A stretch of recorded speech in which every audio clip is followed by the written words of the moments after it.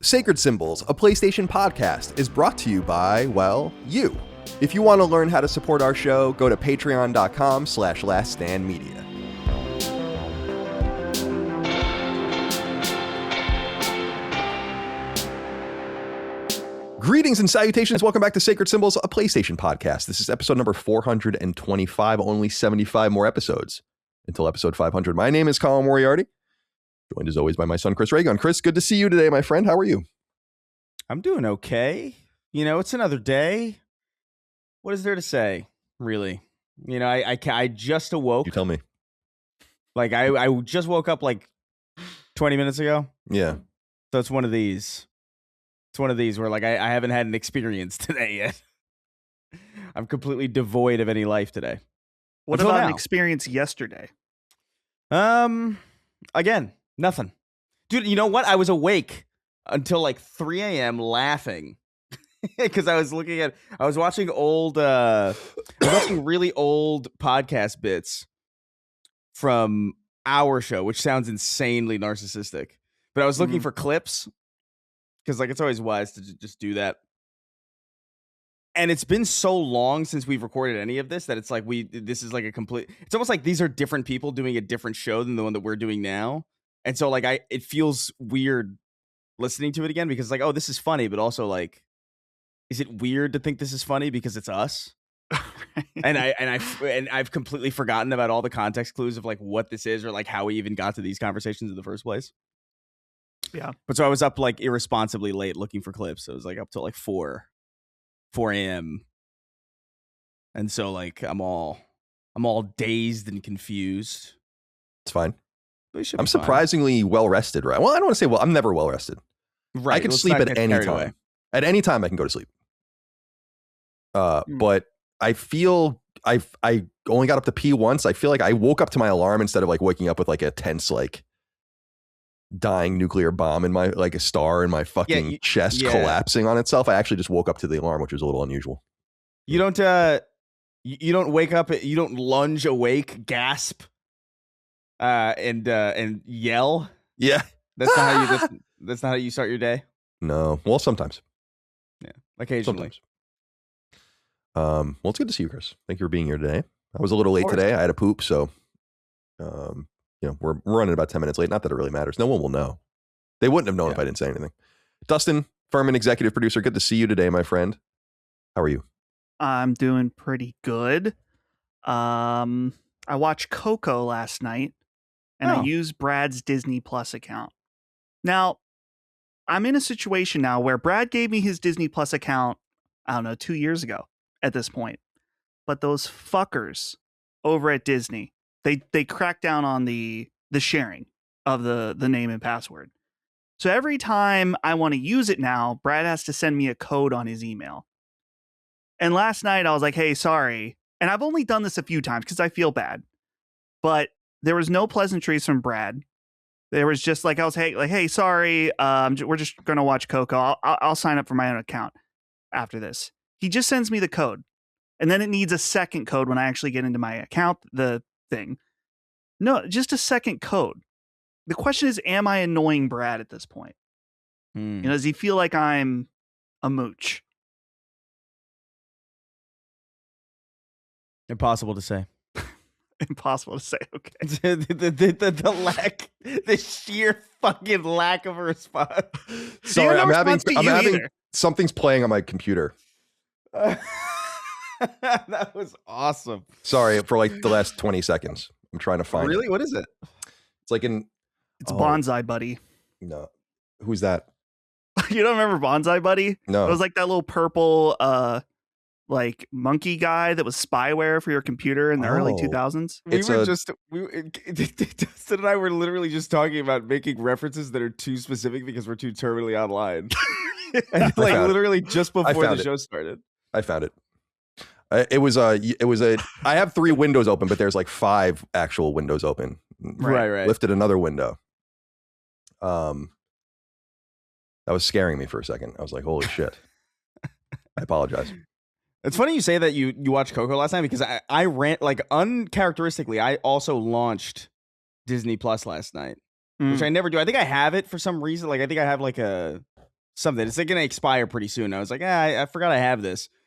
And I watched, what is it, Fantastic Four? That new one? The new one. Yeah. No. No. No. I am so out of Marvel that I never even saw a trailer for that. I never saw a trailer for the new Spider-Man even. That's how out of it I am in that world. I don't think I was aware new Spider-Man was even coming out until like a week before it came out. Yeah. Yeah. Yeah, that was not. Dude, I have like, why do I have so many windows open? That's you, man. Well, you know when you mouse over the I don't know if you guys have the same setup as me, but on Windows you mouse you mouse over the Chrome thing, and then it shows you all the Chrome windows that are open. Yeah, right. A lot more than I have open here. Similar experience to what was happening. The audio situation during the stream on Monday was, I felt like I was dying. I was dying out there on stage, you know. What happened? What do I? There was just, I have Discord going, and then we have Video Ninja going, and I'm driving people through that to get them on the YouTube stream. Then I have the YouTube stream up, and it's like behind, and so I'm like hearing things I was saying, and then someone else has their audio on, so I'm hearing doubles and triples of it. Like, yeah. Does it just make you want to just like? I'm not gonna say it. Welcome to the kill show. Yourself. What you say? All right. Sorry about that. Okay. Here's the document. I'm a little out of sorts right now because of this. Yeah. All right. Boys, it's good to be here with you today. Dustin, how's fatherhood? Very good. Leon's been sleeping exceptionally well for the last almost week and a half, 2 weeks. I'm always waiting for the shoe to drop, you know, because nothing is consistent with a baby for too long. So it's like, don't get used to it, you know, for good or for bad. Like, you know, if he's particularly fussy for a few nights, it will change. He'll get better. Maybe not with all babies. He's not like a colicky baby or anything like that, but he's doing good. He just had his 2-month check-in at the doctor. He's a healthy boy. He's strong. So they keep saying he's strong. Because you got to like, when they're laying flat, babies have a hard time farting, as I've mentioned before. Got to press on them, right? You got to lift their legs up and kind of like push it into their gut. And sometimes it's really fun because sometimes you do it and they'll just immediately like squeeze out a fart as you do it. Probably feels so good for them. Oh, they, yeah. You know, you feel bad for him. Like, you're like, oh man, he's got all this pressure. He doesn't know how to get it out. But yeah, you got to push and sometimes he pushes me back and I'm like, wow, I'm shocked. This little tiny baby is maybe stronger than me in some ways. So he's very good. I need you to help me fart. Good. What? I want you to help me fart. Oh, I want you to lift my legs up for me. Lift your legs up and then push them down into your. Dude, that's what you needed when Micah got you that. It was like a fiber supplement or something. Oh my god, dude! That's what you needed. That's still the funniest part of the JT Smash thing. Was that's the funniest part of that of the lore surrounding my appearance on that show was that I hadn't slept for more than a day and my stomach was like destroyed. Right. You can kind of tell. I had to take it out on someone. Yeah, really. That is great. I didn't know that. Yeah, like Micah got me this fiber supplement. I had known better because I just got like back when I lived in San Francisco, I remember getting just normal fiber like Metamucil or something because I'm really, you need more fiber. It's good for your, good for your gut, good for your colon health and all the rest. I'm like, okay. So I got it and it fucked me up so bad. Like I took it for like a few days and it just like, it was awful. And then I realized it's like, oh, this is a thing that happens with some fiber. There are fibers for more sensitive peoples. I didn't really go about that. And then last year around the time that I was on that show, Micah got me like, she's like, this is supposed to be much more gentle. And so I was like, all right, I took it. And then I took it and it was the same thing. And it was awful for days. And that was right like ground zero of that. That's what's so funny about that to me is. I love the idea of you sitting through that horrible AI intro while your stomach is like tearing you asunder. Yeah. That's a great knowledge to have that was happening. Well, that was like what, Sacred 200, Chris, where you were dying on yeah, stage? that is true. Dude, that was so bad. That's an incredible performance on your part, I think. Still. Oh yeah. Looking back on it, I'm impressed by it. But like at the time, I just really like it was like those moments, like, because I remember like these brief. Sometimes there's stomach aches that you have that are so bad that you like remember them from childhood. And I remember like one particular stomach ache in like 3rd or 4th grade where I remember distinctly how painful it was. And that was one of them. It was like maybe like one of the 3 stomach aches in my life that I've not since had a worse stomach ache. And before it must have been like maybe a decade. So it really was just like a perfect storm of like, wow, of course. It was funny because I remember, because like when you're on stage, right, you're obviously thinking about what you're saying, you're trying to do it right, but there is like a little voice in the back of your head like, holy shit, this is weird, or thinking about all kinds of different things. I remember seeing, because like Colin and I are kind of standing up, getting, close to the front of the stage, and I remember seeing you at one point like this, like with your microphone, like you were like a straight line. Yeah, it was like a backslash. I'm like, yes, what you were saying, totally normal. But the body language, I was like, is Chris all right here? And the answer was no. I was certainly not. I was not all right. That was like, it really reminded me, like the level of discomfort was like, it reminded me of like back when I first moved out here and I got alcohol poisoning. And I remember I remember laying in my bed all day thinking like, I really I could end my own life right now and I'd be fine with it. Like it really was just like, this is such a terrible experience that like I really did not care about being alive anymore. That was one of like on stage, I was like, I really could die. Like I hope someone takes it in their own hands and kills me. If only Richmond was more important. If only it was the Civil War, then we would be getting shelled right now by the Union, and maybe we would. Right, dude, it was so bad. I think I remember I lied down on the stage at one point. I think I waited for a good time to do it, so it would be part of like kind of a bit of a physical joke. So that I could be like lay down and like, oh, what a terrible thing that just happened. I got to lay down. It really was just sheer. I needed to lay down, but that was a bummer too because that was the day. Was that the show that we opened also? Yes. Yeah. Right. You were double duty, dude. Yeah. So it was double duty, and I was like, and I remember thinking like. Because I had a whole plan for that thing too. Because I wanted to like move around. I wanted to move into the audience and stuff. And I was like, I can't, guys. I can't. I'm going to die. Like I was so scared. It was fun though. I look back on that like in a positive way. There's a really good picture of us backstage at that show. I don't even know where. You know what I'm talking about? Where we're in front of the black and white one. Yeah. Yeah, the black and white one. Yeah. Yeah. I'm dying in that photograph. I can see the pain in my eyes in that photograph when I look at it. It's funny, man, because it's not so funny actually. It's how I always talk about how fucked up my body is with my stomach my entire life, horrible things, shitting one's pants, occasionally, over the years. Right. You always assume there's always this idea, right, that your body seems to know when it's really not a good time. And I think that's 99 out of 100% or times true, actually. It's like, please don't do this to me. Please don't do that. When like you're going to an important meeting and you have to poop, or you're like on the train or doing something, and then it actually does go away and your body seems to like get it. It's like, all right, like we're doing everything we can here to shut this down. But there's occasionally the time where like it doesn't matter, like this is happening.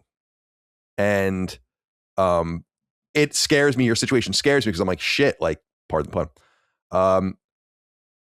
That Chris's body must have known this was not a good time based on his mentality and him probably being nervous about it and everything. And it didn't care. And it couldn't do anything about it. It was just, it was happening at that moment. And that really makes me nervous. Because I've relied on that adage much of my life in performance where I'm like, it'll be fine. You don't feel good right now. You'll be fine. You're like, I was at the last San Diego or our last show. I was hungover as fuck that day. That was the last time I was even hungover at all, and I was fine because my body knew. My body's like, you gotta, like, I look at yourself in the mirror and be like, you gotta sort it out. It's also, I mean, just like I've never been 100% comfortable ever, so like I can weather like degrees of discomfort, like it's fine, and 99% of the time it is fine, but like every now and then, like things line up, and you're just like, ooh, you rolled a nat 1 on this one, bud. And that one would be like shitting your pants on stage, though. Oh, I guess so. Yeah, that didn't happen to me necessarily. It could be possible. That'd be memorable, though. I did think I was gonna throw up, and I was like, "This is gonna be an awesome." And I thought, like, if this happens, it's gonna be an awesome clip. But it'll you know what it would be like? It would be like Bruce Straley playing Uncharted at PSX and falling through the floor, and everyone's gonna start clapping and screaming when you throw up. You know? I was even thinking about, this is like weird to think about now, but like I was thinking ways like, if I throw up, I gotta hold it in until it would be funny to throw up. Like I was like thinking actively, like I like waiting for like an audience question or something, and then just and it's just like somebody, like I was hoping that like somebody, like I can't remember the context, but like if somebody brings up Kingdom Hearts and I could somehow just like let it go, that would be great. And so I was even when I was suffering, I was like, can I make this entertaining though? Like, can I do that? I don't know. It was fun. It's funny, man. Like, I don't think anyone was recording at that moment because we told everyone, I mean, you can do what you want at the shows, but like, you know, keep your phones away. We're recording it properly. We have multiple angles, and it's, you know, we'll get it out there for everyone. It would have been one of those like Zapruder film like things where like it would have been discussed and there would have been theories about it, but there's no, except for our evidence, which we withhold. We conspicuously withhold the evidence for decades, and everyone just, you know, can spot, you know, it's conspiracy. What happened? Why did he throw up? What was it? Did he actually shit? Was there a second thrower upper? A second shitter? That kind of Did he get poisoned? Did he get poisoned? That's true. Yeah. It wasn't food poisoning though, right? You were just I constipated or something? No, I have no idea what it was. I think it was just a mix of, well, I'm already kind of like, whenever I fly, like I'm already really nervous about getting sick, like when I fly new places, because like there's like different, you know, there's like different foods you got to acclimate. So I like to get places like a day and a half before I have to do something, just to like settle in. I think there was like a lack of sleep too. I think I flew in that day as well. Yeah. So like I had just come off the plane, very bad sleep, eating airplane food, you know, like it just wasn't, it was a bad time.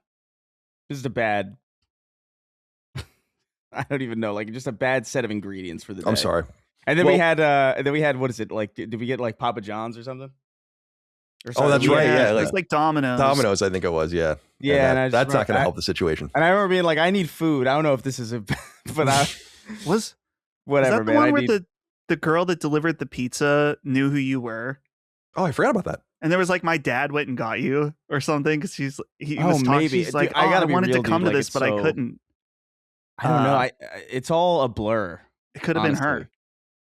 Maybe she tried to kill me. You froze there for a minute for me, Dustin. I wonder what that was. Did it happen for you too, Chris?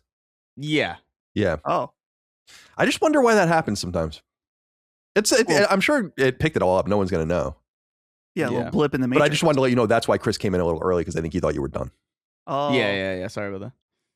Yeah. I'm just trying to, you know, massage things a little bit production-wise. Yeah. Well, we have a year and a half. I should have massaged Chris's belly that day. That's what my mom used to do to me when I was a kid, little boy. Mm-hmm. My stomach aches my whole life. My mom would rub my belly.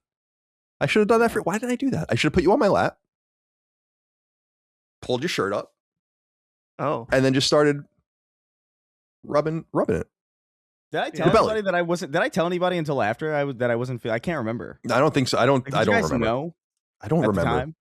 I really don't. I don't think I would have. I don't think I knew, because I think I would have been more cognizant of it. Yeah, I don't think I would have drawn attention to it. I think I don't think I would have. Yeah, I think you revealed it. I think that was like a reveal of yours.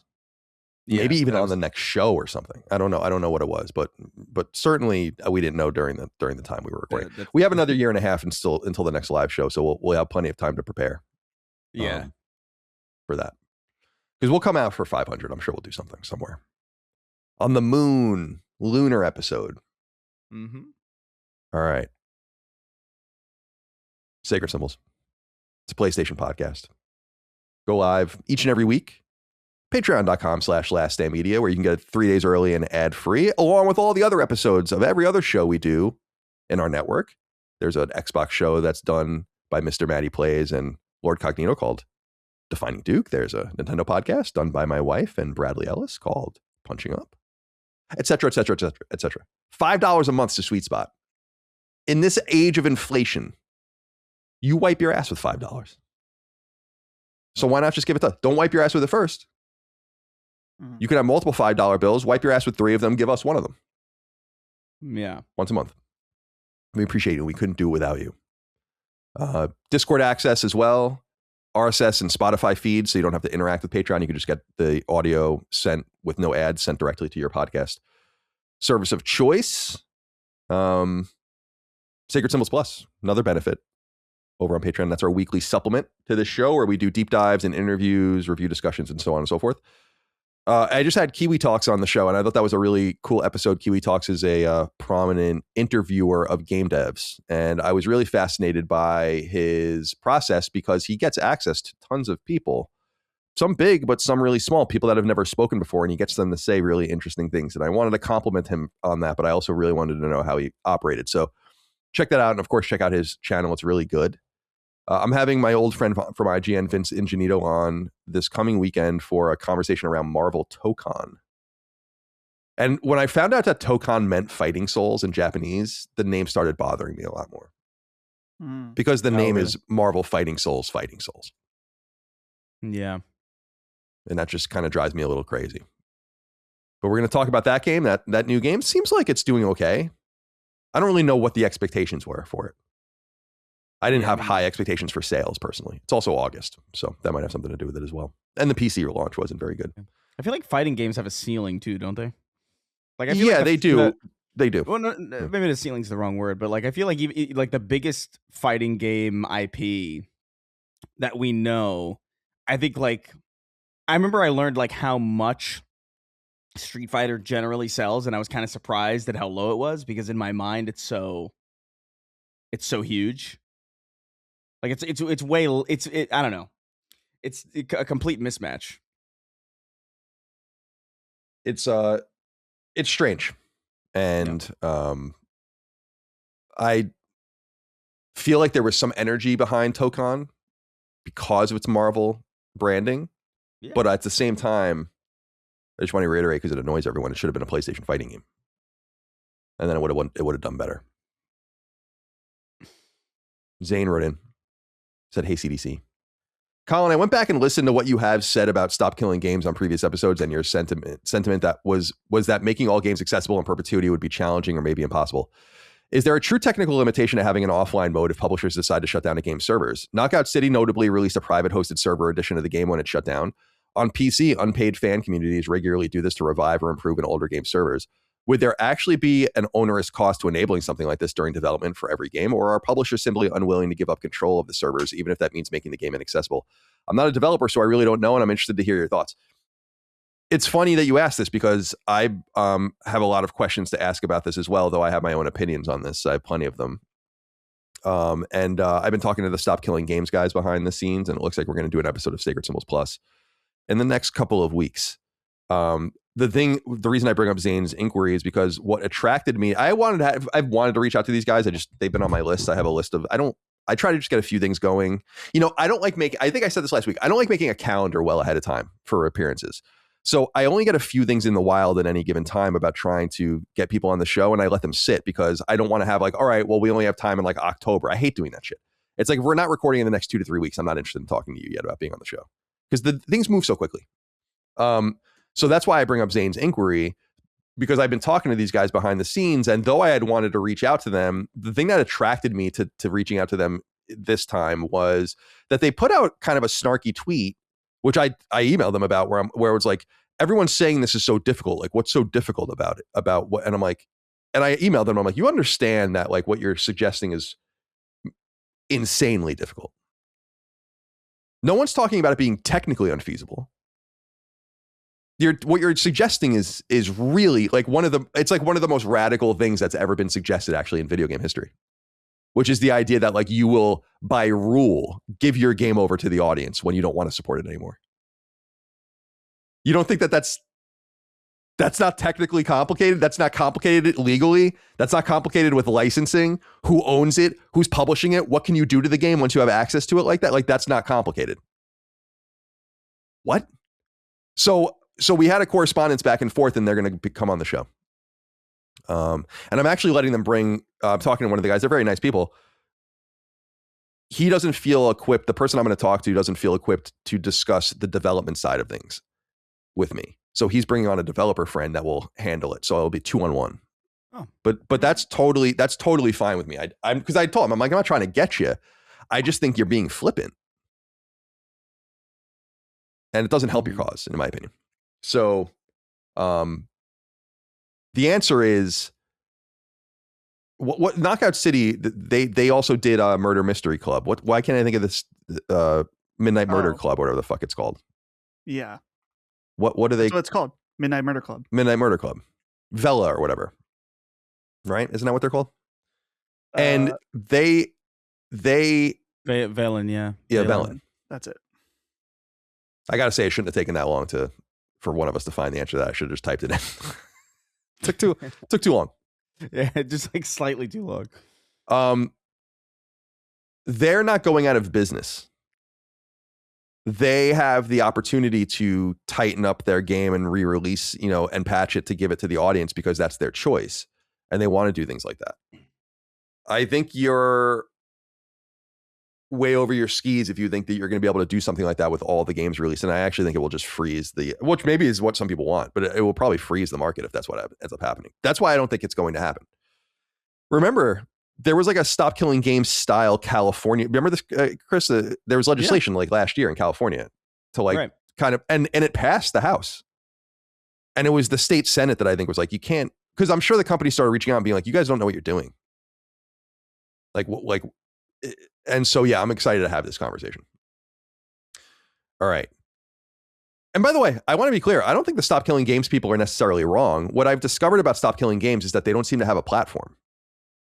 If you go to their website, it's all unfilled out. There's nothing there except for some links to videos and articles that, you can listen and get things, but there's no there's no action in terms of here's the bullet points.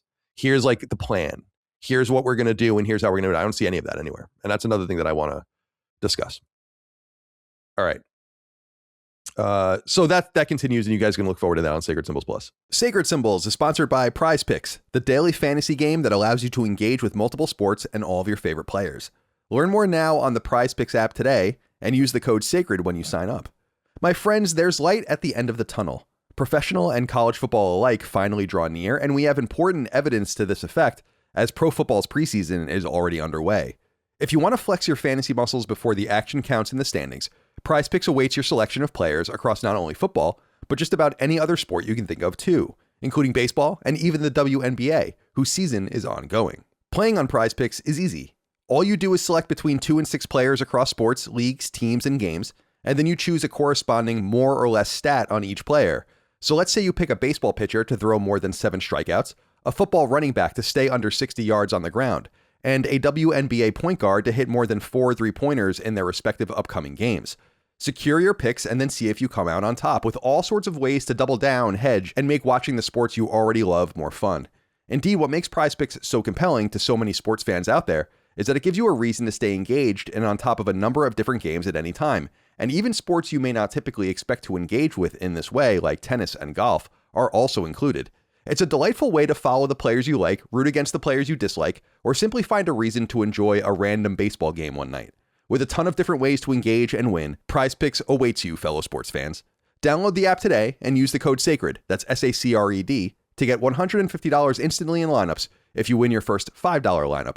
Again, use the code SACRED to get $150 in lineups if you win your first $5 lineup. Prize Picks, America's #1 sports picks app.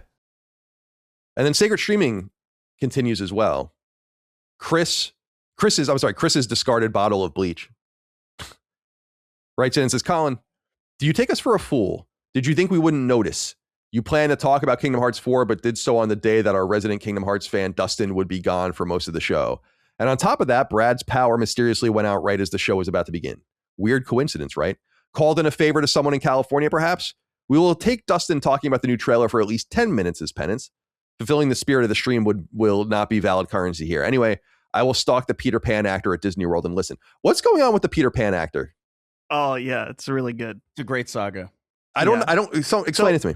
There's a woman on TikTok or Instagram, whatever, that she posts reels about her. I believe that once a week she goes to, it's either Disneyland or Disney World, either one, but she has to go see the Peter Pan actor there. And there are many, many photos and videos of her with each of the different Peter Pans because she goes every fucking week. But where the real gold is, these videos themselves are insanely painful to watch. Like, she's trying to like give him gifts.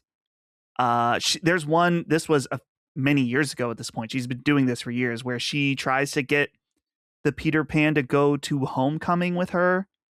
Yeah. And he's like visibly uncomfortable. And actually, all the videos, the Peter Pan is visibly uncomfortable by this woman harassing him at doing his fucking job. I gotta look intended for children. So that's it. That's the saga. Yeah. And it's 10 years that she's been doing this. 10 years. It's like a decade of just like haranguing these poor Peter Pans. And it's there's one that kind of like exploded because he just, the body language is so obvious that he's like, I gotta get the hell out of here. Oh, is it the one where he's leaning away from her? Yeah. He's gifted like a duck or something. Like she gives him a duck, and he tries to play it well, but like you could just kind of tell. It's unfortunate, man. It's I got to read more about this. It's unfortunate for me because I love Peter Pan. You better leave him alone. I always loved his little like dirk dagger he has. I always loved that as a kid. Yeah. He has just a little knife. It is like noticeably less whimsical now that I didn't think about that aspect of it. Like, yeah, he does just kind of carry around a blade, like a really small, like not even like a combat ready blade. It's just like it is just enough to rob someone. Neverland's rough, dude. I mean, there's like a lot of, there's a lot of conflict. You got the Indians doing their thing with Tiger Lily. You, of course, got Hook. You have the alligator with the clock in his belly, which is crazy. Right. I love it. It's so funny how dark children's stories were back in the day. It's like this alligator ate Captain Hook's hand. Right. When he was holding a clock. Mm-hmm. The clock is ticking in its belly still. And haunts and taunts the captain for years at a time while he's dealing with this hostile Indian force. And then this group of children who never grow up, who are armed. So who are armed is important. Children. They can be fly. Armed. Yeah, they could also fly. Yeah. It's a fucked up place. It's a very fucked up place. And I don't blame him for, packing a little bit, because who knows what's going to happen to him. Plus, look at him. He probably gets picked on a lot. Mm. Well, I would imagine. Yeah. Hard to pick on a guy with a blade.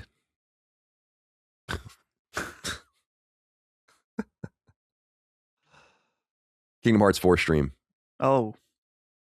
Barely a Kingdom Hearts 4 stream, but we did go for 4 hours. We talked about it for maybe 5 minutes. That was not my intention. Just kind of the way it went. It was a complete lie. Actually, the entire show. I can't even figure out how to get the audio going on. Like I was saying earlier, the audio situation on my computer is just out of whack right now. Because I had a stream, Dustin, believe it or not, there was a stream where I had the audio working from the browser. Right. Because I was playing the Olives video. I was playing the guy who splits his day into 4 days video. I was, we were deep into the weeds. That guy. He's like, that's like still one of the all-time favorite. Like, I can't believe there's so much funny about that. There's so much packed into that video that's funny. Yeah. You actually have to watch it. I really believe it. You have to watch it 10 times to really get why it's funny. Because it's something different every time until, and like we've said, I've settled on it's when he says like how cavemen did it 300 years ago. That's the best line. Right. But you don't get that immediately. You have to listen to it several times before you even understand that's what he's saying. It's so fucking good, dude. Right. Shout out to that guy. Because he's serious. It's not a joke. He's dead serious. His brain's not getting a lot of oxygen, clearly. He's not getting a lot of sleep. He's brain damaging himself to the point where he thinks cavemen were around 300 years ago. So, and there's that one because it's an edit, right? So there's no like I'm sure someone has the real footage of it, but like it's an edit that's been shared. So like there's just a shot of the guy interviewing him and he looks like mystified. But it's not. There's just so much. George Washington's grandfather was a caveman. Awesome. It's an awesome idea. It's good shit. Good stuff. Yeah. So, but then I just couldn't get it to work. But I gotta say, Dustin, I mean, give me a little bit of credit where credit's due. I was doing okay on the last month. Like I had a lot of things going on. I think I was at an intermediate level of streaming. You know what I mean? As opposed to a novice level of streaming. Right. Yeah. I was pulling people in. I was doing this and that. Oh yeah. I had faith in you. I've said this many times that I knew you'd be able to do it. You know, we could iron out this audio issue. It'd be fine. But yeah, I think you've been doing very good. You got 4 people into one stream. Now you had no audio for us, but we were able to band-aid that situation with Discord. But you know, I think it's going quite well. Now, is it good for your mental health, though, Colin? I think that's what me and the audience are starting to ask. Yeah, I wonder because I feel like it's too much. The thing about streaming is it's too much to manage.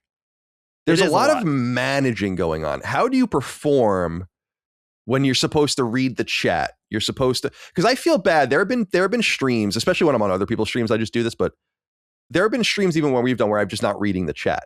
But I feel like that's disingenuous. Like you're supposed to engage with people. That's why you're alive. Otherwise, why do that? And then the super chats, right? And that kind of it's. I give people that are good at it a lot of credit, and I don't mean even from a technical level. I mean like people that cycle good and they integrate things well and they're on top of things. And I find that very. It's a skill. Yeah, but it is. Yeah. It totally is. But I feel like it's best if there are 2 or 3 people doing it. And like people can focus on different things. Like it really does need, like, it's funny because I've talked about how I want to kind of bring a producer onto our show here. And I think when Dustin's back, we will talk about that. That's one of the things I will just drop on Dustin's lap when he comes, as soon as he comes back. It's like, oh, Saint Slayer physical. Boom. Should we have a producer on the show? Boom. What should we do for the 10th anniversary? Boom. You know, that kind of, it's just. Yeah. Tick, tick, tick. Like the clock in the alligator's stomach. I was going to suggest we meet a week, like in the next week, a little bit before. Whatever you want. You know, then I can, you know, because if I'm getting into all the nitty gritty grunt work at the same time as multiple, you know, major dumps at the same time, really. You've been, I'll give you a few dumps, but sure. I feel like I've missed you. Oh. For many different reasons. Thank you. But one of them, from a technical perspective, is I often get things in my email or something where I'm like, what is this? And I had so like, I got a thing where it was like, correction to your Squarespace website subscription price update. And I'm like, this is the thing I would just forward you and be like, I don't know what this means. Right. And then you would figure out, or like, I'm still trying to figure out what SoundCloud I'm getting charged for every year. We're paying like $180 a year for a SoundCloud account. I have no idea like what it is. That's before my time. I've never interacted with the Last Stand SoundCloud. It's gotten to the point where I have to just probably charge back, I think. Because I'm like, I don't like doing that. I think it's a dickheaded thing to do. I mean, it's a tool, but it's not a trivial thing to do. People talk about it. It's like, oh yeah, just charge it back. It's like you start doing shit like that. The banks don't take it too kindly to it. The companies don't take it too kindly, and it should be used. It's like a last resort sort of thing. But it really is a thing where I'm like, I don't know what I'm paying for. We haven't even had SoundCloud since 2000. Didn't we move off of SoundCloud when we started putting ads into the show? I think this was in 2019. I'm like, I've paid $1,000 plus for this fucking thing probably at this point. I don't even know what it is. You know, I can tell you, I have never logged into a Last Stand SoundCloud or Colin's Last Stand. That's how I have no idea about. That's the thing, Dustin. Yeah. We had a Fireside Chats login, a Knockback login, a Sacred Symbols login, and that was it probably. So 3. So I would get one of them, and they all have to have different. I probably made up fake emails for them. I'm like, I don't know, man. Like when we went off of SoundCloud in 2019, it was because Studio 71 at the time. Like we're still with the same company actually that sells ads to us to this day. They're on their 3rd company name. Oh, right. Who cares? They're always changing. corporation names. Yeah, I mean, that's Jefferson Starship. Yeah. Pretty good. It's pretty good. But anyway, it's the same company, I guess. And when we did that, they're like, you got to get off of SoundCloud. You got to go on this other thing. And that was the end of that. So I've really been on top of this. So I've really needed you to be on this with me. What was I even talking about, though? I don't remember. It doesn't matter. It wasn't important. I can't even remember. That's how far we are at this I know point. we're all. I mean, I'm more shot than anyone's ever been shot. You got to get your sleep. That guy, that's the caveman guy. He doesn't understand. You got to sleep. Yeah. There are people out there that brag about not sleeping. Have you ever met those people?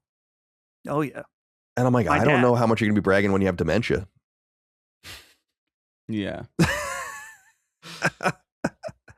Now, I might have dementia at some point too, but that's going to be for totally different reasons. It will definitely not be for lack of sleep. I assure you. Let's get into topics of discussion. Got a nice one to start things out with. Ron MK Don wrote in and said, hey boys, I finally pulled the trigger on becoming a Patreon member this week after 3 years of freeloading, and I must say I am very pleased with the amount of Sacred Symbols Plus content that's now available to me. Thanks for making my days in the office something I actually look forward to. With my newfound ability to write into the show after all these years, I wanted to give a special shout out to two fellow listeners who turned me on to Sacred Symbols long ago, Chris and Porter, my older and younger brothers, respectively. For a long time, I don't think either of them knew I was silently listening to the show after hearing them talk about it, and I wanted to say a quick thank you to them.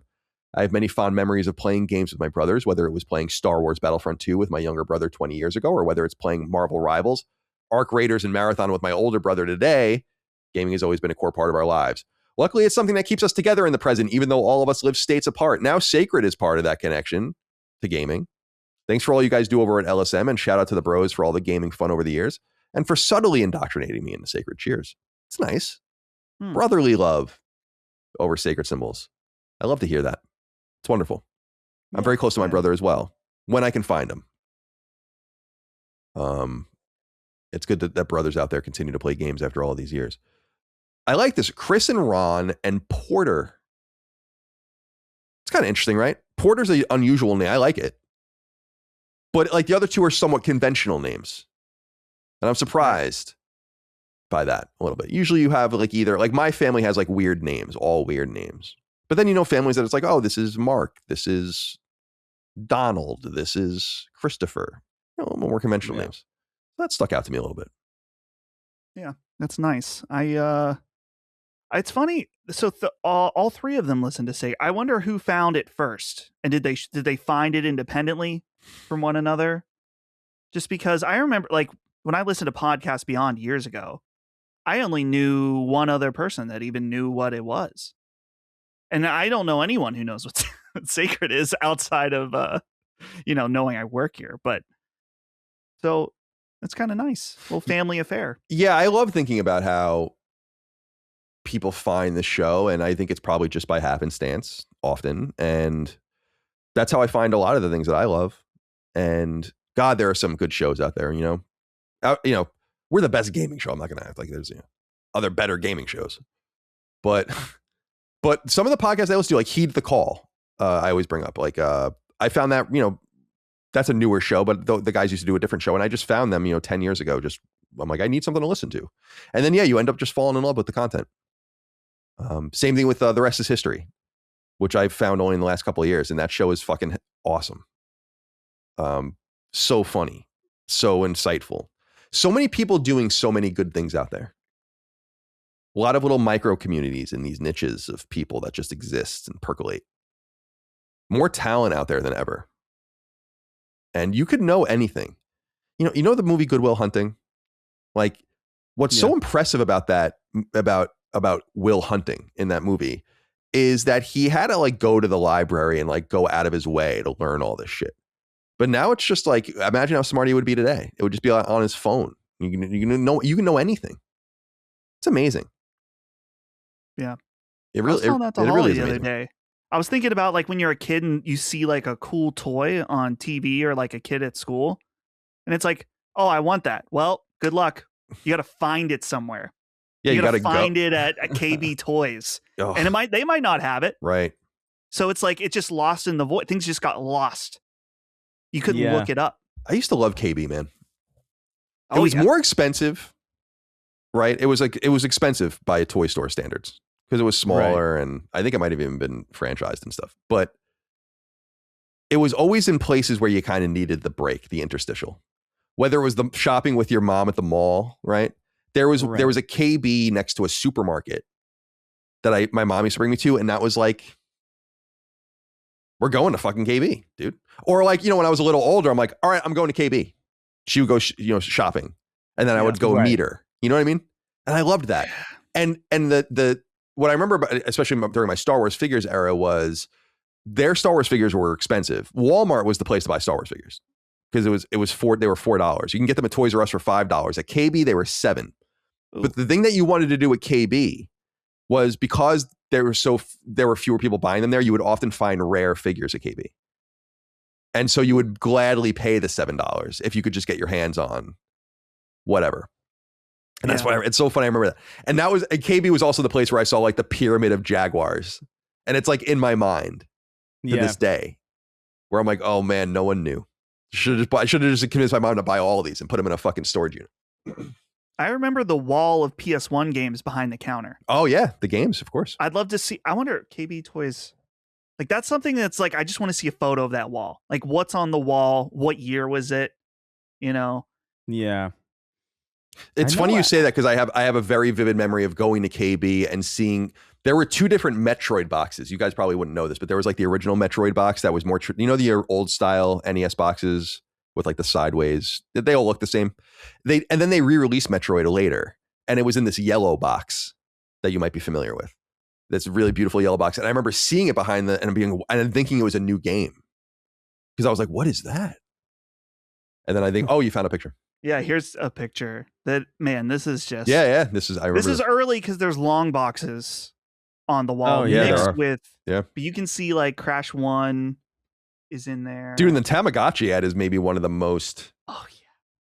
One of the most nostalgic things here. Yeah, the N64 games you can see the N64 games. Yeah. Yeah, those were the days. Also, do you guys remember buying games at Toys R Us with the ticket? I liked that as well. That's a very nostalgic thing too. Did you guys ever do that? We didn't have have one near us. Oh, you never experienced? You never got to experience that? We had one that was about 40 minutes away, but that was like, my parents thought that Toys R Us was super expensive. So it was we weren't buying expensive. games there normally. Yeah, I mean, to be fair, games were all priced the same at all these stores, pretty much. But I guess maybe as like a normal consumer wouldn't necessarily know that, because a lot of things aren't like that. Games are, for some reason. Yeah. Mostly because I think they're low margin, but for the retailer. But yeah, for people that don't know out there, at Toys R Us, it was so funny. It was an interesting place to buy games, because you would just go down this aisle, but it would just be all of these pockets with sheets in them, paper sheets in them. And it would be like pictures of the box art, and then you would flip it up, and it would be the back of the box. It'd be like these photocopies. Did you ever do this, Chris? No, I have some experience with Toys R Us, but it's not all that. Like, Toys R Us is where I went to find action figures that I couldn't find. Really, the reality of it is, like, where I used to get my games was I used to go to the Cross County Mall in Yonkers, and there was a place called Software Etc. Oh yeah, and that's where I would go, and I really loved Software Etc. And for my action figures, for my normal toys, I would go to a pharmacy. There was a pharmacy. I'm telling you, there was a pharmacy that was like, I think like 3 blocks down. It was called Lemac Pharmacy on McLean Avenue in Yonkers. And I remember specifically, they had this one alcove with toys. But it's weird because like I go to Walgreens now or something, or like CVS now, and there's a toy section, and it sucks. Right. This place. This was an awesome alcove. It had like Dragon Ball Z action figures. It had like Spider-Man action figures. It had like Beyblades and stuff.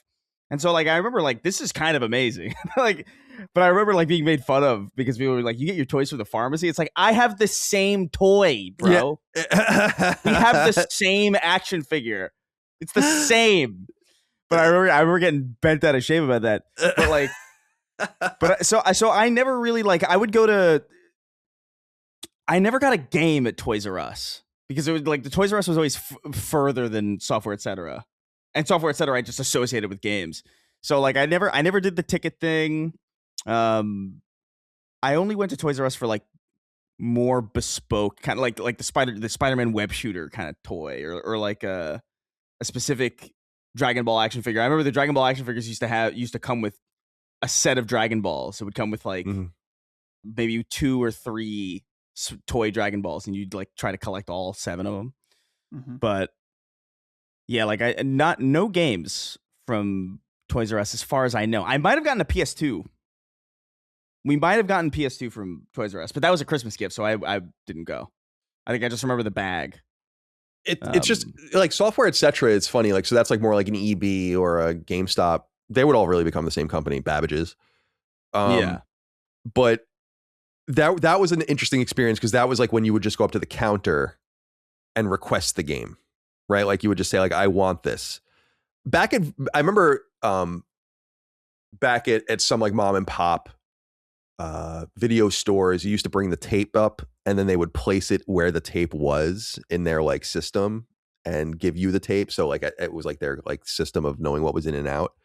So there are all these little systems, and then Toys R Us, Toys R Us was, it actually wasn't an incredibly satisfying place to buy games. I mean, that's the honest truth, because you didn't have access to the cases themselves. You had these like small photocopies of the cases, and then you would take a ticket, and the ticket would just have like the name and like a barcode and a price. And there would be like, so like some pockets would have no tickets in them. That meant they had no copies of the game. Some would have 2 tickets in them. That meant they had 2 copies left, and so on. And then you would have to bring it up to the cash register, and they would ring you out, and then you would have to go and wait at this counter, this like special counter that was beyond the registers, and then they would like take it from you and do all this and then give you the game. It was quite the process. Yeah. And there was no other place that really did it like that.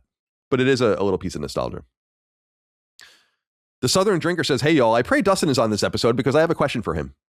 How many more Dustin is Japanese jokes before you pull a Columbine 2? Thank you and have a great day." We're not even an hour into the episode yet. Is it too early for school? It's too early. It's okay. I understand. I feel like Brad's been getting it bad ever since the Brad Cares jokes. I feel like kind of have become the number one joke. Though maybe it's cooled off while I was gone. I'm not sure. Not really. No. Not really. I have read that like the repeating of jokes, that is like an autism thing, I think.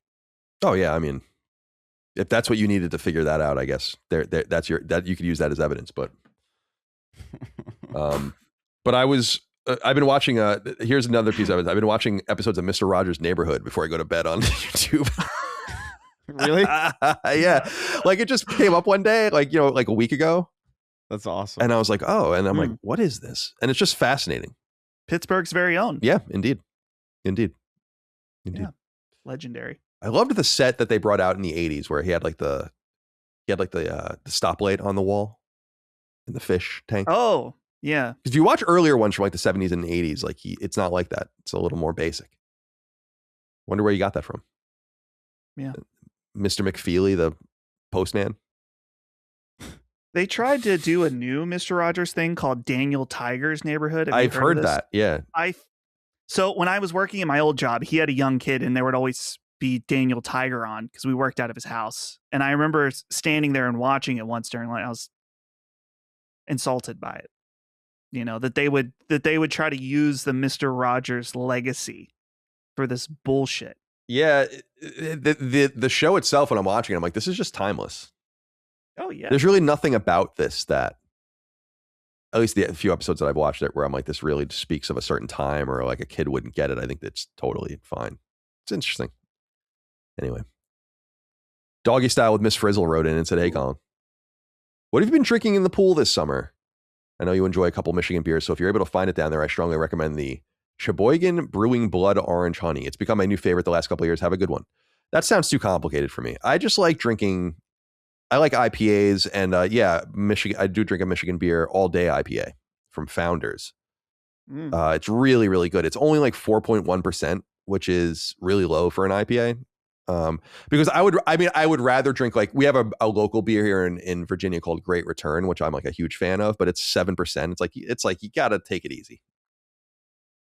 It's Wednesday, you know, like I can't be, but man, that's what's so weird is like I float around in my pool almost every day and just drink one beer. So I just have to do it. It's a total Pavlovian thing at this point. Like, I don't know how to go in the pool anymore. Now it's like, oh, I got a libate. Only a few more weeks left, though. The days are getting shorter. I mean, they've been getting shorter for a long time now, but for like, you know, more than a month. But like, I'm out there at night and I'm like, wow, it's getting a little cooler at night. It's getting a little, it's all starting to. It's that mid. I remember the way this time of year felt when I was a kid. And now it's kind of a little more meaningless. There's like something very melancholy actually about this time of year in my mind. Because summer's ending and like, it's like everything's over. It's over and you're entering this next year. Every year is a new year for a kid. That's something you don't realize as a kid when you're an adult. It's like the years just blur together when you're an adult. It doesn't matter at all. But every year is this thing. That's this adventure. Yeah. And the year starts in September. Right. That's what's funny about it. Because like New Year's was kind of like whatever. Right. Like my year is September to June. Right, exactly. Yeah, around like the that's Chinese New Year or like something like that. Yeah, like. Right. And then summer is this like ephemeral kind of like my summer, like 2001 to 2004. Like I don't really like, I don't know if I can really distinguish those summers from one another, but I can distinguish the school years like very Definitely. easily and very vividly. Definitely. So summer always felt like this place outside of time. Right. Like it's the end. It's the vacation at the end of your year. Right. It's like you're going back to the world. Like this is your obligatory existence, and like now I get to go back into the world. It's like, oh, I get to ride bikes at the track or whatever. Man, this is like bizarrely wistful.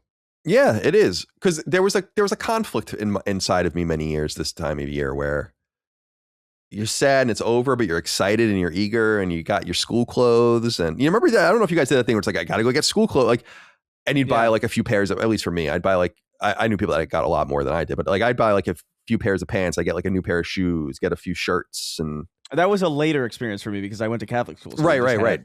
I missed that. I went to Catholic school for middle school and I didn't have that then.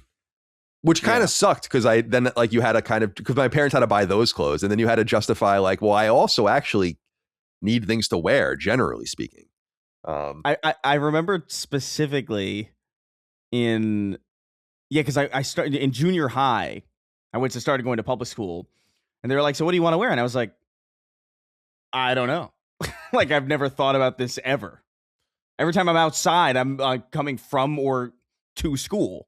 So like I'm just in my school clothes. I never once thought about like what my weekends look like outside because I would just like wear shorts and like a t-shirt. Like I never thought about style. And everybody else had like formed their like identity or whatever by then. So like I was just like, I don't know what the fuck. I remember thinking I would just wear my fucking Catholic school shit, and I was like, you can't. And then my parents were like, you can't do that. Yeah, you can't. They're going to kill you. You could have thrown a locker. It's funny, man. Like I remember when I was in Catholic school for those years, what I always found so funny was like seeing people outside of school in their normal clothes, or like when you would go to like a school basketball game or things where you could be in like street clothes, and then you'd see everyone in their more natural style, and like you got a little bit more of a taste of who they really were because they beat that out of you, you know. And it stuck out to see them that way in a way that it wouldn't have stuck. I remember that too. That's a really interesting feeling that I completely forgot even existed as like a separate thing to pay attention to. Right. But like paying attention is like, oh, you wear this. Did you have the thing too where you wore different clothes on gym day? Yeah. Yeah, me too. That's a Catholic school thing, I think. It wasn't super different. I think we still had the same shirt, but like it would just be sweatpants instead of slacks or whatever the hell it is. Yeah, we would wear like we had options of shorts and sweatpants, and then we wore like a polo shirt instead of like a button down. Yeah, I'll never forget that polo because it was like this gross yellow. It was this heinous yellow that I hated. It with like a blue like little embroidery of like St. Matthew's on it.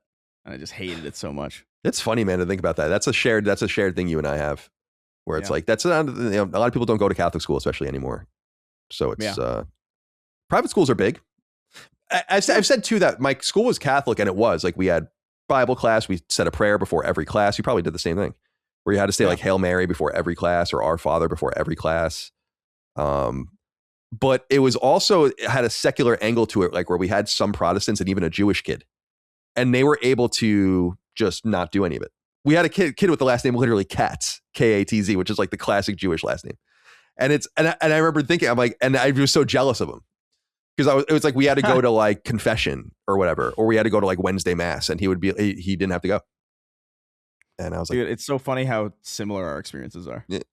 Because we have to say that. I remember thinking I remember actually going to public school and thinking like, it's actually less free than the Catholic school was. Like we were like, it was more liberal in the sense of like, yeah, do whatever you want. Like they let us kind of just like, after school, I remember this distinctly because I loved it. And I was so sad when it like went away when I went to public school. They just gave us the school basically. Like at the end of the day, a bunch of teachers went home. There would be some staff that would stay later grading papers or whatever. But it just became like a rec center basically. And like we would just run around. We were just like, let's go into the gym and play basketball or like play dodgeball. And in public school, it was like, you got to get the fuck out of here. Get the hell out of here. Go home. If you can't, stay in the cafeteria and study. But like you couldn't just wander. You know what I mean? And like open the gym closet and like fuck with the those like little scooters that were just like a square with wheels. You know? I remember that distinctly. It's like this is a weird. This is not most Catholic schools. I think. Yeah, that's cool. I have a weird. I don't know how I fell into this. Like I was such an entrepreneur even as a young kid. Like my sister Dana's youngest boy Dash reminds me a lot of me in that he like just is like he's going into 9th grade I think, but he already has a job. He like worked all summer. Like he just wants money, right? Mm-hmm. And it's not because he wants to buy things. Like he wants access to the things he loves. He's a huge nerd. And when I was in Catholic school, I somehow found my way into this position in 7th and 8th grade where they would pay me $25 a week. So $5 a day. It was like fucking slave labor. And I would stay for like 2.5 hours after school. And I just sat at this desk in front of this door to let parents in to pick up their children because the door outside was locked from like a after school program. That was like my entire job. And I was like, what the fuck is going on here? It was so weird. It's like, yeah, this kid, he's 12. We're going to post him at the locked door that we keep locked so we don't have a situation in the school. But when an adult comes to the door, you just let them in. It's like, that okay. was the rule. Yeah. That was the rule. It's like, if an adult comes, just let him in. Yeah, just let him in. Which is hilarious, which is hysterical in retrospect. But yeah, like, that's so funny. Yeah, I used to sell comics after school. I used to like draw.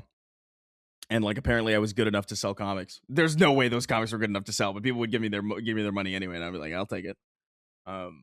But I just always wanted, and money always burned a hole in my pocket like crazy.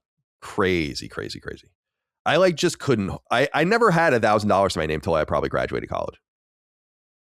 Oh, it's yeah, like me certainly not. Yeah, it was like I would save enough to just buy video games. I would save just enough to buy, later I'd buy beer and pot in college or whatever. It's like I always was just living the paycheck to paycheck basically, but it just didn't seem that dire because it wasn't. Because I wasn't really responsible for anything. You know what's funny about that? It's like I remember specifically having that feeling too, but like also like I thought of it as just like I'm gonna spend my money because like I don't know, somebody's probably gonna shoot us. We were doing because that was peak, maybe not peak, fear around that kind of stuff happening, but it was ingrained in your head. Like you did your school shooting drills and shit like that. And I just remember being like, I want to save my money. I'm gonna buy my video game. What, I'm gonna have $1,000 and some idiot's gonna come in here with a fucking machete? No, I'm gonna play my goddamn games. 100%. I remember in 8th grade, my last year in Catholic school, I had this thing set up in my room where I had like the things I wanted on like these pieces of paper, and so it was like I want this video game or whatever. I wanted an AT-AT. Yeah, you had a vision board. Yeah, like I had an AT-AT. Like I wanted an AT-AT, which I remember being like $75 or whatever. That was like a big vehicle that I wanted, and a few other odds and ends. And then I would like try to split the money between them. And even then that didn't, it didn't work. I just had a lot of interest. I think a lot of kids do. Yeah. I wish. I mean, dude, I've wasted so much money. I mean, when you think about all the money you got as a kid, and then all the wasted, thousands of dollars just on nothing. Yeah, what are you gonna spend it on? Yeah, it's not a big deal. The Corn Rocket wrote in, said, "Hey boys, long time, first time. Colin, I just wanted to let you know that you have a brother in arms up here in the wastelands of North Dakota when it comes to digital ownership fight. I recently emailed our congresswoman and both of our senators. I didn't expect much, but as luck would have it, my letter was forwarded on to our Senator Kevin Cramer himself. Not sure where it goes from here, but I had to do something. I appreciate everything you guys do and keep on fighting the good fight. It's excellent to hear." And I wanted to bring this up, guys, because I had my first meeting this past week. So I'll let people know a little bit about how that went. I met with the legislative correspondent. So every congressman has a certain amount of money and this to spend on staff. Famously, AOC hired a staff half as big to pay her people twice as much because staffers are typically underpaid. So like it could vacillate between whatever it is. I don't know. Yeah, I think you can have like 6 people. You can have like 12, 14. I don't know. But there are all these different assignments. People work at the home office in their district or the home offices. There are 2 home offices in my district. One in Glen Allen, one in Yorktown, where the American Revolution was won, in case you're curious. And then, of course, they work in Washington, D.C. And so I was talking to the legislative correspondent, who was a kid in his 20s. He was just promoted to legislative correspondent, and really friendly guy, had a good rapport with him. And this is the guy that kind of fields outside inquiries about the congressman's potential interaction with any legislative priorities that he might want to take. And it was a very constructive conversation. And I think that we moved the ball down the field. I actually, I worked entirely off. This is the document that I was working off of when I was talking to them about. I was talking a little bit with Brad on Summon Sign, I think, where I was saying, I was starting to get in my head too much where I'm like, I'm overthinking this. I'm a natural communicator. It's one of the things I'm good at. I think I'm likable for many people. A lot of people don't obviously like me, but I think I'll be fine. Just start a conversation about this, answer the questions, try to lay it all out. So I think I did a pretty good job. Where we left it after our meeting of a half an hour was the guy that I was dealing with was like, all right, this is very interesting. He asked a bunch of questions, like what the goal was, like what we'd want to see happen, and what the problems were and who the companies were and some strategy sort of situations. And then he's like, all right, like let's see like how we want to do this. Like this might be something that we want to play with and help with ourselves. I want to see if that's one. So that's like one possible route. However, he did say to me, and I said this when I was preparing, and we talked about this on the stream last week, where I'm like, my guy's really, my congressman, I live in a Republican district, a safe like Republican district. So he's very, I think, into armed services and natural resources. So that's kind of his thing. But I was asking them, certainly you're in all these different caucuses. Who's the guy? Like who's the one to speak with? And so they were like, yeah, so like you'll hear back from us in a couple of weeks, and here's like either we will help, like we will proceed to run the ball down the field with you, or we will get you in touch with the appropriate people that we think might be able to help you even better. But we want to like, he was like, I want to research and like talk and figure out. It seemed like they were, somewhat compelled. It felt like more than just a placation to me. It was a lot of time and a lot of inquiry, and like, I appreciated it. These guys, I know people that work for congressmen and have worked for congressmen and people that work in Washington, and they get bombarded with shit. So it's no joke. Like think about like the annoying Karen next to you in your neighborhood, like who gets there's like people like that are complaining about everything and bring everything up and bombard them and call them and email them and every day kind of shit. So like there is some sort of selective process about what's going to go in front of these people, and that we made it that far to a half an hour. I'm just saying that like in my experience and talking to my friends about this, especially recently, and trying to get some advice, like this isn't a bad sign that they actually sat with us. I will also say that I feel like me being on Rogan those years ago a couple of times is like one of the best things that's probably ever happened to me for like all these random reasons. Right. But professionally, of course. But at the end of the conversation, the guy was like, so we were doing a little bit of research on you, and we saw that Joe Rogan follows you on like X and Instagram. And I was like, yeah, I was on Rogan. twice. I mean, I'm like friendly with him. You know, I haven't talked to him in years, but we correspond behind the scenes or whatever. We've done that. And I think that was like, that's like an extra little thing that, you know, they'll remember. And that might be so I feel like so I'm going to leave them alone. I only emailed them once and they got back to me in a few weeks. So I'm going to give them another few weeks. And he did say to me, like, if for some reason you don't hear back from us, you can reach out to us, but you'll hear back from us in a couple of weeks about next steps. And he's like, this might be something more for like, it was interesting. He's like, this is maybe Congress is for people. I don't know if anyone really cares, but Congress is constructed under the layers of like all these different committees. And so like when there's a piece of legislation that's coming up and it has to do with the military, it goes through like a series of committees that are attached to that, like Ways and Means and Armed Services or whatever. And then it's presented to Congress, like the whole Congress. And that's how they all play with each other. So they're like, this might be something for like people in Ways and Means. This might be for something people in like the Tech Caucus. They want to research it and figure it out. But ball's in play as far as I'm concerned. You know, cool. Whether we're going to score any runs, I don't know. Yeah. But I got the ball in play. That is cool. Yeah. So you're going to say something, Dustin? No, I said it's awesome. Oh, I'm sorry. I thought you were leaning in. I apologize. So we'll wait to see what happens and go from there. All right. Let's get into the news. I want to start the top sad news. It's kind of getting buried, unfortunately, with all the crazy shit that's happening in our industry right now. But Hayden Panettiere. Oh, this is where the audio was coming from before too. Was the I opened this story and it auto played the ABC News. Story about it. Full circle. Hayden Panettiere is deceased, 36 years old, of cardiac arrest. Really, really sad news. This is, of course, relevant for us on our show. And the reason we're opening this, of course, is because she stars in Until Dawn, the 2015 PlayStation 4 classic horror game. And she was in the new Until Dawn remake with extra footage and interviews and stuff like that. And I don't want to spoil Until Dawn 2. I don't think it's really spoiling it. She played some sort of role in that game and plays some sort of role in that game that like connects the two games, it seems like. So I don't know how it affects the game. I mean, Until Dawn 2 comes out next year. They probably done all the mocap and everything for it too, but it's I wonder what their situation is and how they feel about it, if they're going to acknowledge it in any way. Just sad news all around, and so young. Yeah. I think there's some mystery about how she died. I don't even really want to speculate on it because what do I know? I think she had some sort of like drug problem at some point. And you would assume at 36 years old there's more to it, but who knows for sure. I was just shocked when I read that, and I wanted to acknowledge it. She was really great as Sam in Until Dawn, and I liked her a lot in. I love my feminine television shows. I loved Nashville, that show, and she was one of the main characters. Oh, in that that's show. right. Yeah.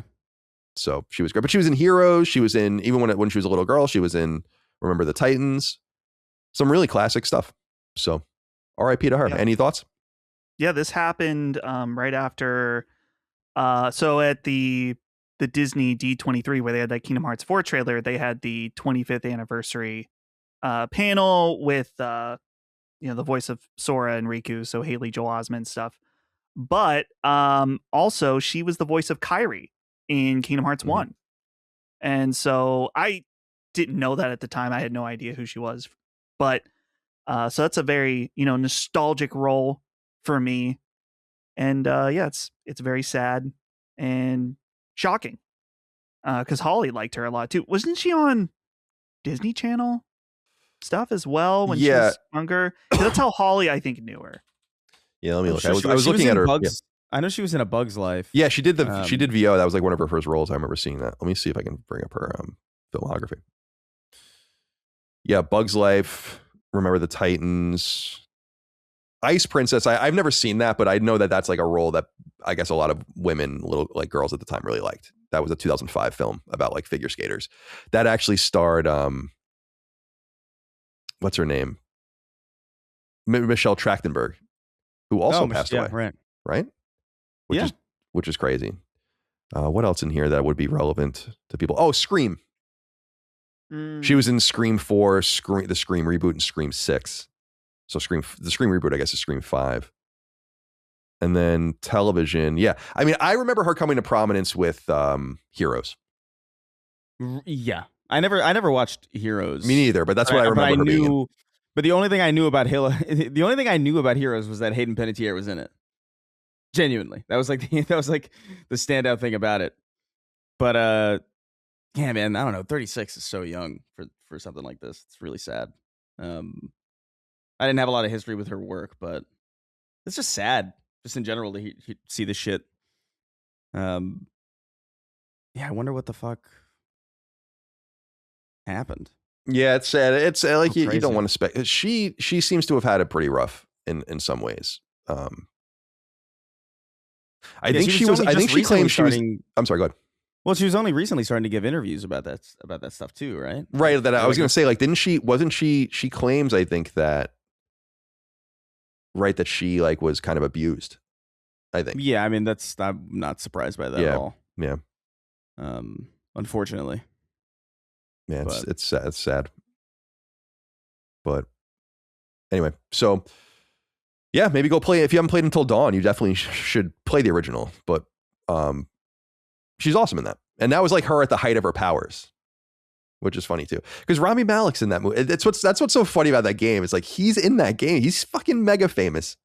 Mm-hmm. They really had they really stumbled upon a cast of people that they wouldn't have been able to get a few years later, probably. So, and she released a book, right? A couple months ago, I'm pretty sure. Or something like that. Really recently. Yeah, I'm sorry. Yeah, This Is Me. Yeah. So this must have been where it was. Yeah, it's too bad. All right. Well, R.I.P. in peace. And we'll see. I mean, I was saying to Micah, like, if she does play a role in Until Dawn 2, and I imagine that she does, it's probably some small thing. You imagine there'll be some sort of like splash screen dedication to her or something like that.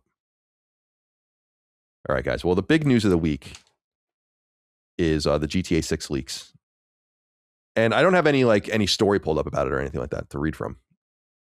It's just that these leaks have happened. Dustin, what are your thoughts on this? I mean, I think it's a multifaceted story that deserves coverage. I'm not thrilled that it happened because I don't want to spoil the game for myself, but it is what it is. So I don't think we'll be spoiled. Like I will not watch anything that will spoil material things about it for me. So I can assure you that I will not spoil the game for you because I can't. Right. Yeah. So yeah, go ahead. I have seen a few, like the day that the first few happened, I saw those, and there's been continual leaks. I think one of the most interesting developments that happened, I don't know if it was yesterday, is that a lot of people didn't know, like, okay, so does this guy just have video clips that were from some testing period that he somehow got but it appears that this leaker actually has a build of the game, because he went to a wall and shot in like bullet holes, like leaked or something like that, just to prove, like, no, he has some kind of build of the game. How old is it? I don't know. I saw speculation that, like, based on a song that appeared in one of the leaks, that it's maybe not quite as old as initially thought. Yeah, I think the song that they had was 2025. Right. You imagine maybe it would be no earlier than 2024, and what I mean by that, or later than I should say, and what I mean by that is that, like, Rockstar might have access to this stuff a little bit early or something to integrate it into the game, but it can't be that early, you know. Yeah. I believe the leaker has like made a statement about like why he's doing it as a protest against like the all digital release of the game and Sony going all digital. And man, there's like corny.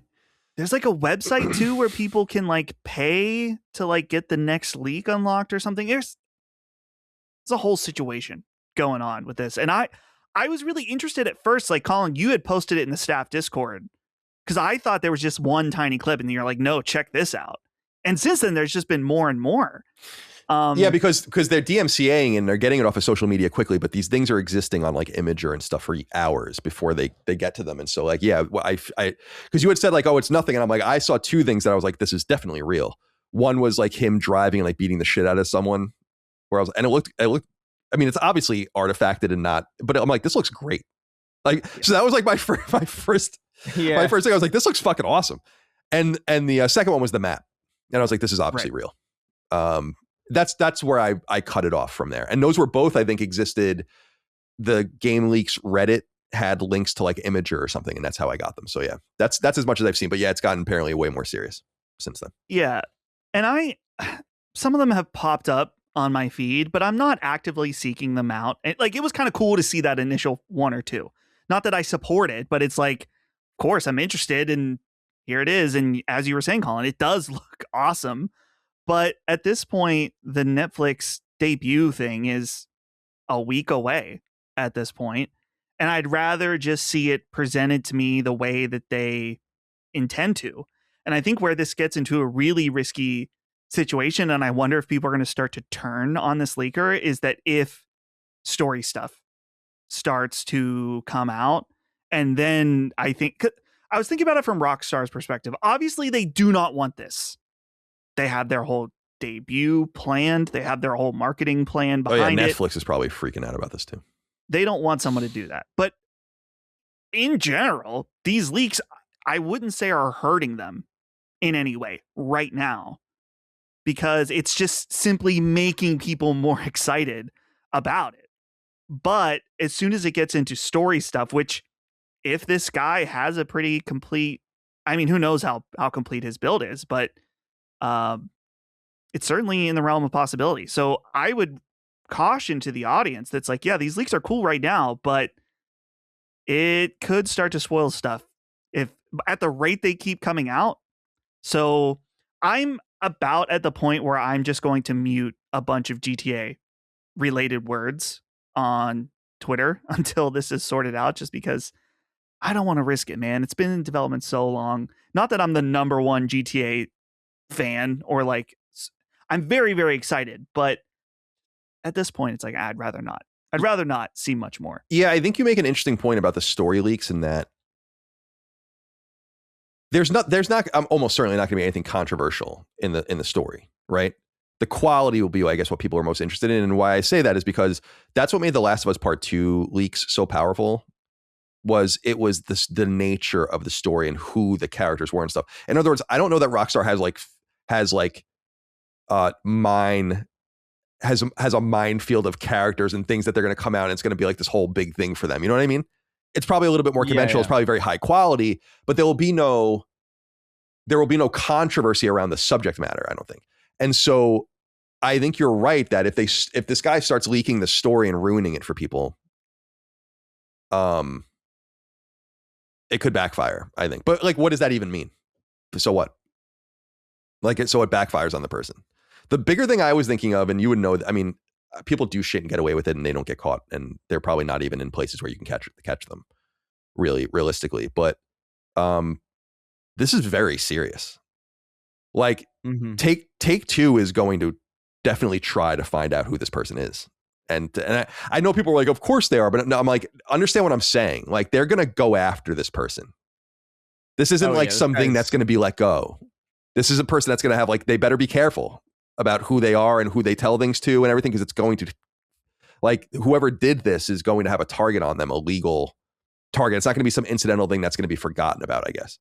And so you have to, like, really know who you're engaging with, but they have the upper hand. I mean, they have the build. They're controlling this. So, right. What are your preliminary thoughts here, Chris? It's interesting. This is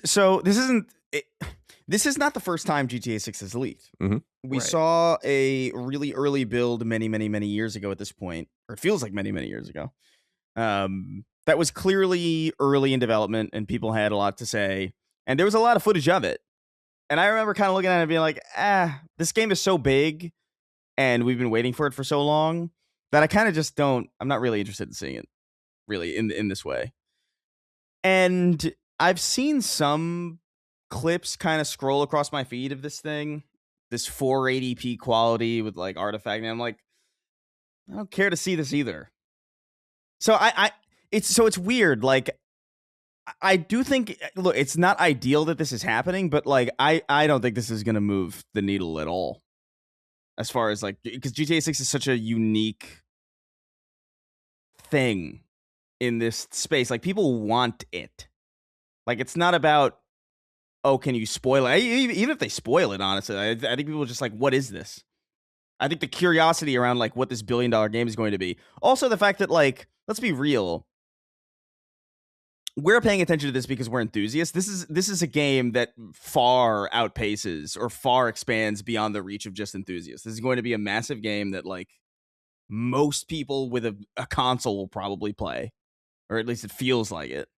GTA is no joke. There's a lot of casual people who like only give a shit about GTA. There's a lot of people who don't participate. Dude, it's Kingston's Kingston's fiance she doesn't play a lot of video games. She's pumped about GTA. But she doesn't. You know what I mean? Like, this is like a thing that like normal people care about. And these normal people aren't going to be scouring the internet for leaks of this game in the way that, like, I really do think GTA 6 is just kind of too big to fail, really. I get that sense from it. Yeah. So, like, yeah, it's not ideal that this is happening. They're definitely going to go after this guy. And it's not ideal, but I don't see this doing damage in the way that it would have damaged a far smaller entity or a far smaller project or a far more conspicuous game. You know, like, this is a beast of its own, I think, and I don't think people care in the same way. Like, they'll be curious and they'll watch it, but like those people, like, what I'm curious about is like how much money GTA 6 has already made.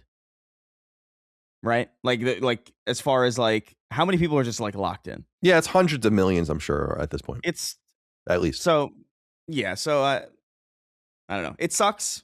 And I'm really curious about this. Right? I'm curious about what this game's going to look like, but I don't care to see it in 480p on a compressed Twitter video. Like, I have no interest in that. It's funny, man. Like, when I saw that one video I watched, it's totally compressed. It's so funny, but you could just tell where, you know what I mean? Where I'm like, this is going to be really high quality. Yeah, the animation stuff that was going on, I was like, this looks awesome. And the lighting and stuff, like, there was just things where I was like, holy shit. Like, that stuff plays through. I can't wait. Like, it just reaffirmed in my mind, you're going to get this really slick version of Grand Theft Auto. And it's funny, I just played GTA 5, which is ostensibly a PS3 game. I played it on PS5, and you could and having it in my mind's eye so fresh, and then watching a little bit of that footage, I was like, it's crazy. It is. It's like, it's awesome. And I'm really, really looking forward to seeing it. But I think, the thing there's just other stuff that I'm more interested in a bit. Now, Dustin, have you seen that? Like, this is what happens when you make a show of yourself, in my opinion, is like people are trying to find out who this person is. And there are people that like claim that they've already figured it out and stuff. So it's like, now who knows if this is all specious and nonsense or whatever. But it's just like I'm much more interested in the hunt now for who this person is than anything else. Just because I feel like, obviously Take-Two and Rockstar, and I'm sure legal entities are involved, no doubt. But now you have like just the artists online going after you. And I'm like, I don't know if you want to be in this situation. Yeah, you don't want to get the "he will not divide us" people, you know, like tracking you down. The one thing I do want to bring up, and I want to ask you, Colin, because like this is obviously, it's a major leak of the game. We've talked on the show about the initial, like, one of the benefits of maybe not having a disc was that this kind of thing wouldn't happen yet, and yet it has happened. What do we make of that, really? You know what I mean? Because it's clearly not, the disc was clearly not a barrier of absolutely any consequence. Yeah, it sucks. It's one of the I think Kiwi was saying this in my conversation with him, but like I've heard this too, is like there's a culture of like I don't want to say culture of fear, but like Rockstar, like there's a reason things don't really leak, because they'll fucking cut your head off. You know, like things are like secretly, watermarked and all these things that they do at all these companies, clever things or whatever. And so I was reading, Dustin, I don't know if you saw this because you're so much more connected to this stuff. Like there was a suggestion that it was a dude that got fished, right? Have you seen any of this stuff? No, Yeah, I've seen some stuff where people think that it like maybe from India or something. And that's where that's the biggest studio working on Rockstar. So it's not on the game. So it's not like being like making fun of the Indian. I know it's very popular right now for everyone to be mean about where people are from and all these things, different things. I don't think it has anything to do with that. It's that there's like thousands of people working on it there. And so that would be just numerically the most common likely place it came from. I think. Right. And yeah, they were saying that like, and like you said, the song affixed to the build suggests that it is a newer build, which is not good. I wonder though, like this is the thing, and this is where my own development expertise goes out the window. Like I don't know anything about this. Is I wonder how compiled the game is. You know what I mean? Like for different people that have access to it, like why would you have the whole compiled game just sitting around? But then again, like how can you really start testing and integrating things if everything isn't there? And I don't really know exactly how that works because that's got to be a huge trust issue, especially if people they're sending these builds all over the world to each other. And they're communicating over like Discord and Teams and like whatever they're doing. It's like there's like a million ways this can leak. And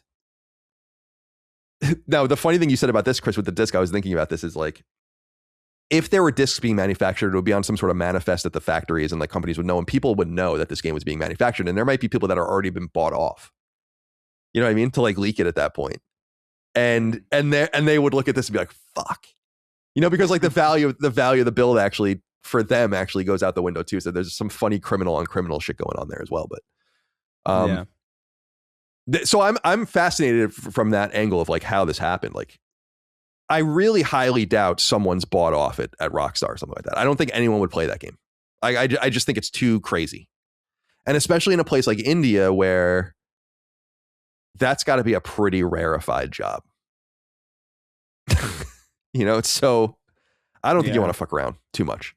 So I think someone got. And that's a dangerous thing. And hopefully that'll make it somewhat put some sort of fingerprint on it or whatever. I don't know if they're going to catch. I don't even know if I really care if they catch who the person is. It's just my big question, I guess, moving forward is I don't know why people want to do this to other people. Maybe that's because just a they naive want thing. physical games back. It's so naive of me to say that, but it's not like the Pentagon Papers. You know what I mean? It's a build of a video game. And there's really no righteousness to doing what you're doing. I don't care about Take-Two. I feel bad for the people that like we're so close. we're so close. And now you're going to fuck it up. We've made it all of this time with no leaks of any real consequence. That's to me is the biggest shame. It's like, I don't care how it affects Take-Two. I don't care about any of that stuff. I mean, it sucks. It's illegal. What happened? What's happening here is theft and it's illegal. And that all speaks for itself. But I really do feel bad for those who are, it's like what happened to me with The Last of Us Part 2. Like, why would you want to do that to people? I just don't get it. It just doesn't, it's just anathema to me. I don't.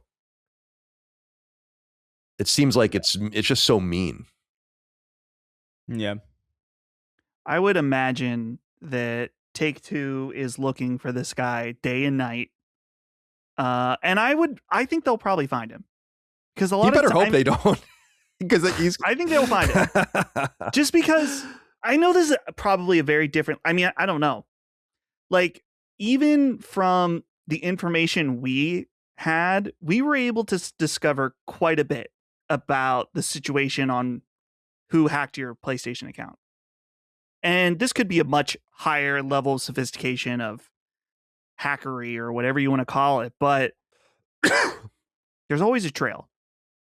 Yeah, and I'm sure they're paying top dollar security analysts to figure this out. Yeah, like what you have to hope is that this, like what that guy has to hope is that like he's smarter than the people that are going to work for Take-Two to find him. That's it. Right. And so the answer is either they are or they aren't. That's a big hope, man. Yeah. Like, yeah, good luck to you, man. I'm interested in watching the cat and mouse. They're going to get this guy, though. I think a lot of it has to do with him just keeping his mouth shut. I mean, it's one of those, I was just reading recently about, I don't know why I didn't know this story, but there was a guy in like 1968 who was like 20 years old. He worked at a bank and he like stole $200,000 and then just disappeared. And then he died like a few years ago and he like admitted it on his deathbed who he was. And his, I think, daughter like wrote a whole book or whatever about it. And he just got away with it. But he told his daughter, like, I just didn't say a word to fucking anyone. Like, not even like no like drunk night. No, you know, anything like where you're drinking with your buddies or you're trusting a woman that you think you're going to be with for the rest of your life or this or that, the other thing. He just kept it to himself. And like, that's what's required. It is to get away with shit. People don't have that discipline though, really. Like a lot of people, That's a rarefied skill. So like to just not blab. People want it because I think on some level people want to be not that they want to be caught, but they want, if they do something that impressive, I'm sure part of you, if you do something like that, even if it's illegal, you're like, I want someone to know. Yeah, someone's like, got to know. Even this guy, realistically, like the only, like he still, like he wanted everybody to know. He just didn't want to get caught. So he was like, oh, well, I guess I'm on my way out. Let me tell you, because this is awesome. Right. And I want people to know this. So like everyone will blab at some point. It's just not something we're not equipped to just hold in accomplishments like that. We're too prideful of a people. Yeah, it's that. So you're right, and we'll see. Yeah, it's so funny too. He's like, I'm dying, but make sure you look. I'm this guy.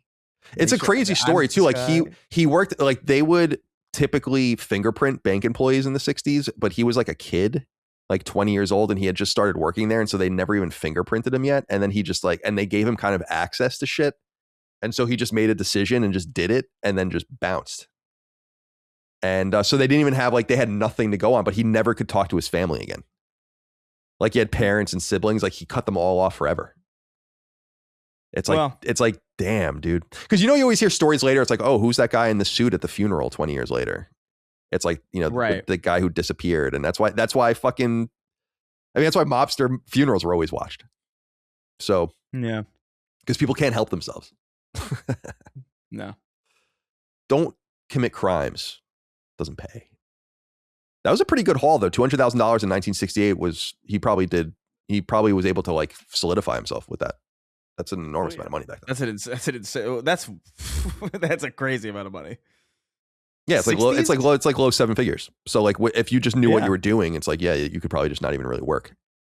As long as you were, actively investing in whatever. All right. You can't do this to me. I work 40 hours a week, wrote in. That's a reference to an inside joke with Micah and I. Salutations and greetings. Call me a bootlicker, but these GTA leaks will hurt the physical games movement, right? I don't think Rockstar or Take-Two give a fuck about leaks happening at this point, and the only thing these leaks will achieve is pissing off the people who have been waiting for GTA 6 for over a decade by spoiling the game for them. Hell, Rockstar is probably glad the leaks are happening because it makes them look sympathetic and works as free advertising. I'll go ahead and mute GTA from all social media platforms and listen. I generally agree with you if Rockstar could be confident that there's not a real build out there. If there's an actual playable... That's the other thing too, is like, what is the nature of this build? It's a PC build? Or do you need like a test kit to play it? That's the other thing that that's unclear to me. Are they playing it in a virtual like a virtual environment? In other words, on a virtual machine, spec'd to PlayStation or whatever? Or is it actually, because at this point you would think that they would be running these builds on the native hardware and have migrated them over. Now, I'm sure they still have PC builds, and there will be a PC build of the game. Of course, they're just not going to release it right away. But I wonder about all of that. I haven't watched them deeply enough to see like what the button prompts might even suggest, although that doesn't really even tell the whole story these days either. So, yeah. But I think, so if Rockstar had some sort of analysis of the situation in Take-Two where they're like, all right, we have identified exactly what's leaked. This is what's leaked. It's this small focused build on driving mechanics or something. It's not even this important thing. It has no access to anything. Who cares? Like that's one part of it, which could be true. But if they identify that there's a real build of the game out there, then I don't think there's anything that makes this look good. Like I think that they're in incredible danger. If that's true. They're not happy about it. I don't think this will move the needle one way or the other, but like they're not happy that this is happening. It does kind of act as free because it seeing some of it did make me more excited, but I was already on board anyway. Like I was going to play this regardless of what I saw, just because the curiosity is too intense. Like, what is this? It's been 2013 was the last GTA game. You know what I mean? Like the curiosity is immense. So, but it's more than just mechanics in the leaks. Like, because I scrolled past a cutscene that looked kind of real, and it was like just two guys talking. I didn't listen to it because it was compressed to shit, and I was like, who gives a shit? But it's more than just like a sandbox, you know what I mean? Or like there's some narrative in there that I've seen or that I've scrolled past. Yeah. So we'll see. I think it's. It brings up so many questions about. Yeah, I don't know. Like it's just shocking to me. I wonder what kind of audits they do. You know when like companies send fake phishing emails out, and then they see who does it. They'll probably shoot you into the fucking sun if you did that shit at Rockstar. You know, so draw and quarter you. As far as it, yeah, like Dustin touched on this, and Chris did too, and I think it's true. It's like this does run the risk of pissing the wrong people off, and I don't mean the wrong people and like they're going to do something about it. I mean like you're trying to like advocate for a certain group of people, and they're the ones that you're kind of pissing off. And I don't like the self-righteous shit. Who are you? You're like some champion of the people because you're holding some multi-billion-dollar corporation's product that people are excited about hostage, and then you're pretending you think they're gonna bend to your whim. Are you crazy?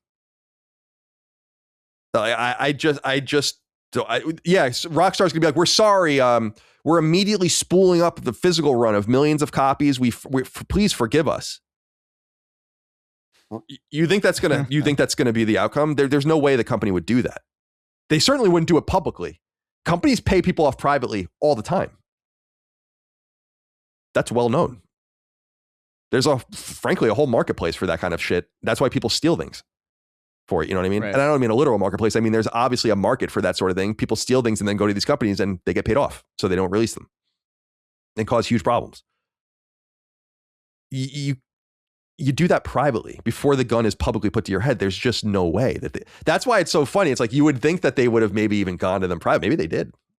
Maybe this person did and said, listen, I have the goods here. You can pay me X. I don't know. It's a strange situation. I don't really feel bad for Take-Two and Rockstar from a marketing perspective. It's sad in that they're probably really they've been planning for this for years, and the marketing's about to kick off on Netflix next week. So it is funny from that perspective that it is sad from that perspective, depending on how you look at it. But from their angle, it's not what I'm curious about. I just don't like the whole, I'm doing this as I'm holding this game hostage and it's for the people. I don't know, man. Yeah. You're not even holding it hostage. It's still going to come out. You don't have you didn't steal the game from them and they're like, oh no, we can't release it. It's not even really a hot. You're just kind of I don't even know what you're doing really. And and I want to be clear. It's not like the guy is saying, here's a tranche of documents from Take-Two. They're building a nuclear bomb. You know what I mean? It's not something where it's like, holy shit, what? Like, what kind of crazy shit it's doing? It's like, no, like, here's a video game. And they're doing things I don't like, so I'm going to steal it. It's a little different. It's not like this crazy, it's not this crazy connection that is in the public interest. It's not this. We all know what those things are. That's why I brought up the Pentagon Papers or other things where it's like, this is shit you're not supposed to see, except for you probably want to see it. This is not that. It's just theft. It's tricking people. It's paying. It's taking advantage of people. It's hurting people. I don't understand that level of combat. I don't know. I don't understand why people want to do that to other people and ruin things for people. It just doesn't make any sense. And again, I think there's the difference between leaking the existence of something, leaking a little detail, and then just showing people all of it. And I think that's obvious. You shouldn't even have to explain that. So we'll see what happens. I'm going to get rid of this last inquiry because we kind of already talked about this. But yeah, I don't know. I don't know what else to say about it. It's too bad. Yeah. But I wonder if they'll catch him. I wonder if they'll figure it. Someone's going to figure out. You just don't want to play around on the internet too much, man. Because there's just people out there that just are just too sophisticated. I learned that the hard way. Right? There are just people out there that just know things and know how to do things. And the sad thing about this stuff, I know I say this over and over again recently, is that these are people of aptitude. They're not like some petty criminal. It's like you could do something. You have talent and potential. Right. You could even do what you're doing. Like, isn't that like a thing? Like white hat hacking and stuff. Yeah, it's like companies pay a lot of money to hire those kinds of people. I just don't know why you'd want to do it for quote unquote evil, as it were. And I know you're going after the big bad corporations and stuff. It's like, whatever, man. You can justify your behavior however you want. I just always am saddened most by that, because it's not you always hear it's like, oh, the petty criminal's robbing this guy. He's got, he's not only is he stupid, but he has no fucking, he has no prospects in life and blah, blah, blah. It's like, that's not really the case with a lot of white collar kind of hacking, I guess you might want to call it. It's like, unfortunately, these people are often like the brightest amongst the brightest people, the people with the most aptitude, the people with the most skill. And it's sad that it's not turned towards things that are more productive. Just to make a show of something that's not going to change anything. You have to also look at it just brass tacks. Like, companies can't respond to this sort of thing. So it's like, well, like, we're going to have to publish discs forever because people are just going to steal our shit. You're really going to play this like game of everyone pointing a pistol at each other for years and years and years as we all try to play nice with each other based on like this prospect of force, basically. And I don't know. It's strange to me. All right. Well, those are two big pieces of news. Hayden's passing and the GTA 6 leak, but we have more news to get through. And that's that Horizon Hunter's Gathering is being rebooted. This comes from reporting from Jason Schreier over at Bloomberg. And he writes in part, quote, Sony Group Corp's PlayStation division is overhauling Horizon Hunter's Gathering, the online action game it announced earlier this year, following negative player feedback, according to people familiar with the company's plans. Guerrilla Games, the Amsterdam-based PlayStation subsidiary behind the Horizon franchise, has been working to reboot the game since June, said the people, speaking anonymously because they were not authorized to talk publicly about the project's future. Following poor feedback in private testing earlier this year, the plan now is to strip out the live service component and turn it into more of a traditional cooperative multiplayer game with a story mode and a far smaller scope. The game is not yet canceled, but the studio told staff in a meeting on Wednesday that they will have through December to impress executives with their next milestone, the people said. Many of the developers on Horizon Hunter's Gathering will be reassigned to a different project that will also be evaluated at the end of the year. Dustin? Wow. Technically, is this good news in a way? In that there was that interview with Herman, I think earlier this year or last year, where they're like, he said they wanted to nip the problems that Concord had much earlier to avoid a big blunder. And if this is the case, then I guess maybe it's not good, but I guess it's at least progress in the right direction in some ways. But my praise of the situation ends there, simply. And I guess it's the obvious point that everyone's thinking, that just like, what are we doing? What are we fucking doing at this point? With your 15 live service games where literally almost none of them have panned out. And now to the point where you're just trying to like salvage this game, which I'm curious about, that a lot of people in our audience played the beta, and some of them anonymously wrote into us about it. Was the live service elements the problem with this game? Or is it just simply, unfortunately, the same kind of problem that Concord had, is just unappealing? The art style, in particular, I know a lot of people weren't really impressed with. And the idea of a multiplayer Horizon game, I think a lot of people are down with that idea. The idea of a Monster Hunter style Horizon game. Yeah, it begs for it. It was always supposed to be that. I feel like they always wanted it to be that. They just couldn't get it to go. I think the funniest part about this situation is they got a glimpse of that through that fucking mobile game that actually looks pretty dang cool, other than it's not on PlayStation. Yeah, for some strange reason. Not on PlayStation. So it's crazy. So the article says they'll have through December, and then it could get canceled, which it's like, what the fuck is happening with Fair Games? How has that game survived so long? Maybe it also has a December deadline, or maybe it's already been canceled. We just don't know yet. But yeah, I would say the people that this hurts the most are like actual Horizon fans. And it's not because of this game potentially being bad. It's because I believe in Jason Schreier's video on his YouTube channel that he's like said that this is the primary project. Maybe that's not new news. No, that's not. I mean, that's not new news. That has been, yeah, we've known that for a while. That's not news. But I think people were surprised that Horizon 3 was so far away. But I think we had already always kind of understood, or at least more recently understood, that Horizon 3 was nowhere near being a thing. To me, this reads because it's not only that they are stripping out the live service elements to turn into a more of a traditional co-op game, story mode in a far smaller scope. In some ways, this reads to me, it's like, okay, this isn't working. Let's salvage it. We spent all this time and money on trying to make it a live service. It's not working. Let's see, if it is a far smaller scope, let's see if we can get something together. Maybe we release it for $40 and we can make our investment back. I don't know, man. It's just, I know that this is probably what you'll say, Colin. But like Herman, he got to be on contract. He has to be. Yeah. I mean, what other explanation is there? Well, I mean, that's the thing, is that they could still fire him at any time. They just have to pay him.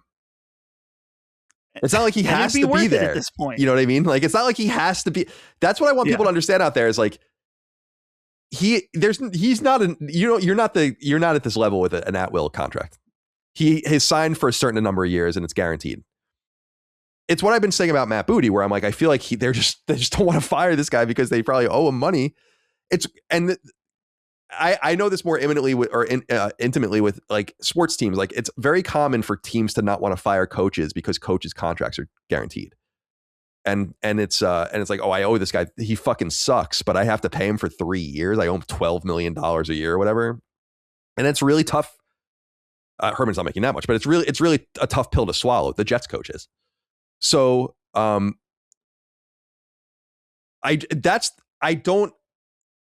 don't know whose fault it could possibly be. It's got to be some who is responsible for all of this. It doesn't have to be Herman, but I don't know how it can't be. And his continued existence in the ecosystem, along with Matt Booty's at Xbox, indicates one of two things. Either like these guys are not powerful figures like they seem to be on the outside, and their influence is limited, and so internally it is known not to blame them for things. Or two, something's totally amiss in these. Like, neither of these guys belong in their positions. This position is about shepherding talent, having good taste, and making good decisions. And you're going to make some bad decisions. Shuei talks about the bad decisions he's made. They abandoned FPS at a really bad time.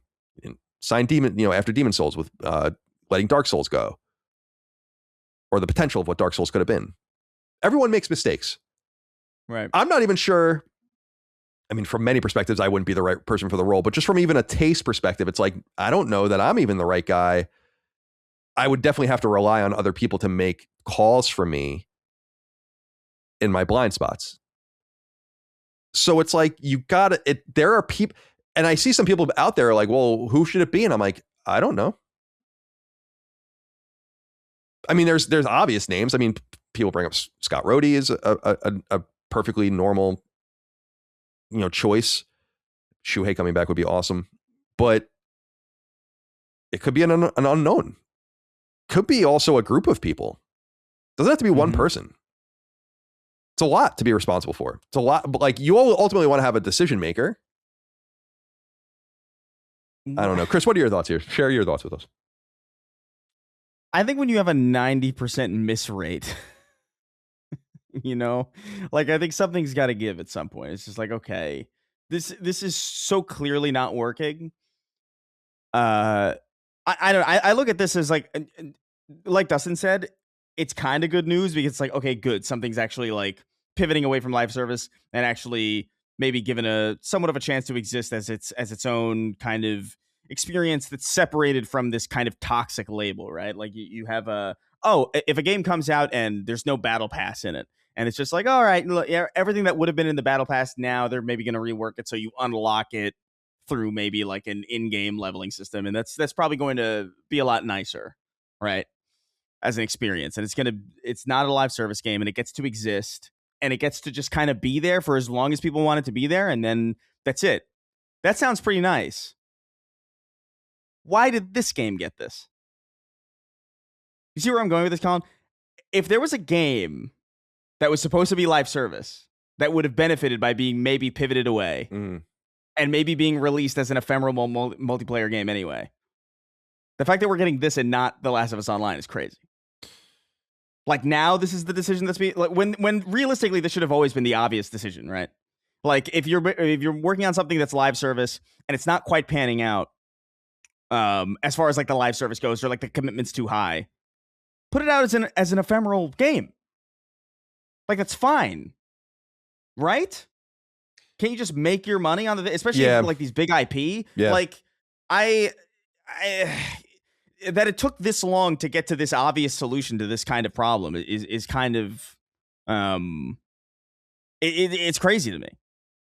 It's crazy to me, especially because we already have kind of examples of the Ghost of Tsushima, multiplayer that was kind of like, granted that was a separate mode and existed in a single player package, but like the tacked on multiplayer kind of ephemeral multiplayer thing isn't even necessarily that far in the rearview mirror as a concept of something to work on and put out and be okay with.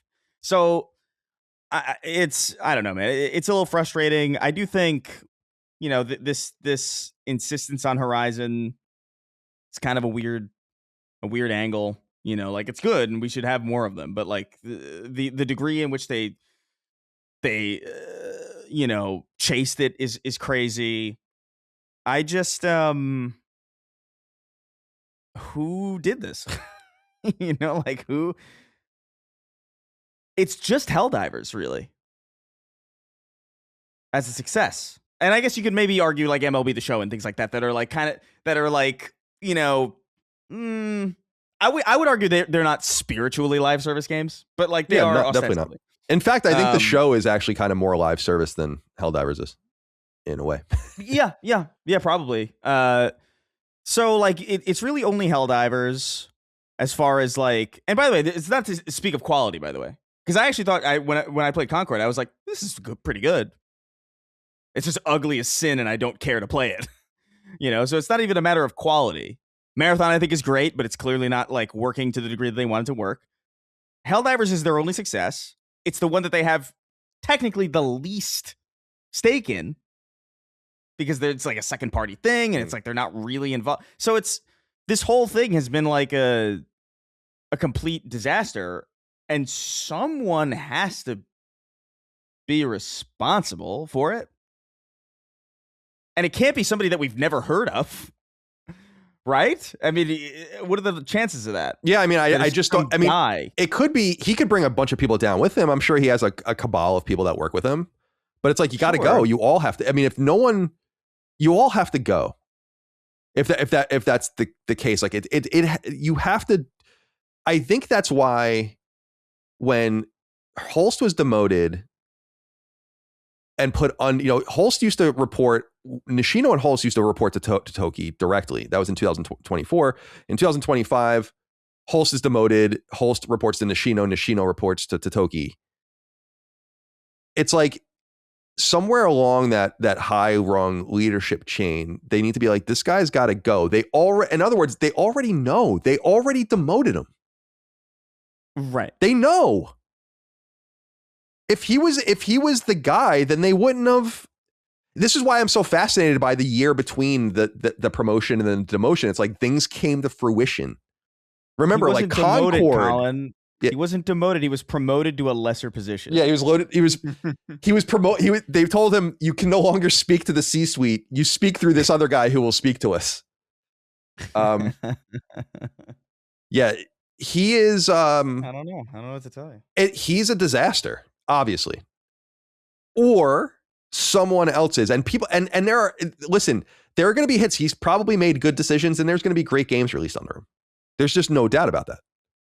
It's just a lot of the games that are coming out are derivative of the games that already existed under previous leadership. And so like Saros, there's going to be God of War. It's not like we're not like going off here and being like, this is crazy amount of great decision making. It's like, yeah, so these games come out and they're good, no doubt. But like you said, even if you were saying like 90% miss rates, like even if you had a 50% miss rate, that's not good enough, dude. That's not anywhere. That's a coin flip. Right. I can hire anyone to flip a coin. Exactly. What a joke. I want you to have a 90 to 10, not, 10, 9 hits and 1 miss, 8 hits and 2 misses, something like that. That's not even taking into account just the amount of money. The thing too that is worth taking into account is like the magnitude of failures today versus, like PlayStation All Stars Battle Royale as like a failure or whatever, or like passing up on Demon Souls, right? Those are failures and those are blunders. None of the. I think you could accumulate all of the failures of the PS3, maybe with exception of like maybe that ridiculously high price point in the beginning, right? With the exception of that, you could lump pretty much every PS3 failure of PS3 generation failure, and it still wouldn't amount really to what Concord was. I really think Concord is like this thing that's like, it's almost like a nuclear bomb where like there's still fallout and there will be fallout. Like PlayStation's kind of like, it's kind of a joke right now. And it's not to say that it's not successful or it's not making money. Like there's like his Honey Boo Boo made a ton of money, you know what I mean? But it's like we're getting into this area now where it's just like if something comes out of PlayStation Studios, it's no longer this thing that people are like, there's a lot of venom around it. And that could be either their fault or not, or maybe it's just it's a culture problem, I think for sure. But also, dude, like you're fucking up. Like kind of massively. And for a long time, we can't be making these mistakes when games take 5 years to make. Yeah. Like this is not like a PS1 era, like, oh, we fucked up on a game and we were working on it for 4 months and we got to restart. And you're still within the same calendar year and you could recover. Like this is a very different thing. There's a very different scale of money. There's a very different impact to the failures that do happen. And even the successes that are happening, it's crazy. Like the failures are stronger and the successes are diminished actually. Because the successes cost so much. Because Spider-Man 2 and like whatever Spider-Man 3 is going to be, and even Wolverine, like that's going to make a ton of money and it's going to be a massive success. It's also going to be, it's a licensed game, so it's expensive to even succeed at making. And then you have Concord or something like it, and that's a massive failure. So it's like the scales are all off. And you, like you said, like we can't have like a 90%. And again, I don't know if that's literally the number. No, it's not. But that's what I was even saying. Like, even if you look at it as like a coin flip, it's like that's insane. You can hire literally a homeless person off the street to make coin flips for you. Just get an algorithm to do it at that point. You pay millions of dollars to people. The thing about Holst is that, sure, yeah, I mean, I've met him. He's a perfectly nice person, and it's not. I always say this. I remember we say this a lot with Matt Booty because we're fucking beat him up so much. It's like it's not personal. I hate this kind of shit. It's just like you're in a very important role in a professional capacity that affects a lot of things and a lot of people. And I'm going to criticize your performance about that. You don't work at some mom and pop operation. It's PlayStation. And it's not really working. Yeah, there's clearly a mismatch. That's, I don't know, the whole like personal angle. It's like, dude, I love my uncle. My uncle should not own a company. You know what I mean? Like this, just like you should stay away from business. And like this is a similar thing. It's like maybe at some point you were good for the job. Like it's very clear like this is an evolving industry and it's like it's shifting very, very rapidly and things are like it's blowing up and you might just not be equipped. You might not be a match for whatever this is now. You know, either the industry's outgrown you or you've outgrown it. Whatever it is, like this is these puzzle pieces don't match now. Clearly, as evidenced by just raw numbers. It's not even like a subjective kind of thing at this point. I think you could make a categorically provable case. So yeah, I don't know. It's interesting to me just that I don't believe that Holst necessarily was always going to be the wrong person for the job. And I remember when Shuhei left and things were a little more rosy, I was like, yeah, this is fine. I mean, Holst is he's the managing director of one of the most important teams that Sony owns, and they do produce great games. So like, why wouldn't he be able to parlay that information? And like we always say, and I think having a creative in all of these roles isn't always necessary. There's people with lots of different disciplines, and they know how to listen to different people, and they know what they don't know. And I like that kind of shit. And I think that's how you operate. Everyone has their own little thing, their own little expertise. But Holst was the managing director of Guerrilla. And it's funny, man, I brought up his biography on Moby Games, which hasn't been edited since he was at Guerrilla. And it says, he is responsible for financial, HR, marketing, and strategic matters. Mm-hmm. He's not a creative. So in that particular position of taste making, you either have to be surrounded by lieutenants that are really knowledgeable and you trust and that know and make really good decisions, or the taste making falls on you. And I think you can even look at things like Killzone originally and be like, you guys don't have the greatest taste. Killzone found its way. But the idea of the Halo killer and all of that, it was preposterous when you look back at it. And maybe he's just out of his depth in that way. Like you just have to have, maybe he has a great financial mind. Maybe he has a great organizational mind. Maybe he's good at marketing. But the choice making, it was easy to blame previous people that worked there and administrations, as it were, for both the good and the bad. A lot of things that Shuhei, like we love Returnal, but that's Shuhei's game. We loved Ratchet 2021. That's Shuhei's game. Miles Morales, Shuhei's game. The God of War and Horizon sequels, Shuhei's. Helldivers, Shuhei's. Right? Like, now we're starting to get the results of actual Herman projects. He's been there since 2019 in this capacity, and then was promoted, obviously, to the CEO role, but it's really the same thing. He's just ahead of the studios. Now you're seeing the things he greenlit, both from a first and second party perspective. Lego Horizon Adventures, the Until Dawn reboot, Concord, although Shu takes a lot of credit for that too. Even things like Sons of Sparta, going in on Marathon, buying Bungie, buying Haven, getting in bed with Deviation, then spooling up Dark Outlaw, then closing the studio down. Mm-hmm. Deploying Bluepoint and Bend on games as a service, closing Bluepoint down. Media Molecules spinning their wheels for years. London studio getting closed.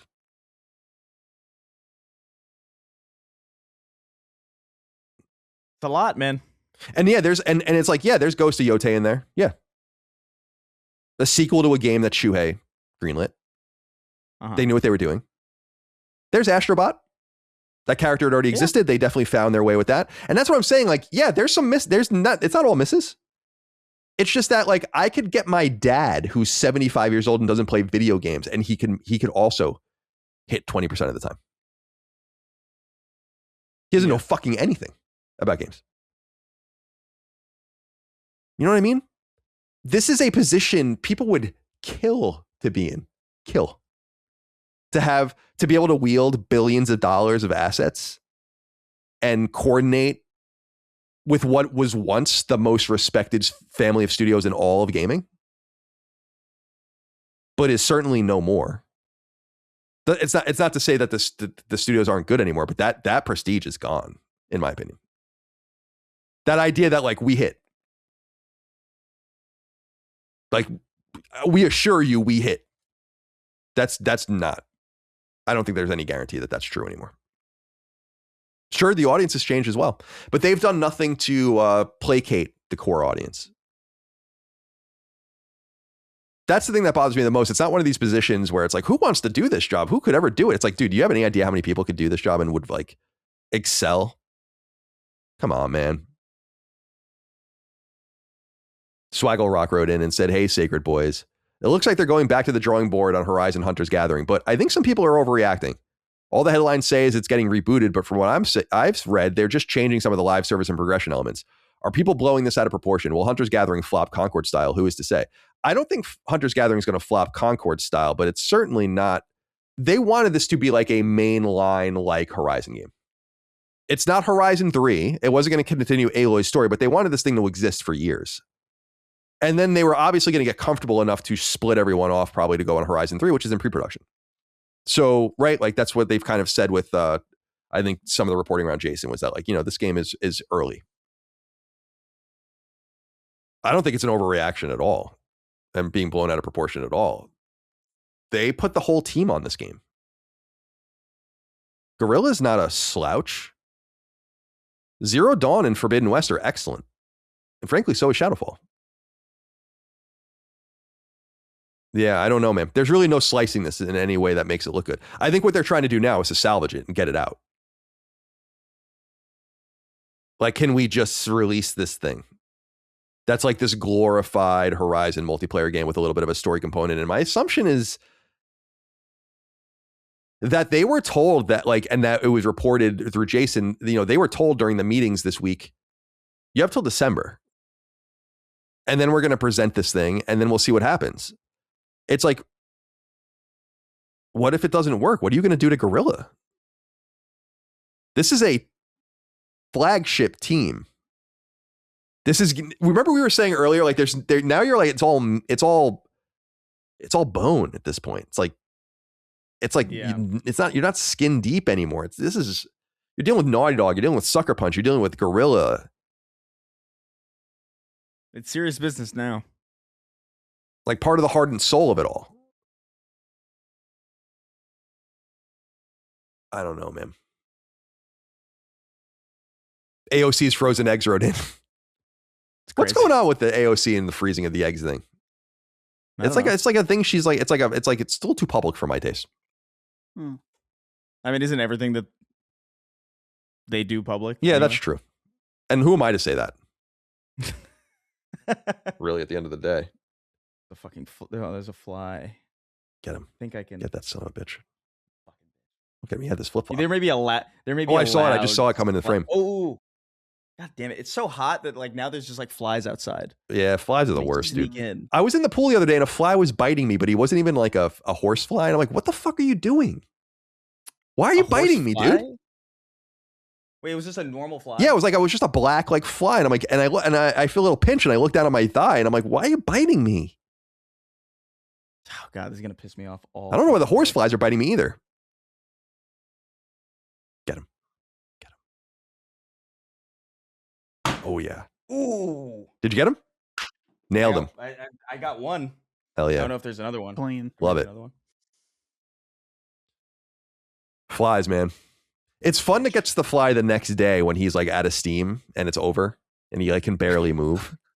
He's elderly. Yeah, it's like he hasn't eaten in a day and he's like all fucked up and he just like he knows it's over and he's just kind of resigned to his fate at that point. Yeah. AOC's frozen eggs right in and said, hey, CDC, I'll keep it simple. What in the actual hell? Horizon Hunter Gathering is being rebooted and Horizon 3 is very far off? How do you absolutely mismanage one of your key IP like this? With their previous release schedule of 5 years and all the work they've already put into the franchise, it should be out in a year or two. This is absolutely unacceptable. Yeah, it sucks. I love Horizon. I always knew that it was far away.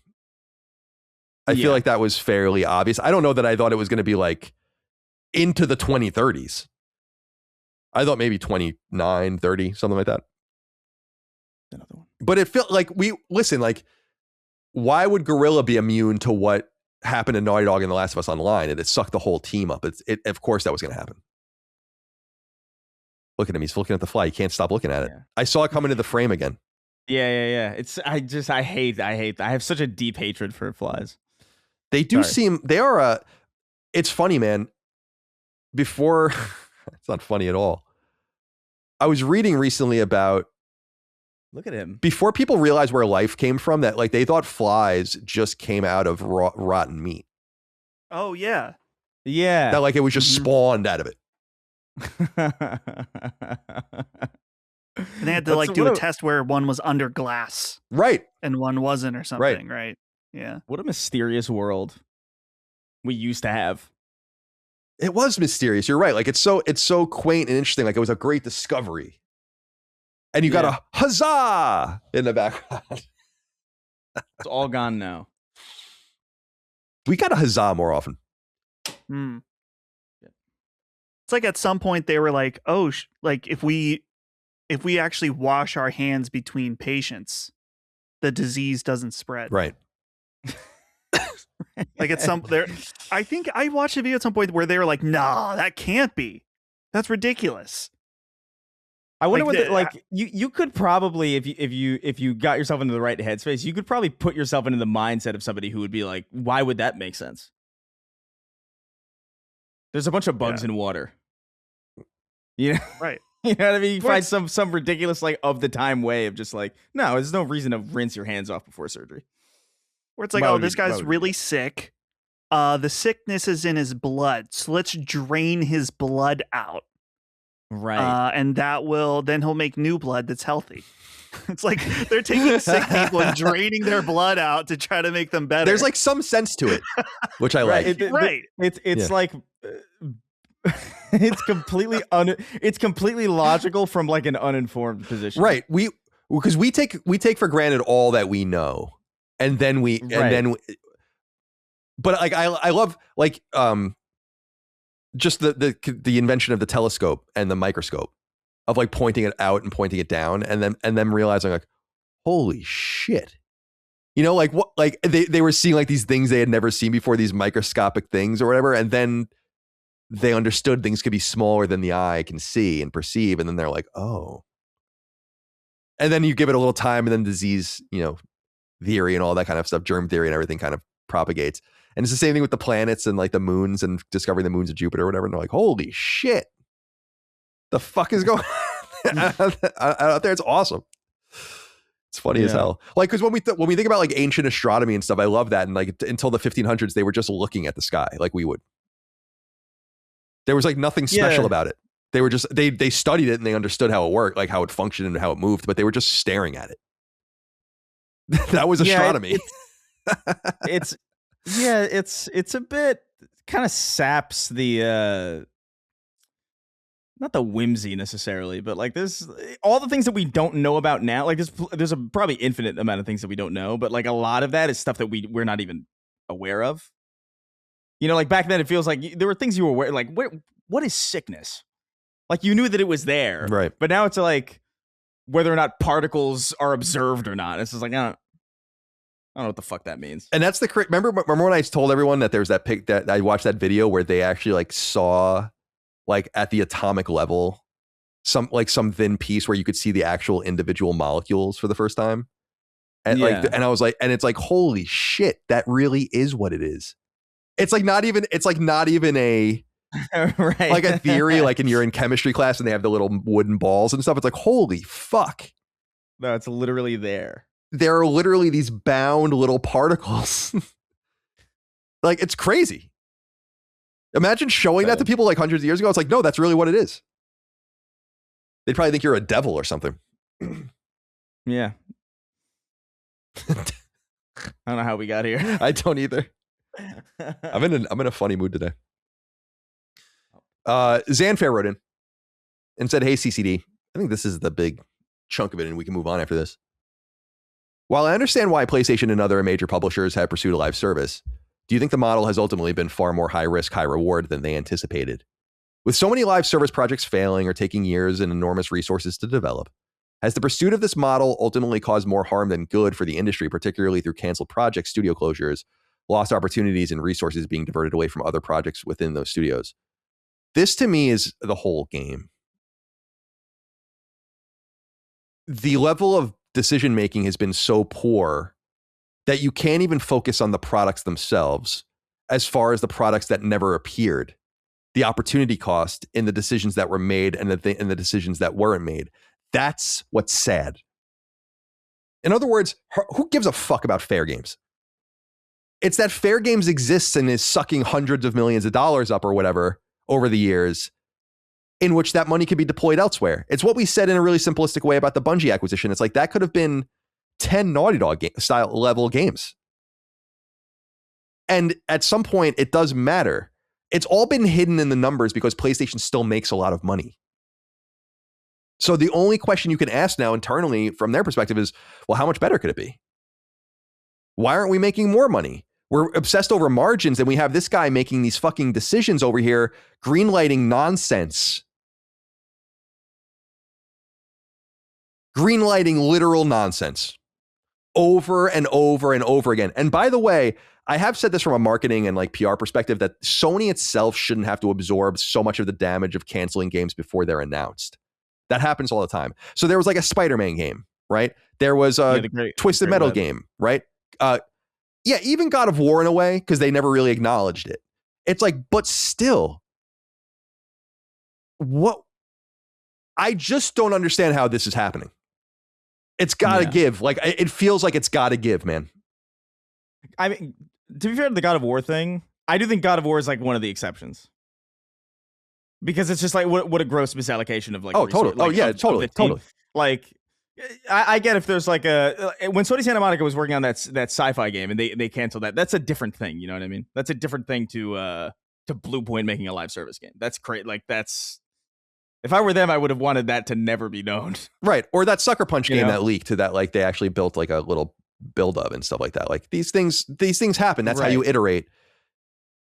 I just want to point out that like I think that there is some iterative chaos that happens even at the finest run teams and finest run studio families. But it just seems like it's fucking nonsense to the point where it's getting to the point where with outside of Intergalactic and a few others, it's like these teams are some of these teams are worthless now because like they're not even going to make anything for years. Some of these teams probably won't even survive. I've said that about Bend and Media Molecule, like where there's I don't think their survival is guaranteed. I hope so. As soon as Bend's next game is announced, as soon as Media Molecule's next game is announced, then I think they're safe. Up until that second, you just don't, they just made too many bad decisions. They got to get new leadership, man. I know we say it a lot, but like, stop begging me to say the same thing with your decision making. Right. I don't know what else to do. What am I supposed to just say something different because it's the same story over and over again? I don't know, man. Do something different. And by the way, every second is a waste in this old paradigm because time is of such the essence. You got to make these decisions now. Now. Yesterday. If it's what we were saying about Bungie, right, Chris? Make a decision. Either dump hundreds of millions of dollars to them and have them make a new game or get rid of them. Make a fucking decision. Mm-hmm. Like you can't just, this is your situation. This is it. These are the teams you have. This is the talent you have. Make decisions and make better decisions. I refuse to believe that they don't understand what's happening here. They're not stupid. They're not. That's what's so frustrating. It's like we were saying about the EA acquisition with the Saudis is like, what's so frustrating about that is that the Saudis won't change your games because they don't believe anything that they actually say. They just want your money. Sometimes there's just these situations that are just like, that are worse than they even appear. And I think Sony is very lucky, man. They are very lucky that they have completely inept competition. That's just the end. That's just there's no one to make them pay. Who's going to make them pay? Microsoft? I don't think so. Yeah. The Xbox hasn't been able, Xbox has only been losing ground to PlayStation as this has been going on. That's how bad that situation is. And when, really is crazy. And when people, it's like, man, I'm more an Xbox 360 level Microsoft that was really operating on the level. A Nintendo that was more aggressive in the traditional space, which they're really not anymore, would be bodying PlayStation.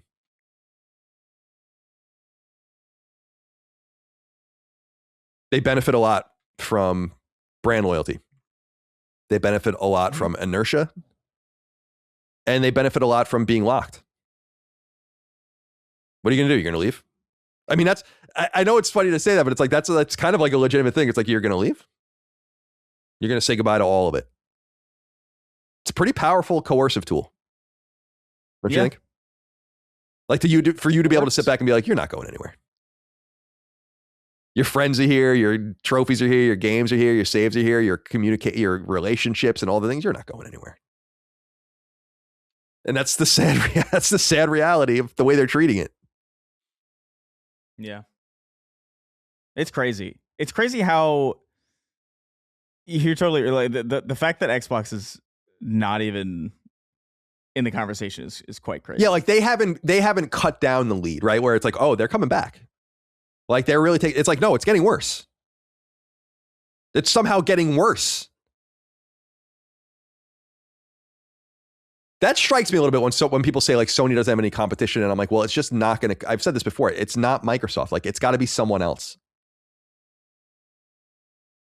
And everyone's just kind of in their own silo now. Nintendo's just doing its own thing. Nintendo's half as big as PlayStation. I think people have this idea that Nintendo's like this behemoth. And I'm like, no, not compared to PlayStation. Not compared to Xbox. Xbox makes more money than Nintendo. So you really are dealing with these different scenarios. I'm most interested in Valve. That fly in the front of the camera. He's really fucking around. It's really pissing me off. I'm actually like, I'm doing such a great job containing my rage. The thing about flies, Chris, with this, I was thinking about this when I was in the pool yesterday and I slapped at one. It's like they just keep coming back. It's like, I'm almost killing you over and over again. Why don't you care? You think they, in their little primitive brain, they'd be like, danger, danger, and just go do something else. The only reason he still draws breath is because I have a job to do. Like, this is so great. He doesn't understand how borrowed his time is. Right. It's insane. God damn. And how do they have so much energy in such a little body? I always was wondering that too. It's like, oh, maybe they'll tire out, but they just seem to have this. It takes like a day for them to really get tired. Like, damn, it's a lot. Very efficient machine. I wish I could turn this fly into a person just so I could beat the shit out of him. That's how angry these things make me. Just go beat up a random passerby. Yeah, you're a fly. Just a complete psycho. Oh my god. All right. All right. So we leave that for behind. I guess we'll have more information. I don't know. By the way, I did want to say this because we said, like, I've talked to people that have played 4Loop. I've talked to people that have played Fair Games. I've talked to people that have played the new Fair Games. I've talked to people that have played. Wait, what's it called now? What's the Break-In? But it's got a different code name now, I think, too. Or it did when I was talking. This is a while ago. I've talked to people that played a lot of this stuff. The Last of Us Online, we obviously know that. Horizon, people weren't. I talked to a few people and they weren't complaining about the gameplay.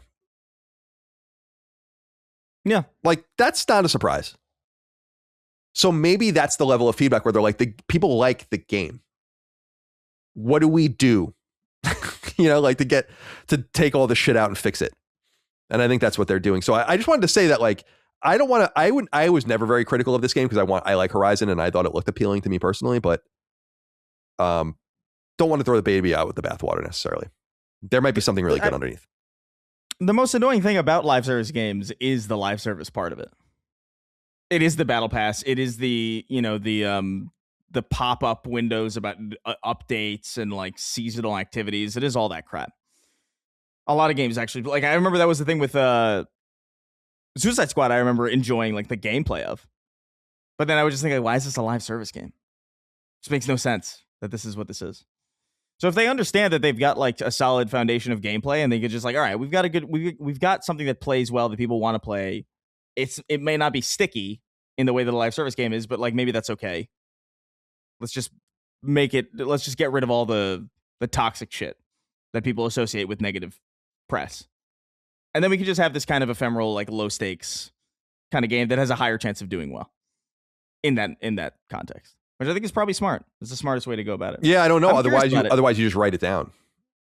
Yeah. But I don't know. They might have some hope that the calculus is somewhat simple in that regard.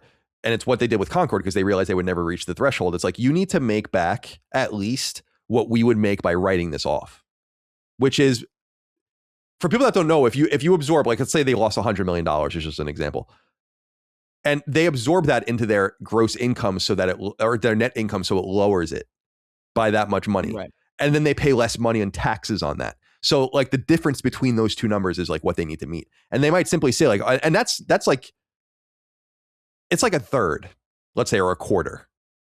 If you're not going to reach of like what you spent, if not, then you might as well just write it down. And I think that's what they're probably trying to figure out now. And you could split it up over quarters and stuff too. That's what they're doing with Bungie. They've taken multiple hits to try to withstand and absorb the loss in value of the company. All right, I just wanted to bring this next one up. It is somewhat related, and I think importantly so in a few different ways. But the Wall Street Journal wrote a piece that I highly recommend. It was published August 14th, and you can Google it. It's called "How a Sony Veteran is Overhauling the Company He Grew Up In," and it's an interview with Hiroki Totoki, the CEO of Sony. A very rare, deeper interview, and it gets into a lot of the stuff that I've been talking about Sony's new direction and why I think these things are connected with good decision making. They write here in part, quote, "Sony was founded in 1946 as a radio repair shop in bombed out Tokyo. By the 50s, it was making tape recorders and transistor radios. The Walkman came out in 1979, revolutionizing how people listen to music. Sony followed that with the Handycam, the Discman, and other innovative products that made It's a Sony synonymous with quality and cool."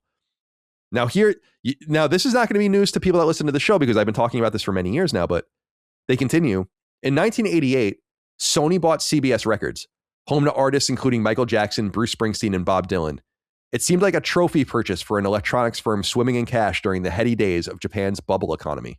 An even bigger deal, Sony's 1989 buyout of Columbia Pictures for around $5 billion, including debt, would for a time be a favorite business school example of corporate hubris. Sony wrote off most of its investment just 5 years later following a string of box office flops and profligate spending, before a turnaround helped by hits like 1997 blockbuster Men in Black. Hiroki Totoki, the CEO, who joined Sony straight out of college, watched these early experiments from his humble perch as a junior treasurer in Tokyo. Would he have imagined in the late 1980s that 30 years later, Sony would be primarily an entertainment company, its consumer electronics business a sliver of its former size? Totoki said, quote, "No, never. People didn't mention the entertainment industry at all," end quote. They continue, "Today, more than 2/3 of Sony's revenue comes from motion pictures, music, and video games, with franchises such as Spider-Man and Jumanji. The company has made a big bet on Japanese animation, known as anime, a wellspring of pop culture hits such as Demon Slayer, Kimetsu no Yaiba." Did I do it right with that, Dustin? Close enough. "A key strategy is turning hit video games into movies and TV shows, ensuring valuable entertainment properties keep earning. After the success of The Last of Us, a post-apocalyptic TV drama that was inspired by a video game, Sony is working on a TV adaptation of God of War, a video game that follows a muscle-bound Spartan warrior in his battle with the Greek gods." Totoki said, quote, "That's the flywheel we like to make," end quote. He added that Sony is looking for ways to integrate gaming and anime, genres he said had a natural affinity. The reason I wanted, and this is much more in here, and the big reason this, by the way, was being circulated is that they say at the end of the article, it's kind of burying some of the most important information. They're talking about the crunch on RAM and memory and everything, and they say, quote, "That has also affected the rollout of the PS6, the sixth generation of Sony's PlayStation video game console. Many analysts had expected the console to arrive next year, but those expectations have drifted further out because of the global shortage of key components caused by the ravenous demand from AI. Totoki said the company still hasn't fixed a date for PS6's launch," end quote. So that's what really came out of this article for people, which is not a huge surprise, that they're really talking about PlayStation 6 and not even really, it's not a quote of him saying PlayStation 6, but they're not saying like our next console or our next hardware, but really referring to it in the article as PS6, which suggests to me that nomenclature was exchanged perhaps with the Wall Street Journal journalist. I wanted to bring this article up though about more of what it was saying about what we've talked about for years about Sony becoming an entertainment company, by noting that it makes it what we were just talking about more essential than ever. It's all going to be about decision making on you always have to make decisions. What TV are we going to make? What can be like the Vio system and Bravio? Like that always existed, but it's different now. Now it's really about taste. It's about like understanding what the consumer wants from the entertainment level. And Sony has been aggressive as in the 80s, as we discussed, and as they say in the article, of going in and buying things that had already existed. But PlayStation's something that they themselves created and have to nurture. It's different. And so I wanted to say that, like, this all comes together for me as they understand. They understand like what time it is. And they know that they're in serious trouble if they don't figure it out. I highly recommend this article if people want to go check it out. Did you guys get a chance to browse it? It's not very long. Yeah. It's interesting because I was trying to think like what I remember even as a kid, like Sony electronics being like the nice, good stuff.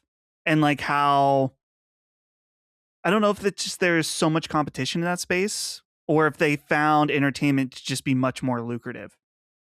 You know, I think it's the latter. I think some of it's the former, but I think some of it's the latter as well. They had a dominant position in some of these electronics verticals that they only gave up because they stopped focusing so much on their own quality because it seemed like the money was coming from somewhere else, you know? So you're right. I mean, when I was growing up, Sony electronics were the top of the line. That fly, man. Just do something about it.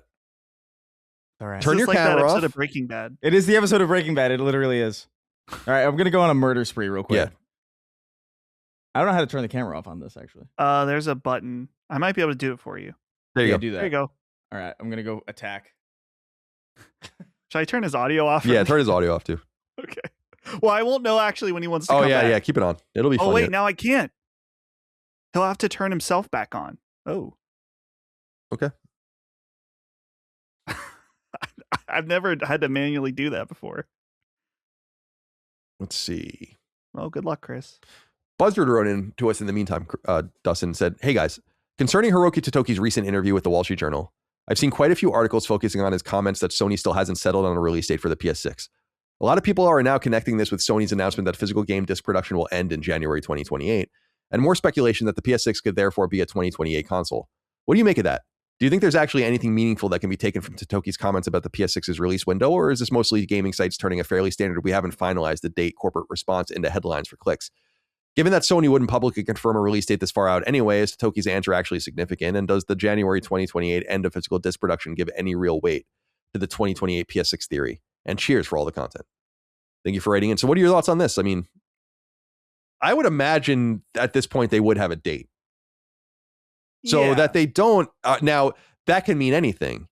It can mean like we have a quarter picked out or even a week or a month and we just don't know where exactly we're going to be. Or it could be, we don't even know what quarter we're going to fall into. I just think it's got to happen no later than Q1, maybe into Q2, calendar Q2, 2028.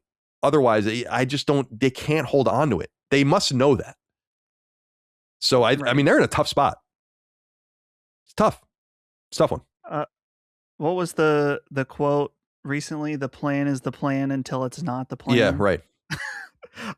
As stupid as that sounds, that actually may be the case with the PlayStation 6, that they have a plan on when they want to release it and maybe even a date or a time frame in mind. But with, the RAM crisis and things like that, the plan might not always be the plan.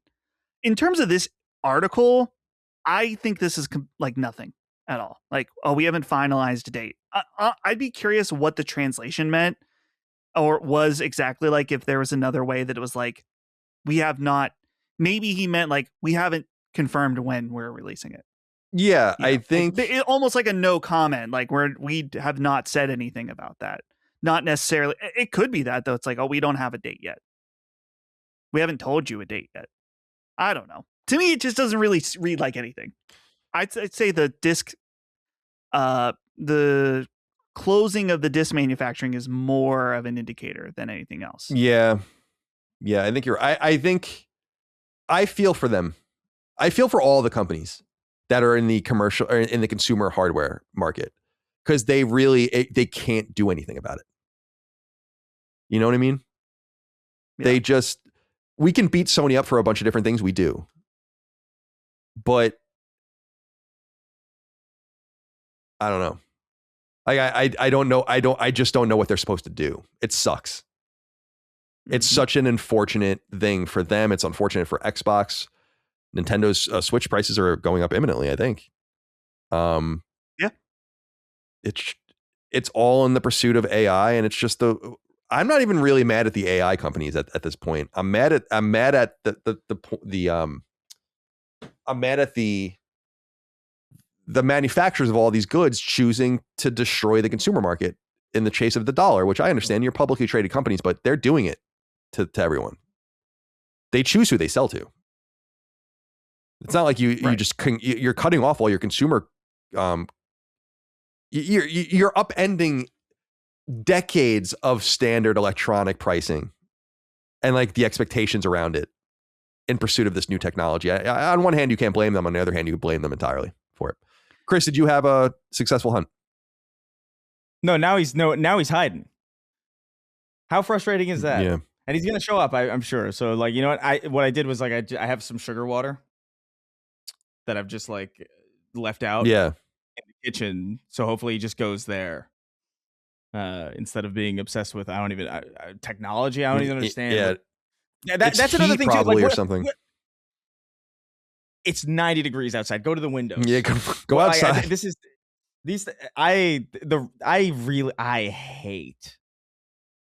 hate flies, man. I just don't know what their purpose is. I don't get it. Someone spawning out of rotten meat. Colin, I had a question about what you think as far as the RAM crisis. Yeah, please. So is it possible that at some point, and again, maybe I'm talking out of my ass here, that's like this problem of RAM, because everything needs RAM. Your car now needs RAM, right? All of the devices we buy, society runs on electronics that use RAM.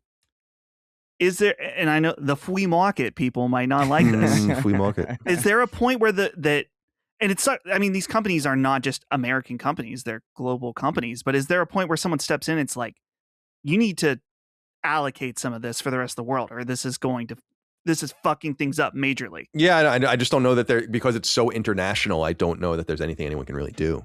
You know, you might be able to, well, I'm just thinking like most of these are Chinese firms, or like they're in Taiwan or whatever. Maybe like locally you could do that or extract things for your own companies. But I don't even, it gets into like regulation in the gaming industry about why it's so difficult is because you're dealing with like different governments, different companies in different places, and different publishers in different places with different expectations. It's very difficult to wrangle people like that. That's why I'm saying like the market's working as it's expected to work. That's the flea market for you. That's the flea market. Supply and demand. I mean, of course they're going to chase the top dollar. Of course they are. Yeah. Of course. Yeah. Who cares how it fucks everything else up? They could still make an enormous amount of money not fucking everything up. See, that's the thing is like, you don't have to fuck things up like this. Right. You're just, and again, like whatever, man. I'm not naive. I understand what time it is, but it is incredibly destructive to what is going on out there. And companies like Sony are the victims. Sucks. I mean, we're the victims on a downstream, of course. They didn't want to release $1,000 PlayStation 6. I guarantee you that wasn't the plan. Yeah. Again, I'll remind everyone that the early rumors about this, and Tom talked about this in like I guess with a lot of the documentation he was reading, was that they wanted to make something cheap. The whole idea was to make it affordable and saturate the market. That was what they wanted. So their whole strategy is, I don't know, man. I feel like I don't want to say this is existential because Sony's fine, but PlayStation's a big part of Sony, man. Big part. The biggest. And as PlayStation goes, so does Sony.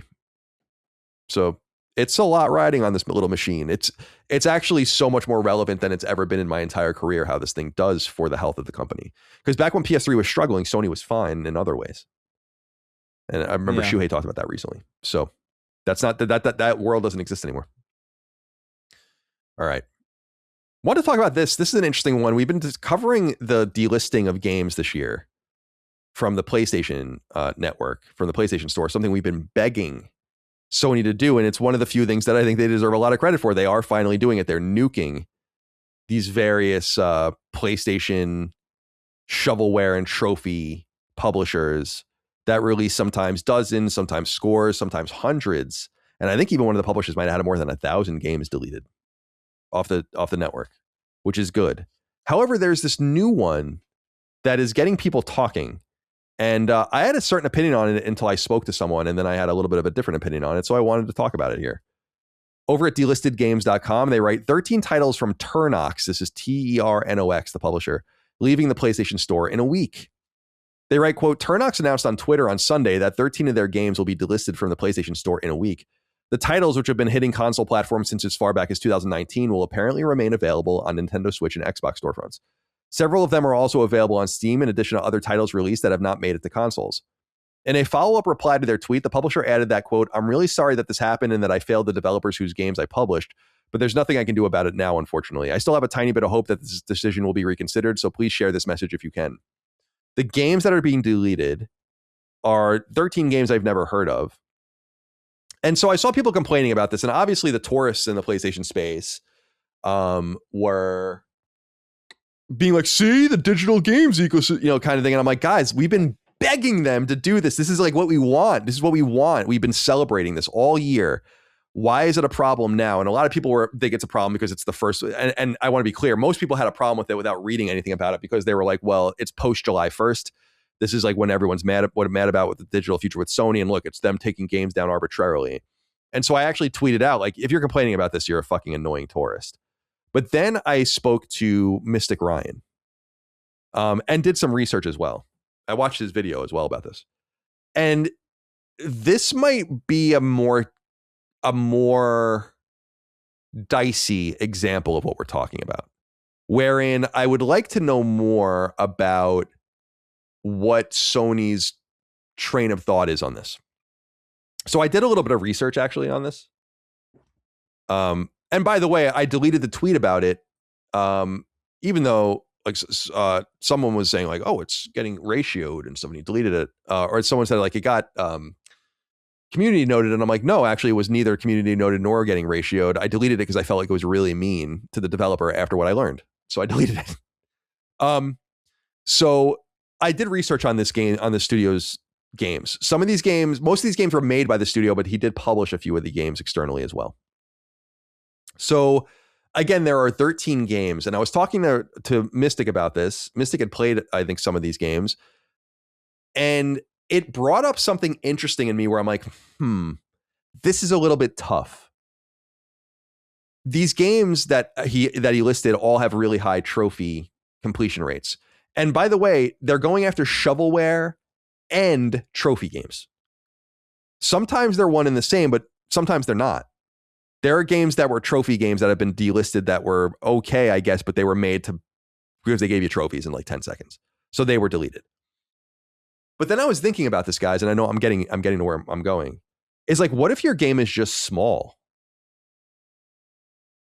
Back in the day, you weren't allowed to give platinum trophies to small games. It was the same thing on Xbox. You get 200 achievement points, I think. And you would get like, an equivalent number of trophies. And over time, they really flexed the platinum rule so that almost anything gets a platinum trophy. I was looking at some of these games, like he was talking about the game Retro Highway, which actually has the lowest completion rating of any of their published games at 35% platinum rate. But it was made externally and it takes a few hours to do. And I was like, I don't know. Is this what we're really talking about? I would like to know more about it, but the games are like, so Nexoria Dungeon Rogue Heroes, 76% platinum rate. Finger Fitness, which is clearly garbage. I looked at it and Mystic brought this up on his video as well. 86.9% platinum rate and clearly made for no reason other than platinum trophies. Retro Highway seemed like a real game, but with a high platinum rate. Unichrome, a 1-bit unicorn adventure, 53.2%. Oh Void Console Edition, 75%. Run and Jump Guy, 62.2%. Scrap Divers, 67.1%. Fox's Zen House, 83.8%. Invert, 78.5%. Bullet Beat, 78.2%. So I think it's the trophies that got this guy deleted. But then I'm like, I don't know. And this is what I was talking to Mystic about. It must be a publisher level thing where it's like you break the rules X amount of time and we just throw your shit away.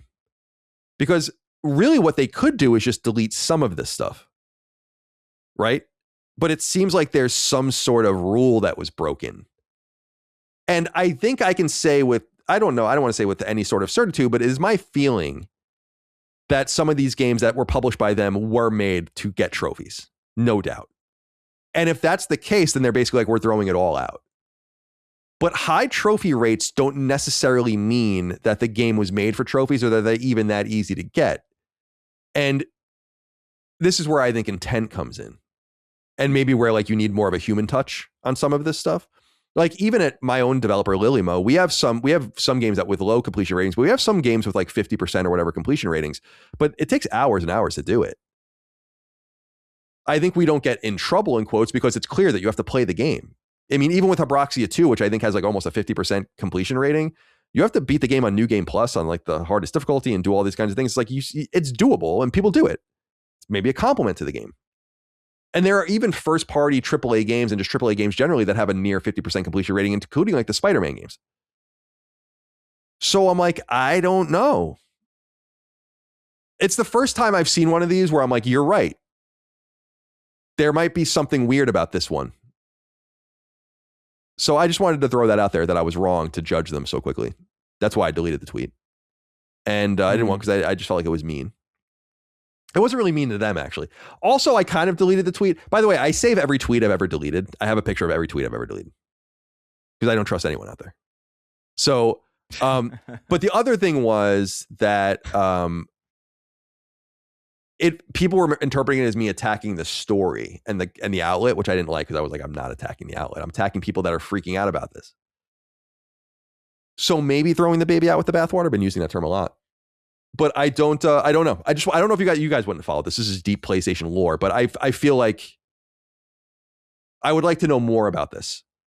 And my assumption, Dustin, is that they just broke the rules. And so they're just out. Yeah. My impression from looking over, like I'm on their website, one of these games really sticks out, and it's that finger fitness game. And when I saw it, like, I mean, it's been a while since I've seen it, but those like the jumping taco or whatever game. Yeah, those guys got nuked. Yeah. You know, like. But like when I saw this finger, the cover reminded me of one of those games. That's what I'm saying. Like, I just think that is what that is. Yeah. To me, they flew too close to the sun. They did this game to maybe just, because I also searched platinum finger fitness. There's a video, the top video that comes up, 15-minute platinum. So should there be more nuance? Probably but the thing is, in most cases, I would assume, making an assumption here, is that the companies that are making these asset flips platinum games, that's what they're doing primarily. And that's all they're doing. And so it's easy to call in all these by just getting rid of those developers, those publishers. So it's a rare case that this publisher doesn't seem to only do that, but they still did it. Because you know what I think about it? You guys wouldn't know this, is like there's a developer publisher, Ratilaka or something like that. You know, Ratailaka. They release a lot of stuff on PSN, and they release games with easier trophies, but they're real games. Like it requires you know what I mean? It requires like a finer touch, I think. Right. I feel like he says in his own tweet, he feels bad for those who he published on behalf of because their games are getting delisted. I wonder if they can like get their games back up on their own label. Probably. Yeah. I don't know, man. I look at this as like this finger fitness thing in particular. I'm like, the platform is not better for having this. In fact, it's diminished for having a game like this on it. Yeah, totally. I agree. So like, I can't, it's hard for me to be like, why'd you do this? You could have just not done that. Right. And you would have been fine. So like, I don't know if it's really as nuanced. Yeah, I mean, I think you're right in that you know what you're doing in some way. You have contributed to the destruction of the trophy ecosystem and the storefront. Sure. Your game doesn't need easy trophies. If your game needs trophies to sell, then it's probably not worth selling. And I don't mind a 5 or 10 hour platinum, but I do mind a 15-minute platinum. And I think Sony needs to go back to the old rules. We wanted platinums in every game, and we were frustrated when we didn't get them. And then they gave us exactly what we wanted, and we shouldn't have done it. And they should go back to like being like, no, you get like 2 golds and 3 bronzes and 2 silvers or something, unless you're X big or X size or whatever. And I feel like I'm one of the people, along with a few other people, that helped kind of destroy that, because we figured out a long time ago, not even at Lilium, long before I made games, where we learned that like you can kind of just ask for a dispensation and they'll give you a platinum. And then I think a lot of people started doing that, and then I think they just made it in the rules. That's like, yeah, you just get a platinum. I thought you guys would be interested in this, though. I was wondering if this game had anything to do with it. It's the specific game they released, Dungeon Loop. Oh, this game doesn't. I was just looking at that. This game doesn't have trophies, and should have never. I was saying this to Mystic. It should have never been certified. And I wonder. It's like you can't release games unless they're classic games without trophies. That's been true since 2009. So that this game, I think this game came out in 2024. I was like, I wonder if that was one of them too, where the game just straight up didn't have trophies in it. Now that's Sony's fault for certifying. There's an achievement guide for it that I'm seeing. Yeah, like if you, I'll find the thing for you. Like there is no listing on PSN profiles or on any of the backends for this game on PlayStation. Oh, weird. I'll see if I was reading a thing about it. Let me see if I can find it. I wonder why that would be the case on PlayStation and not Xbox then. Yeah, Dungeon Loop has a broken or non-syncing trophy list on PlayStation Network, meaning users on tracking sites like PSN profiles have noted that the game's achievements fail to sync properly, and the developers have not fixed the issue. So it's all busted. It's like busted up completely. Where like it could very well be you publish your own trophies live. It's why some trophy lists appear really early and some trophy lists appear right at launch. You have to do it manually, or at least set a time to do it. And it could very well be that they just literally never set it live. Like it could be that easy to fix, but yeah. All right. So I want to just acknowledge that. A little bit of a mistake on my part, but want to see the nuance of things when the nuance exists. I don't know if anything's going to come of it for that, or if like it might already be over. You know?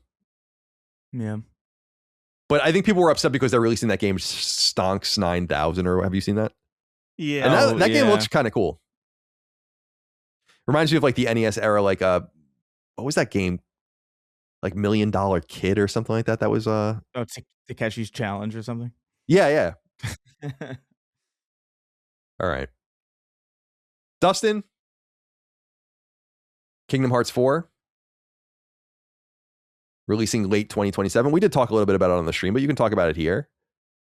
In a press release, Square Enix writes, during D23, the Ultimate Disney Fan Event 2026, Square Enix and Disney and Pixar Games announced that the highly anticipated action RPG Kingdom Hearts 4 will release in late 2027, with a new trailer debuting at the Disney Entertainment Showcase, revealing the new in-game world inspired by Disney and Pixar's Coco. That is one sentence, by the way.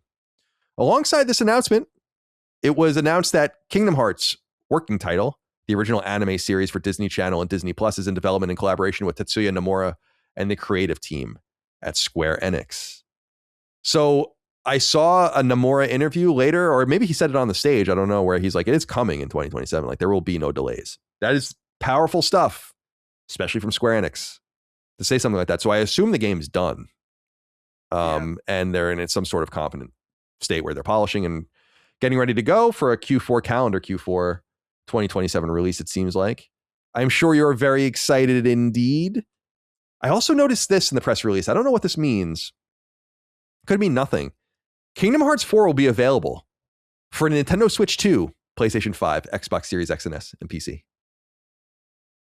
Interesting. You usually don't see it in that order. Yeah. It was at a Nintendo Direct. That's where it kind of came back. Yeah, so I would assume Nintendo might have this one for marketing. They might. Yeah. This trailer was awesome. They did the initial, I think it was like a 90-second trailer at the main D23 event, but then they did the panel, which had a much longer trailer. And of course, it shows off Coco, which is why I watched Coco for the first time last night. And the game looks, from a graphic standpoint, the fact that it is comparable to the Pixar movie, they were getting pretty damn close with Kingdom Hearts 3 in the Toy Story world. And I think Tangled was in there as well. But this was just like damn, they are really cooking with this. The gameplay looks cool. They definitely are starting to this trailer. All the trailers are a little crazy, of course, but we're starting to get characters with nonsensical names thrown out there. Good. We've got Organization 13 in the hoods. So it's starting to feel very Kingdom Heartsy. Now, they did show sequences where you can play as Donald and Goofy, which is I believe a series first. And also a Mickey section, which has like a Paper Mario Mickey section in it. Interesting ideas. I'm interested in the fact that Sora is separated from Donald and Goofy for at least, I would imagine this is the early part of the game. We're dealing with a lot of underworld / death scenarios, whether it's the Coco world or it seems like Donald and Goofy are interacting with Hades. So another underworld death situation. But it looks awesome. As far as 2027, I always have to remember, and it's funny this came up just recently, Colin, is that Square Enix at one point had an entire event to announce the release date of a game, Final Fantasy 15, because that had been delayed and no one knew what was happening. And they're like, this is the day. And they did a big counter on stage and a big reveal with your former coworkers, Tim Geddes and Greg Miller, only for them to delay it again after a big fucking event. So they must have wanted to kill themselves after that. They had to have. And hopefully they've learned from that. But I'll never forget it because of how funny it was. So that 2027 stupid game. Yeah, go on. I'm sorry. I believe that it would be 2027. There's a small chance it could be early 2028. Yeah, I hope they're smart enough to not well, it doesn't matter. People will play it. It's going to do great. Oh, yeah. We had mentioned also that you had said it, I think, on the stream, right? That they said it's $1 billion franchise. And then I'm like, well, that's not really that big of a deal. Right? Like, considering all the Kingdom Hearts games that have been released, respectfully. Sure. You know? I was like, yeah, that's cool. But it's a fucking fever dream is what it is. Now, Brad was saying the rumors of the Endor that you go, right? Was that what he was saying? That would be so cool, man. Biker Scout? It's already been teased. Biker Scouts. It's got the AT-AT foot. Oh, cool. It's in the first reveal. So showing feet. I think we can lock that in. The chicken feet, chicken foot. I'm curious what else they're going to do in terms of worlds. Disney owns so much more since, this is like the only silver lining of Disney owning way more stuff is that there are a lot more possibilities of places that Kingdom Hearts can go. And at this point, I'm here for it. Whatever they want to do, I don't care. They go to Simpsons World. Yeah, Family Guy. I want to see Family Guy. I want to see Sora. That'd be awesome. Team up with Brian and Stewie. That'd be fucking awesome. I would love that. Oh god, I would love that so much. Well, Kingdom Hearts 4, late 2027, something to look forward to. I'm sure they'll be teasing it out as time goes on. Anything you want to say about this, Chris? I doubt it. I can move on without even. Yeah, I don't. What do you care? I have nothing to say. Oh my god, you got to be kidding. He's back? Yeah, he's back. Do you want to go back to war? No, don't worry about it. I'll just sit in the rage and then it'll all come out. Oh, good. And he's gonna regret this. Well, this next one for people like Dustin and I. Umcart wrote in and said, is anyone excited about a potential new Terranigma port or a remake in the works? Never came to the US. I've always wanted to play it, but never found a reasonable method. Will you guys give it a shot, if true? I saw the story and I was like, wow, man, I missed this. This is really exciting. Seems like the game Terranigma is coming out, maybe being re-released this year or next year. The reason this is a big deal is because it comes from it's really two reasons it's a big deal. One is that it was localized, which is never released in the United States. It actually came out in Europe on Super Nintendo. But it is the last Super Nintendo or Super Famicom game from a studio called Quintet. Quintet was a studio that used to work with Enix long before Square and Enix merged. And they are responsible for a bunch of fairly beloved games on Super Nintendo, including my beloved ActRaiser but also the RPG Soul Blazer, the RPG Illusion of Gaia, which is probably the best respected of them, and the RPG Robotrek. Have you ever played any of those, Dustin? Do you own any of the Quintet games? I'm looking at their list, and don't think I've ever played any of their games. ActRaiser is like obviously my shit. I fucking love ActRaiser, and they did release an ActRaiser 2, but ActRaiser 2 sucked. And then they later went on to make a PS1 game called the Grand Stream Saga. Have you ever heard of that game before? It has really bad box art. I just brought up. Oh, yeah, it is bad box art, and that was a Sony published game actually. And I feel like that might have been re-released at some point, but I don't know about that. It says a THQ on the box. Yeah, they published it in the United States. Yeah. So yeah, I remember I hated that fucking box art so much. The Grand Stream Saga box art sucked. But Terranigma was this weird game where it was a very late Super Nintendo game, and Enix had kind of closed up shop in the United States.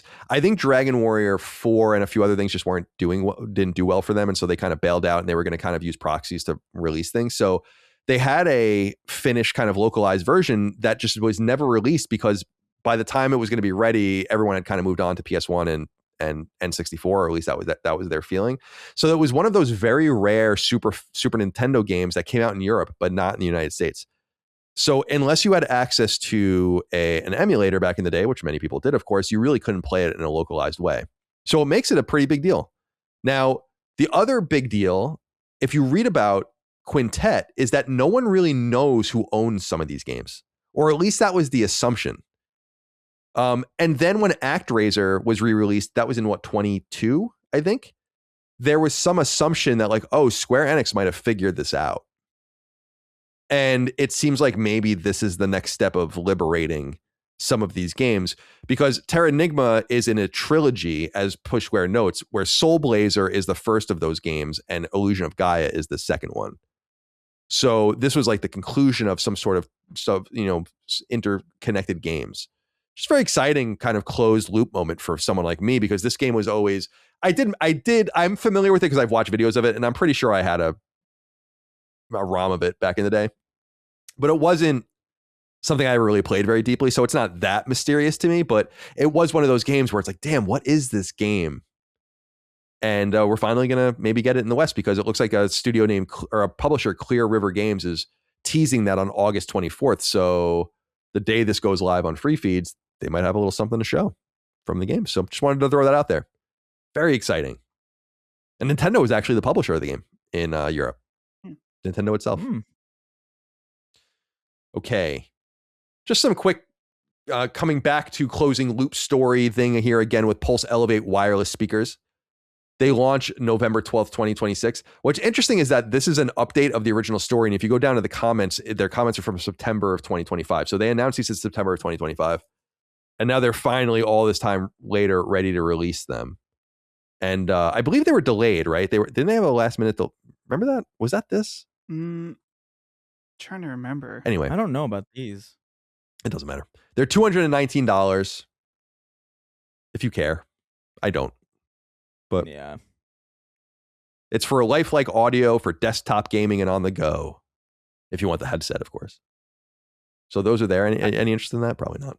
Not for me. I have no idea who these are for. That's what I'm saying. It kind of conflicts with the whole not doing PC thing anymore, right? Yeah. Doesn't really make any sense. PC gamers are not using speakers for the most part. They're using headphones. They're definitely not using a built-in mic. I mean, maybe if this built-in mic with AI enhanced noise rejection. I mean, I don't know who this is for at all. Maybe they'll be really, really nice speakers and everyone's like, oh, these are actually really great sounding. And I like there's a picture of speakers and the speakers with the portal. If you use these with the portal, you need to be sent to jail. That is so immediately. Yeah, that's like psychologically. I know, it's fucking crazy. It's completely psychotic. It is. Yeah, that's not a good person doing that.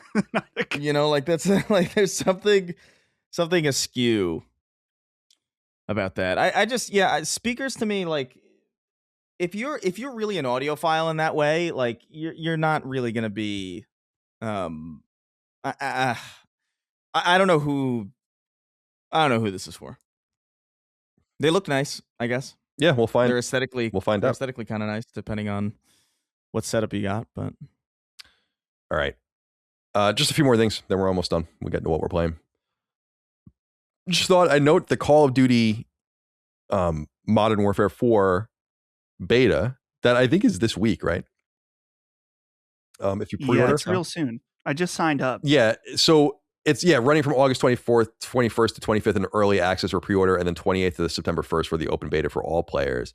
But I wanted to just point out, it's not obviously uncommon for them to do this, but it is uncommon for them to include a campaign level for the first time ever. yeah, So I thought that was kind of neat. Just wanted to point that out there in case all of you fellow single player people want to check out Call of Duty early. You can do so. There's actually something for you this time around.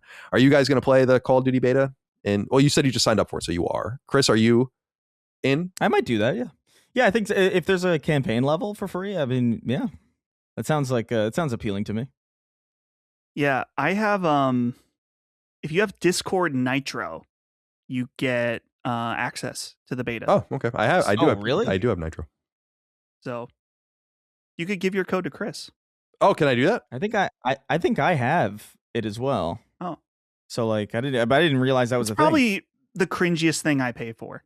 Yeah, I would agree with that. Yeah, I would agree with that. Because Yeah. I got rid of it for a bit, but then I was sending like files between like either me or Locke and Jimmy or stuff like that, and I kept running into the upload limit. I was like, well, I actually use this.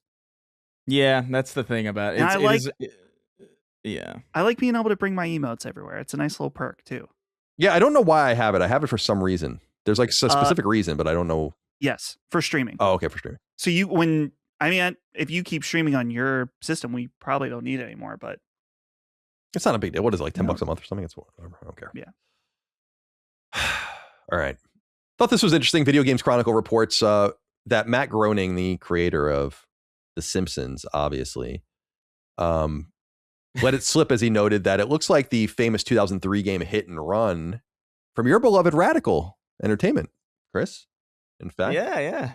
might be making a comeback.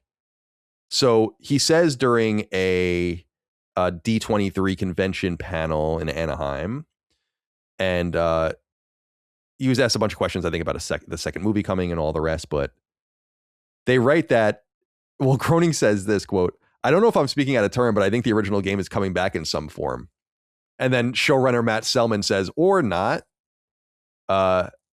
So it seems like they are teasing that this thing is coming back. Now, people have been talking about this game a lot. This is a beloved game. In fact, I learned through Summoning Salt that this is like a big speedrunning game that like is totally busted, is like wildly busted open. And there's a great Summoning Salt episode about it, but because you have to collect coins to move on in the game. Right. So like there's all these efficiencies that people have figured out. It's actually really, really interesting. It's one of the more interesting speedrun games I've ever seen, but this was a big one. That's cool. This was a big game. Everyone loved this game back in the day. And it would be cool to see it come back. Radical, of course, would go on to do Prototype, your beloved. Right. That's true. They did I think they did Hulk's Ultimate Destruction too around that same time. But dude, Simpsons Hit. I love the Simpsons Hit and Run. That was back when we were getting like really weird, kind of like bizarre GTA. Like I don't even know how to describe. That was early open world, so like there was a lot of different stuff going on, a lot of experimentation with IP that you normally wouldn't see. And that's exciting, man. Like it's a great game. I'd play it. I forgot. They did Crash Team Racing. Radical? Oh, Tag Team Racing. Oh, it's Tag Team Racing. Oh, they did. Yeah, okay. That makes more sense. Right. Tag. That's what you like. That you like Crash Team Racing. Tag Team Racing's okay. It's just original CTR is where it's at. Yeah. But it's funny, Matt Groening is that how you say it? Sorry. I was a groaner. I think so. I'm fairly certain. I never heard it. But I have a memory where like I was at a bar and his son was there. And it was with a bunch of other animators, and we were just talking, and I didn't realize it was him, and I was just talking about how much The Simpsons sucks. And I had no idea that it was fucking the son of the fucking creator of the Simpsons. Well, you told the truth. I think everybody was kind of like, I think they get it. Because I was talking about how it's not that great now, and I think everybody, I think even Matt Groening understands that. But it was just a funny memory because somebody came up to me. It's like,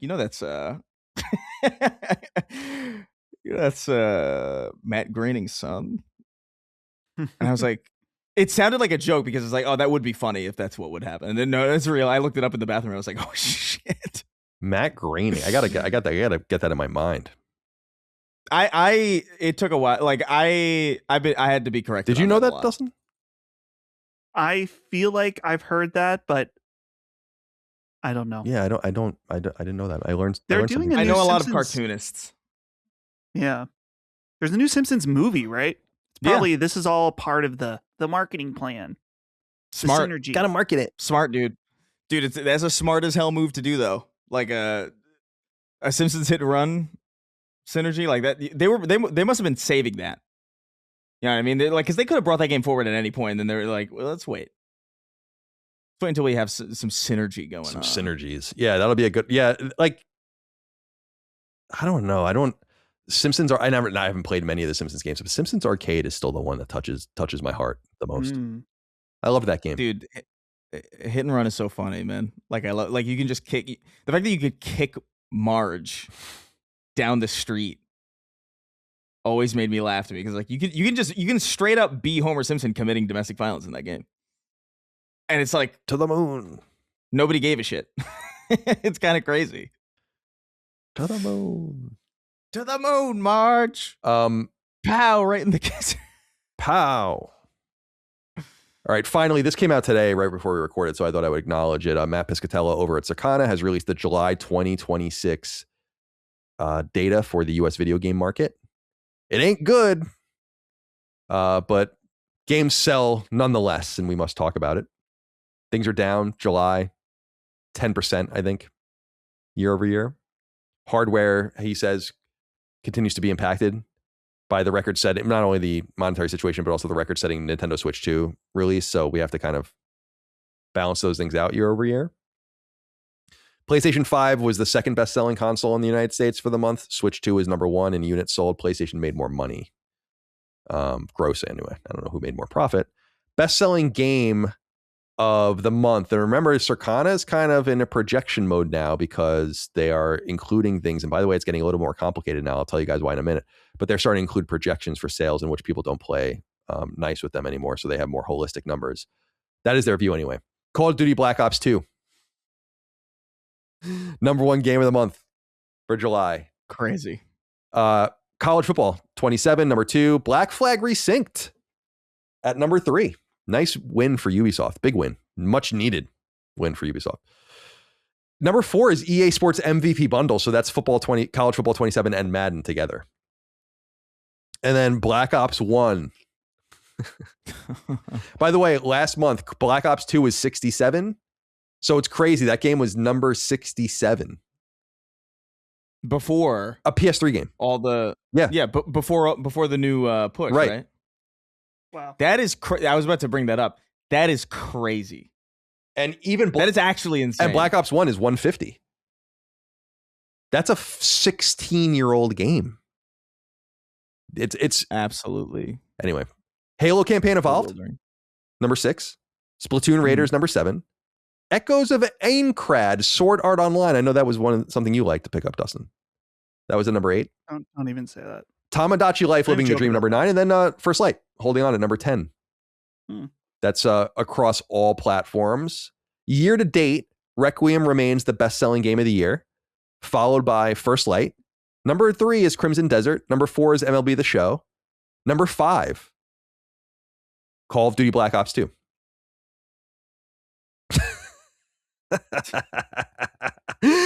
Number 6 is Forza Horizon 6, which is still not on PlayStation. They're going to boost back up when it comes out there. Tamagotchi Life is 7. Huge victory for Nintendo on that one. Lego Batman, Legacy of the Dark Knight, very quietly at number 8. Pokemon Pocopia at number 9. And then college football 27 is already at number 10. That will obviously go up. Wow. Here's something that I wanted to add. I don't know if you guys saw this. Microsoft will no longer be giving Circana numbers Oh. That's a big deal. And we all know why, by the way. Because they are not going to be able to hide, or they will be able to better hide from the results of what they're doing to Gears and some of these other games. It's clear as day. That's what they're doing. There's just literally no doubt about it. So Microsoft's dropping out. It's all going to be projections for them now moving forward. So 2 of the 3 first parties are now projected. I still believe the numbers, but they are not ironclad like they used to be. So I don't think they're lying. I don't think they're trying to misrepresent or obfuscate anything, but they don't actually know now. And now Microsoft's going to be one of those, but understand 100% what they're doing. Because they want it to be like, oh yeah, like everyone's like, look at Gears bombing. And then we're like, well, the numbers aren't real.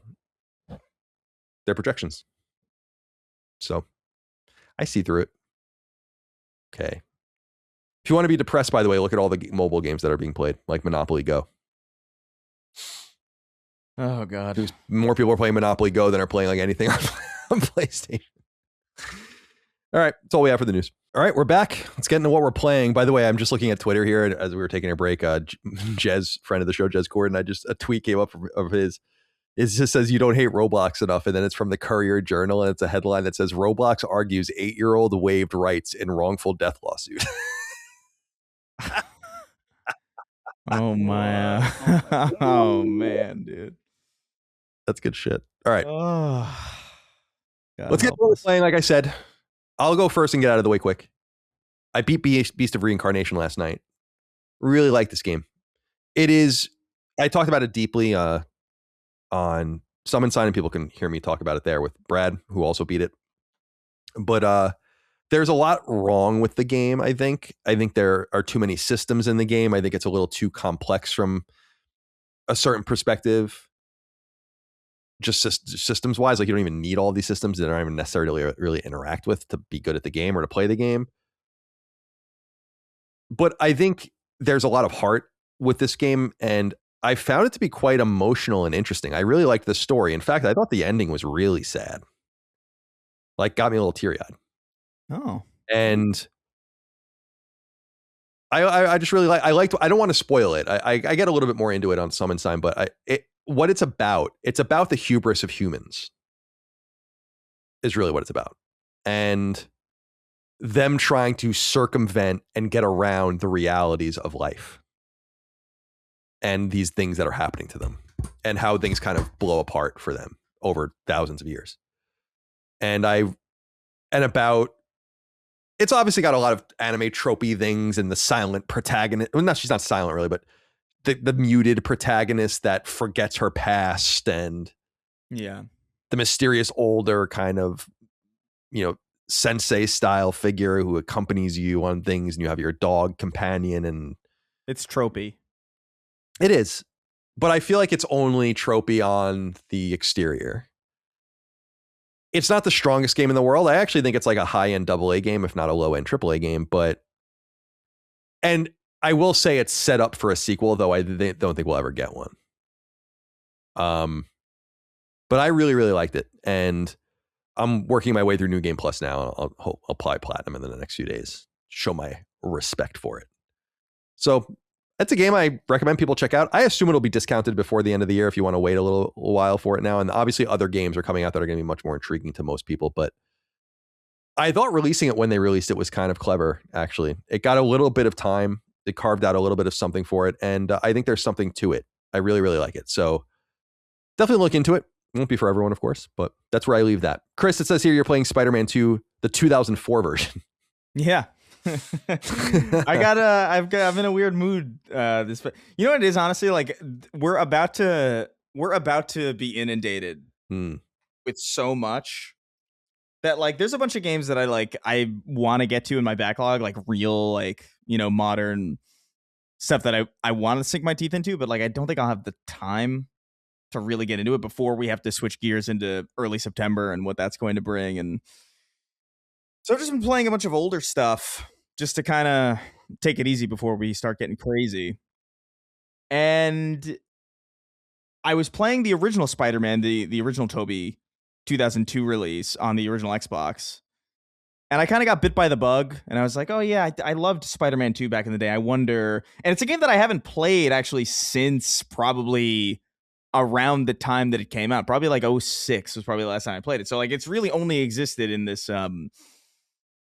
it really is a nostalgic game for me in the sense that I don't have any associations with it beyond the era in which it came out and the time that I played it. It's not something that I revisited all that often. So I was curious about like how well it held up, like whether or not I would still like it. And it's interesting because it's like this is a very important game in like the history of like open world games. Like this is the foundation by which all future Spider-Man games operate. And I would argue most superhero games operate that borrow from open world tropes like this. Like it all kind of starts with this. And it's really fascinating because it's really not easy. Like, and I don't mean like it's not easy to beat. Like it's fairly trivial to beat. I mean to like really the effortlessness by which Insomniac gets you to feel like Spider-Man is not in this game. Like you have to work to be good at just moving around and like swinging. And there's like a bunch of unlocks in the store that you have to get. And I don't remember it being that way. There's an interesting thing that I completely forgot that I actually. So let me just be clear. This is not as good as I remember it. It's not. It's definitely. It's got a weird structure. It's like you got to get a certain amount of hero points, and then you have to do like a random objective, and then it checks off, and then you're into the next chapter. It's kind of stilted. There's not a lot of level variety. It's all kind of in the open world. There's like a handful of indoor spaces, and they're not really well thought out. And so I don't want to sit here and say like, oh, it's better than modern Spider-Man games because there's a nostalgic element to it. But there is something that I do think is cooler. And it is that demand that the game has for you as you're swinging. And how much more thoughtful it is. Like there's real physics. Like you can swing, but you can also choose to hold on to the web line and just kind of like dangle there if you want. Whereas in the new games, you kind of have to, like, they make you let go. Like, you can't go in a loop. And if you do, like, you can in 2, but, like, it's like a button that you press. It's not quite a consequence of physics. And what I noticed, too, is, like, if you swing and you make a turn, like, if you swing around a building and the web kind of hits that corner, that is the anchor point of your web. So you can actually, like, use that to, like, really quicken your momentum in ways that is like really interesting. So like there's a lot of really cool web physics that they did in this game that I think is actually more advanced and kind of more dynamic and better than stuff that we get even now. And from that aspect, it's been a really interesting game to revisit. It's very of that era too. Like the voice actors are terrible and I love it. There's a great clip of like this woman who's supposed to be like, you do like random crimes, which by the way is in Spider-Man and Spider-Man 2 now, like the Insomniac games. But like you'll go up to some random passerby and they'll tell you about a crime. It's like, that woman, she needs help. It's just like, it's very clearly like the cousin of somebody who like worked there. The pain, make it stop.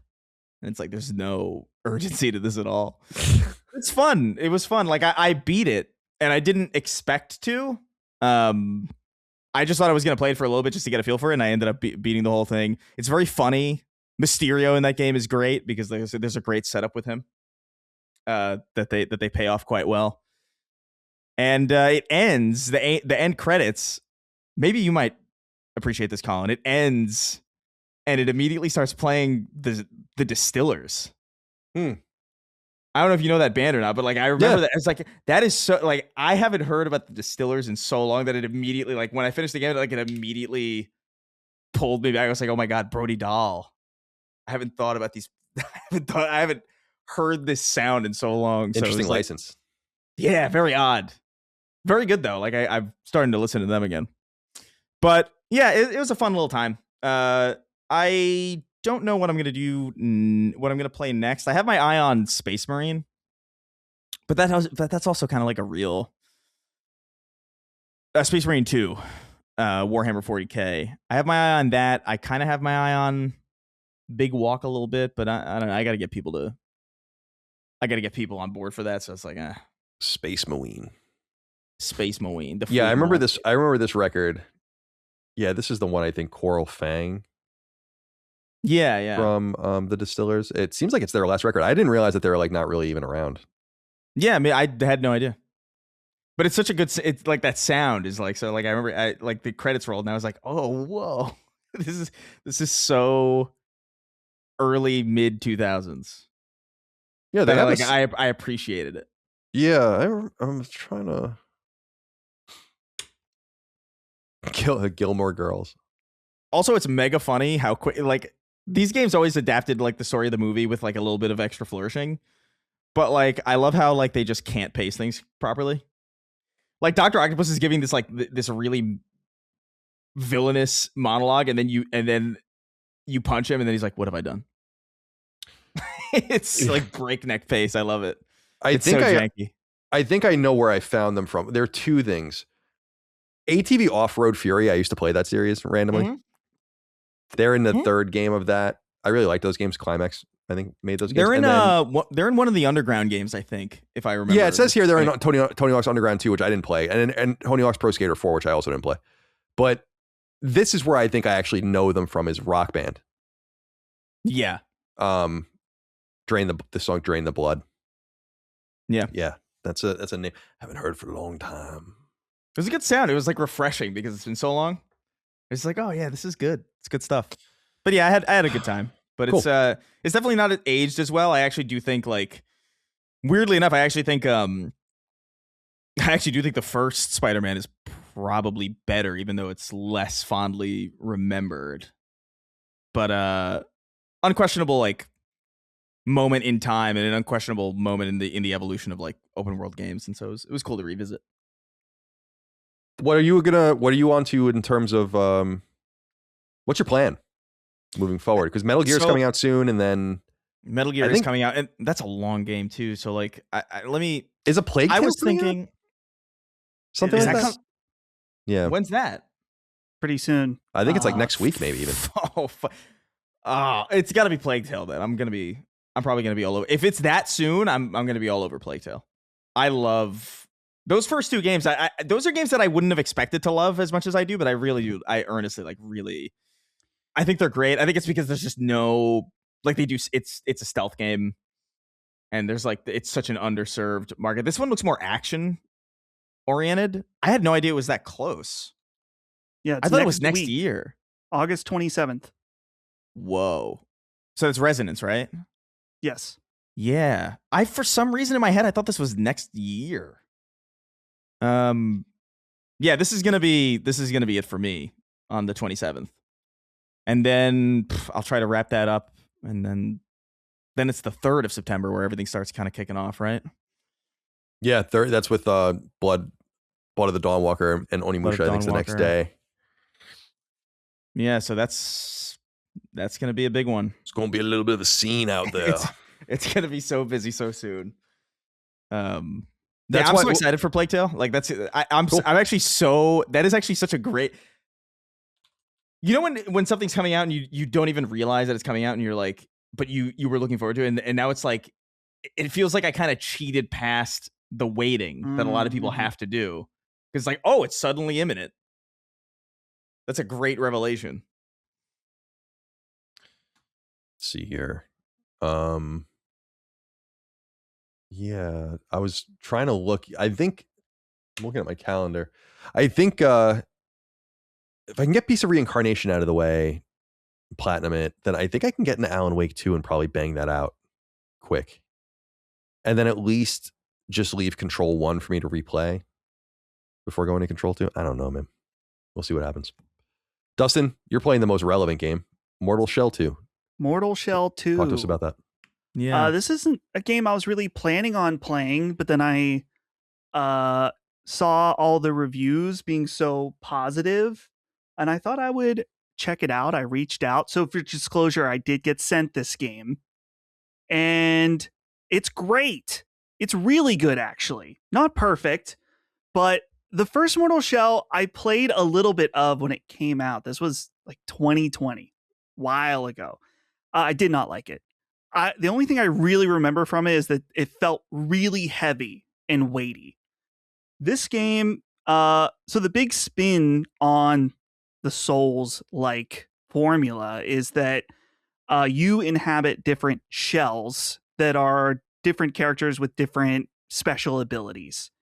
The other really interesting thing about Mortal Shell 2 in particular is that there is no stamina bar in this game, which is like a hallmark of this kind of game, is that you have to manage how much you are dodging, attacking, because there's a finite amount before it fills back up. But this game just doesn't have that at all. And it's been a very interesting dynamic to get used to. It's like, oh, I can just, if I need to just endlessly dodge backwards, I can do that. So it's kind of has a little bit, I wouldn't call it like Elden Ring open world, but it does have an exploratory aspect of it. It's interesting because if you want to get new weapons, you go to a guy in the hub area, but you have to buy a map and it will show you where the weapon is at on the map itself, and you have to go find it. So that's kind of cool. As far as the different shells, I have 2 unlocked right now. One of them is a thief style character whose special ability is they go invisible for a second and then they can do like a special move to attack someone from behind. And then this other one I have is, I don't know how else to say it, but you'll see in the marketing, it's the girl with the butt. She's just got a big old dumpy on she got her. tuchus. She's got a tuchus, and it's a little gratuitous at some point. I'm like, what? Damn, it's ass hanging out on a Thursday. Like, what's going on? And her special ability is that she has like I wouldn't call it a grappling hook, but it shoots, and then you can like launch yourself towards enemies with a lightning attack, and it's pretty cool too. I'm trying to remember. I had it pulled up what they were called, and I already forgot. I think they're called seals, and this also can radically change the gameplay. So you can change these out, like basically at any point. Where the seal I have on allows you to parry and do like deflects. So it makes the game feel in some ways kind of like Sekiro parrying, which I really, really love. The other seal I have basically temporarily turns you into a rock. Kind of reminding me of the Halo Reach rock move where you just like hunker down for a second. Yeah, but armor lock. So you can use that when you are about to get attacked to defend yourself, but it's also, you can use it like in the middle of an attack. And so you can kind of gather more enemies towards you while you're, hardened, and then slash them all at once. But the combat in who's general, hard? Who's hard? Me. Playing Mortal Shell 2. But overall, I am really digging the combat. Oh, the other thing too, sidearms. So a lot of people, when you think of sidearms in Souls-like games, is Bloodborne, which your sidearm was cool and useful for drawing an enemy's attention or doing like a special attack, but they weren't really something used in combat regularly. It's not the case. In Mortal Shell 2, the first sidearm you get is a giant shotgun. And so you get like, depending on the sidearm, I think the shotgun, you get 3 shots. And so you can use those 3 shots and they do mega damage, usually, depending on the enemy. But in order to gain the ammo back, you have to do standard hits. So it has like a nice flow where you're like doing some melee and then you can like clean up the last few with your shotgun. And it's a nice dynamic to the formula. The game so far for me is a little bit buggy. Not horrible. I'm playing on PlayStation. And there was a patch that I believe came out this morning or yesterday that I have, maybe this is already fixed. But I managed to, number 1, crash the game. And then 2, I was able to roll out of zone. And so I was just fucking stuck. And I had to restart the game in order to get out of it. So that was cool. And then I was doing a boss battle, and the boss managed to get out of zone, like out of the boss arena. And he was just like standing there outside of the arena, and I couldn't kill him. So I just had to commit suicide and restart the fight. And this is only, over the last I think I got it Tuesday. So over the last 2 or 3 days of playing, I've had these 3 bugs. So maybe a little bit needs cleaned up. Again, there was a patch that I have not tried yet that probably cleaned some of that up. But yeah, I wasn't looking forward to this game because of how I felt about Mortal Shell 1. And this is just such a huge improvement across the board. I need more time with it, but my feeling right now is that this might be the best Souls combat that isn't From Software. Which is, for me, a pretty big thing to say because I am an annoying purist with FromSoft games. The game that got closest was probably Liza P. And some people still prefer that, but I think the parry is way better in this game. And I love the shotgun, or I got a crossbow later on. So, I'm excited to dive more into it. I've fought many bosses, but I think I'm at one of the first big bosses of the game, which is just absolutely ridiculous. This game is dark and as creepy as it looks. It has a little bit of whimsy to it. I'm going to tell Chris about the boss after we're done recording because I was just not expecting it at all. Curious. I'm curious about it. Yeah, it is it's a pretty sick game.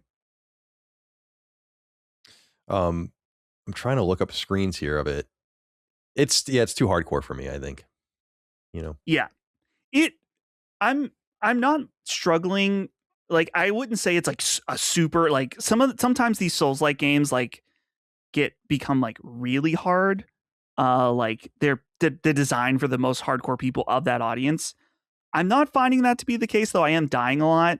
There are a lot of enemies that can just immediately one-shot you, which that's the other mechanic of this game, is that you're in a shell, which is whatever warrior, a mortal shell. And when you lose all the light, your body gets kicked out of the shell. And so you have to build up a meter through attacks in order to regain your shell. So it's kind of like a second chance opportunity in the game. But I'm finding a lot of times there's been certain enemies that have just hit me at the right mark, and then I go flying out of my shell. I'm like, great. But it's really cool. Really pretty game too. It's running pretty well for me on PS5 Pro. Not immaculate frame rate, but good enough. All right. Mortal Shell 2. Another something to keep you busy in these quieter weeks before we approach the madness of Wolverine. All right, let's get into listener inquiries and wrap this thing up. 6 questions, comments, concerns, thoughts, and ideas, my friends, from the audience. Over on Patreon, patreon.com/laststandmedia. Submit your inquiries into the threads on the news feed for all the different shows. The threads for Sacred Symbols go live Wednesdays and are deleted Thursdays. Brian Sirrett wrote in, said, hello, boys, and an extra hearty welcome back to the Dust Man himself. Thank you. I know this may be a tired topic for some, but it's been really bothering me more than usual lately. The toxicity of fandoms has reached a boiling point for me, where it has become almost impossible to engage in any good faith discussions on literally anything. I have loosely been a part of many fandoms and watched as they've cannibalized themselves with entitlement and outrage. What is it that drives these fandoms to become so toxic? How can we push back? I don't want to enforce an idea of toxic positivity, but is it worth encouraging people to engage more earnestly on a wider scale with things they really do? With things they really do think deserve it. That was me, not you. Or is it all futile and destined to be labeled as shill behavior? I don't know. It's extremely discouraging, and in the end, these people will never actually be happy with anything. But when the loudest among us are the most deleterious, it leaves the creators with little else to go on. Anyway, I hope all is well with you. All is well with you and boys, and I'll go back and hang up and listen. I don't know why I'm not reading. I fucking botched that entire thing. Sorry, Brian. Oh my god. The whole thing. I wanted to talk to you guys a little bit about this because I feel like we need to get some sort of direction from the audience and from each other. There's this idea, we're part of an ecosystem of people that play games. Gaming is a communal thing, even if you're not, I'm not a multiplayer gamer, but I've always liked enjoying games with other people, talking about them and experience them amongst other people and having a community of people that do those kinds of things. And it always felt like even in the forum days, certainly in the Usenet days, which I was not a part of, but you would hear a lot about those days. Like there was a lot more earnest conversation about what was good and what wasn't. And I think a lot of that I've kind of come to realize, like at a place like GameFAQs, for instance, like that, still exists and still has its forums, but was a dominant forum 25 years ago or so, is there was a level of ownership, like real ownership over who you were and what you said, and that you kind of like fit in quotes or didn't. And they even had the karma system and everything to keep people in line at GameFAQs, which was actually kind of brilliant. And it just seemed more honest. There were a lot of bad things back then, and people shit on those games.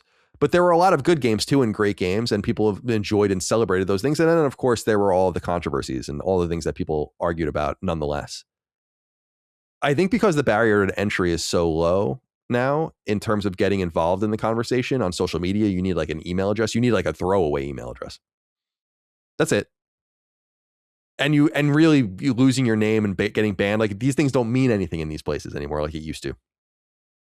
So I think it drags everything down. And that's what I think Brian is saying is like when the most are like the loudest or the most deleterious. Yes, it's a bad situation. And I see people say, and I agree in the main with the with the idea. It's like, why do you pay attention so much to what people say? Why do you pay attention so much to what the conversation is out there? And I'm like, well, isn't that part of what we do? But if you don't want that, then we could examine things within a silo. And I think there is something to that as well. But I think you're kind of missing the forest for the trees if you do something like that at the same time. It's very difficult as a creator, in my opinion, someone who really cares about a show and prepares for it and tries to make it interesting and good. It is very difficult to avoid all of the negativity and talk about gaming in a realistic and grounded way. And so I think a lot of the criticism is right on the money. But at the same time, I'm not really sure what people want, because that is what's going on. It is reality. It's like if you're a political reporter and there's an election going on and you're like, yeah, but we're going to talk about this other shit. It's like, yeah, but the election's going on. Like the outside world is prevailing upon what you are doing. I don't really know how to articulate it better than that. Yeah. And I don't know what you guys think about it. And I don't really know what the audience expects, because I try to give it to you straight. And then, by the way, when I try to give it to you straight, when I try to celebrate a game like Beast of Reincarnation or whatever, then I'm told that I don't like good. I always like bad games. I always like mid games. Like nothing is earnest. It's always like towards some end, right? Like people inject negativity into it. And I don't know. I don't know what you want. I really don't know what you want. It's easy enough for me to ignore it and not participate with it too much, because people say, oh, you're not above it. It's like, I kind of am. I mean, we don't really need to grind like that anymore. I don't need to be part of every conversation and put my name out there and all that kind of stuff. I don't need to. I want to know what people want, and I want to know what you guys want. My hosts as well. So that's where I'd leave that for now. Do you have anything you want to add, either of you? What do you want? It's tough because, like, with the internet now, I mean, there's like multiple factors in place. First of all, of course, algorithmic content that pushes toxicity is, of course, a factor in all of this.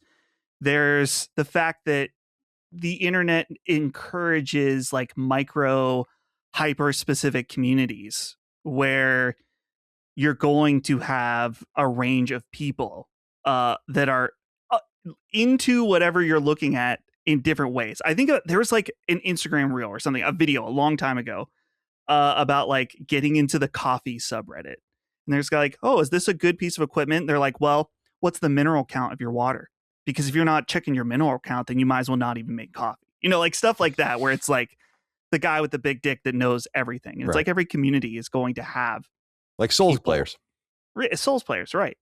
But the thing is, there are tens of thousands of normal Souls players as well. But there's the really loud people that paint the picture for everybody. Right. So, and that, the other thing too, like there's so many elements I think that all contributes to. The other thing too is just that with the internet, and probably before the internet too, but now we have a place to display it for everybody, is that people take these things that they're really hyper into and make it part of who they are. as a person. We've talked about that before, where it's like a reverse toxicity where you could say, you know, the joke on Twitter where it's like saying I really like this. And it's like, oh, well, you don't like this then? Like the reverse, waffles like and pancakes. It's like someone was just giving an opinion about something in a non-toxic way, but you took it in a toxic way. So it's like it goes both ways. Well, yeah, that's the whole thing. Is like that's what I was saying about Beast of Reincarnation. Is like I've gotten a lot of negative feedback about liking it. I'm like, why? That's like the lens. That's the lens now. And it's the lens because it drives traffic and it drives conversation. Anger is the best way to engage people. People have known this forever. And so it's a shame. It's like a perfect storm of like you are monetarily incentivized to engage in this way. And even if it's not money, it's that you're getting attention, you're getting notoriety. In some cases, it's literally money. You're getting engagement, and it's that mixed with this like fusion with like earnestness is embarrassing now. Like you can't like it's unwise to be earnest is the prevailing kind of wisdom, and everyone's kind of become the character. You know what I used to think about? Actually, I used to think about this a lot. James Rolfe used to play the angry video game nerd, right? And he would have a show, and he did the show, but he wasn't on Twitter angrily tweeting every hour, every day, because James Rolfe was not the angry video game nerd. He played him. Now it's like Smash JT is just Smash JT.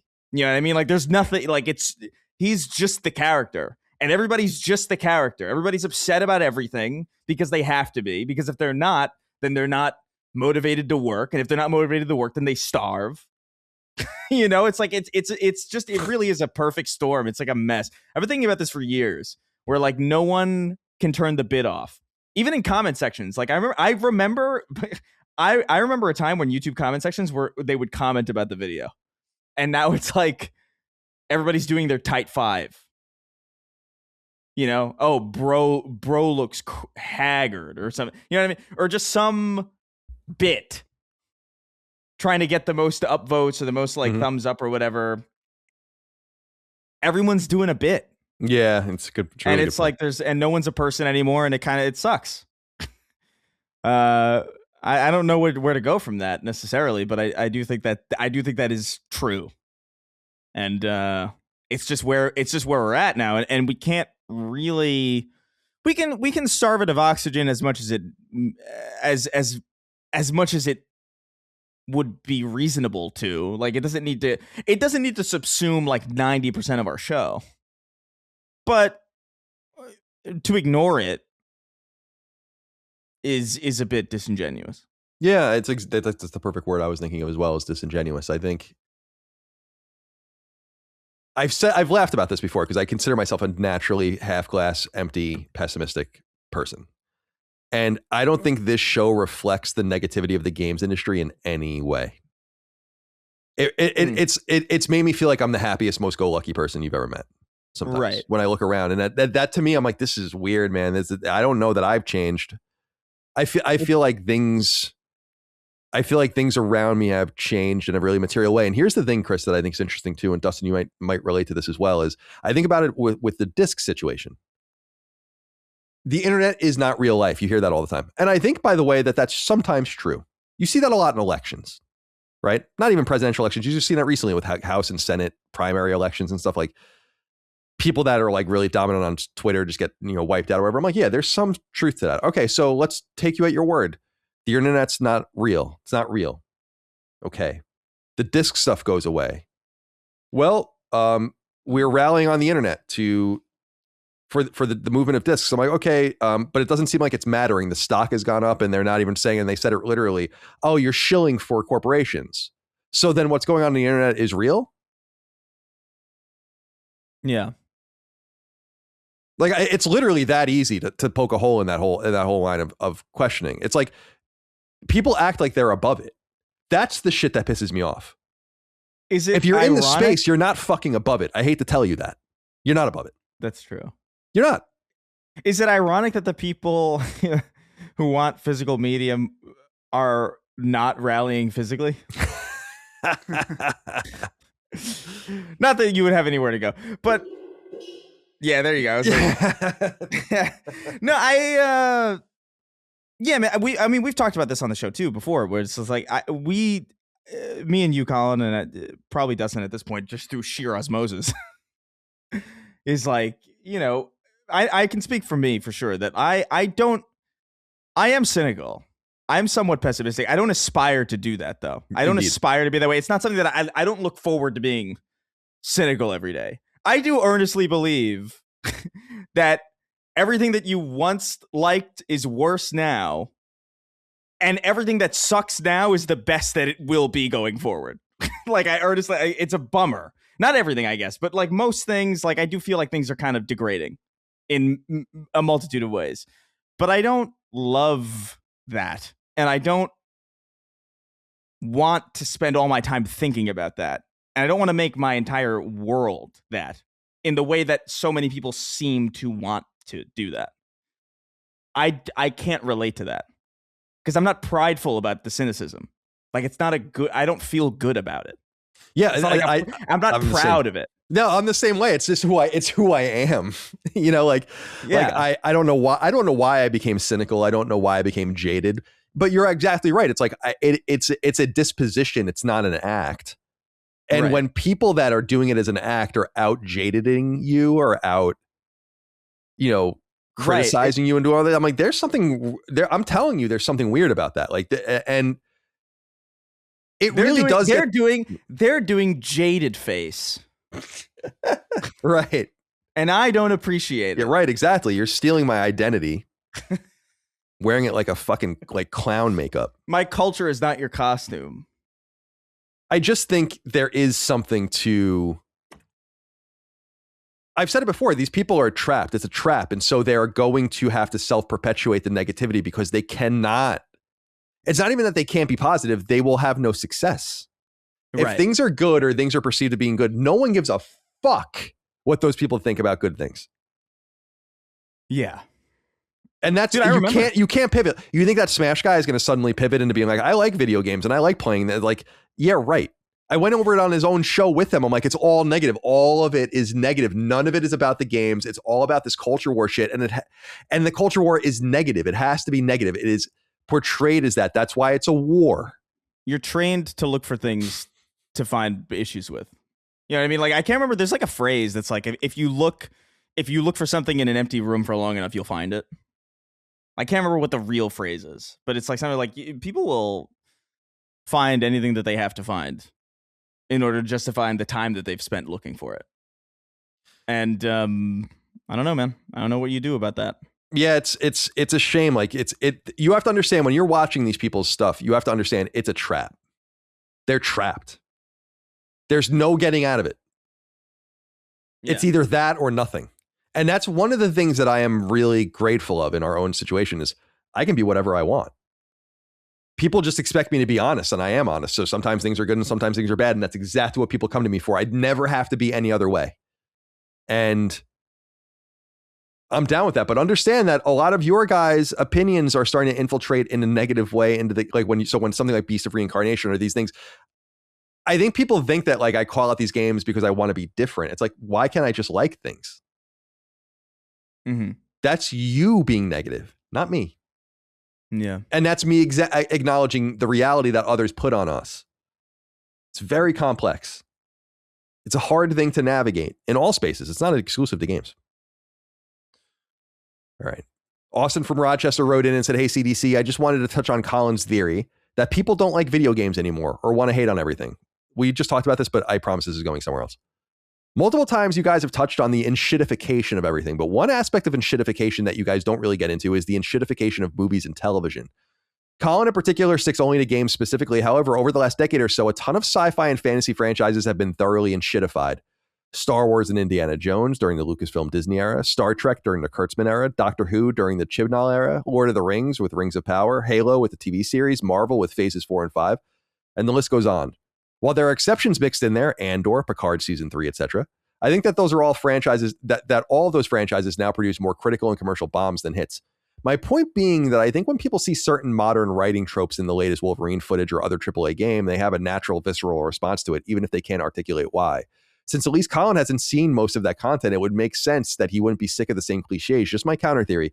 Keep up the great content. I've talked about this counter theory. I want to bring up something very important, though, with this. Maybe we haven't explored this particular question yet.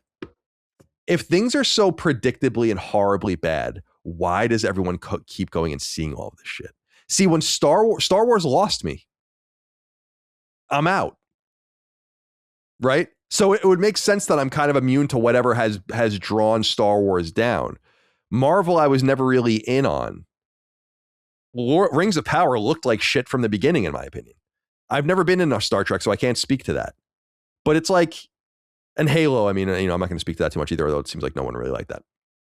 Yeah. The point is that, like, yeah, everything has been enshittified, and yet everyone persists in those space instead of removing themselves from the space. It's the same thing with games in the inverse. It's like, if it's so bad, if PlayStation is so bad, then leave. What do you want? Do you want like a fucking parade on your way out the door? So yeah, I've dodged some of the enshittification, but I think a lot of the enshittification has been allowed to take root because we're in phase 5 of the Marvel movies. Yeah, I don't know. I think what we're talking about, because the enshittification of television and movies and what you're describing is, I feel like it's different because you've only brought up franchises that have existed for a long time. I don't think movies and television are enshittified really at all. I think the system in place that makes them is like the streaming, like that everything is streaming now, and there's no residuals for actors anymore in the same way that there used to. Like there's things about the industry that has been enshittified. But I think it's a bit disingenuous to say movies and TV and then go on to list franchises that have been around for 20 plus years. Like I think obviously those things should have been gone a long time ago, right? But they make money, and so they're gonna keep doing that. They're going to keep wanting to make money. It really is the root. It really is the root of everything. Like the reason why everything sucks is money. The reason why things are good is money. Like it really is. Like it's the core problem. But like there's great films coming out all the time. Obsession was great. The Odyssey was fantastic. So like. I don't think, and even that's an old story, you know what I mean? So like I don't know if I think what you're describing is the reliance and the unwillingness to move on to new things results in shittier versions of the things that they refuse to move on from. I think that's true. I think that's always been true though. Like to stay on one story for 20 years, like I mean, like how could that possibly stay fresh and engaging and entertaining? Does that make sense? Yeah, it makes sense. What do you think, Dustin? I think when it comes to movies and TV, like he brings up all these series, but while there is clearly a large portion of the audience that, I mean, Star Wars is easy to bring up. The large portion of the audience that was not happy with the Lucasfilm Disney era, there are also a lot of people that really like it and have no problem with it and don't see anything wrong with it. I know a lot of people like that think that the new Star Wars trilogy was great. So I think in a lot of cases we're kind of bubble thinking. Even if the bubble is much larger, there's still a general audience bubble. Now, sometimes that does break. For example, Star Wars, that Mandalorian and Grogu movie. You eventually do get to the point where, but like, dude, they're doing that Starfighter movie with Ryan Gosling, which I don't know. It could bomb. It could also be a big return for Star Wars in terms of sales, right? After the down sales of Mandalorian and Grogu. Yeah. But I guess his point is like, people, because of the enshittification of TV and movies, that's why Wolverine, people aren't into what they're seeing. Right? Is that what he's saying? Sure. I think he's talking about like the writing tropes from these enshittified properties. I just think the writing in the question is a bit weird because it implies that movies and television are bad when like, I mean, like, dude, Severance, like there's so many good original IP. It's really just these IP. And that's a valid thing to say that like, oh, Marvel is written in kind of like a very annoying way. I would generally agree with that. And there's parts of the Wolverine game that I've seen where I look at it and I'm like, it's not written to my exact tastes. But I just played one of my favorite games from when I was a kid, Spider-Man 2, and it's like it's delivered terribly. You know, it's written very poorly. And everybody loved it. And so that's kind of the thing where I'm sitting from. It was like I think it's not that I think the standards are too high, because I don't necessarily think that's true, but I do think we're tougher on the things that we used to be okay with relative than maybe we should be. And it's, or maybe not. Like, I don't know. Like, because Spider-Man 2, like, when the new Spider-Man 2, by the way, Marvel, Insomniacs, when that game came out, I remember having all sorts of issues with like the writing of it. You know, like I thought Harry and Peter and MJ were written like HR was constantly watching them. They had like no real personality. And I think that's true. I think it's valid to criticize, but it doesn't immediately make a game a 0 out of 10. You know what I mean? And it's the hyperbole of it that really bothers me. Like the idea that like, oh, this is written in a way that I don't like, or like this has this bug, or this has this visual issue, and so like the entire thing is garbage. And it's like we used to find enjoyment in stuff that was like not 100% perfect. And that's what bothers me about all this, really. Yeah, I think mostly for me, I mean, I don't want to speak. I wouldn't be able to. I've said that before. That one of the reasons why Forspoken didn't bother me as much as other people and stuff, because I just don't engage with a lot of this shit, and that's true. But I would say that the things that I have engaged with, the bad writing is not, it's bad ideas, it's bad execution. It's much more than. Right.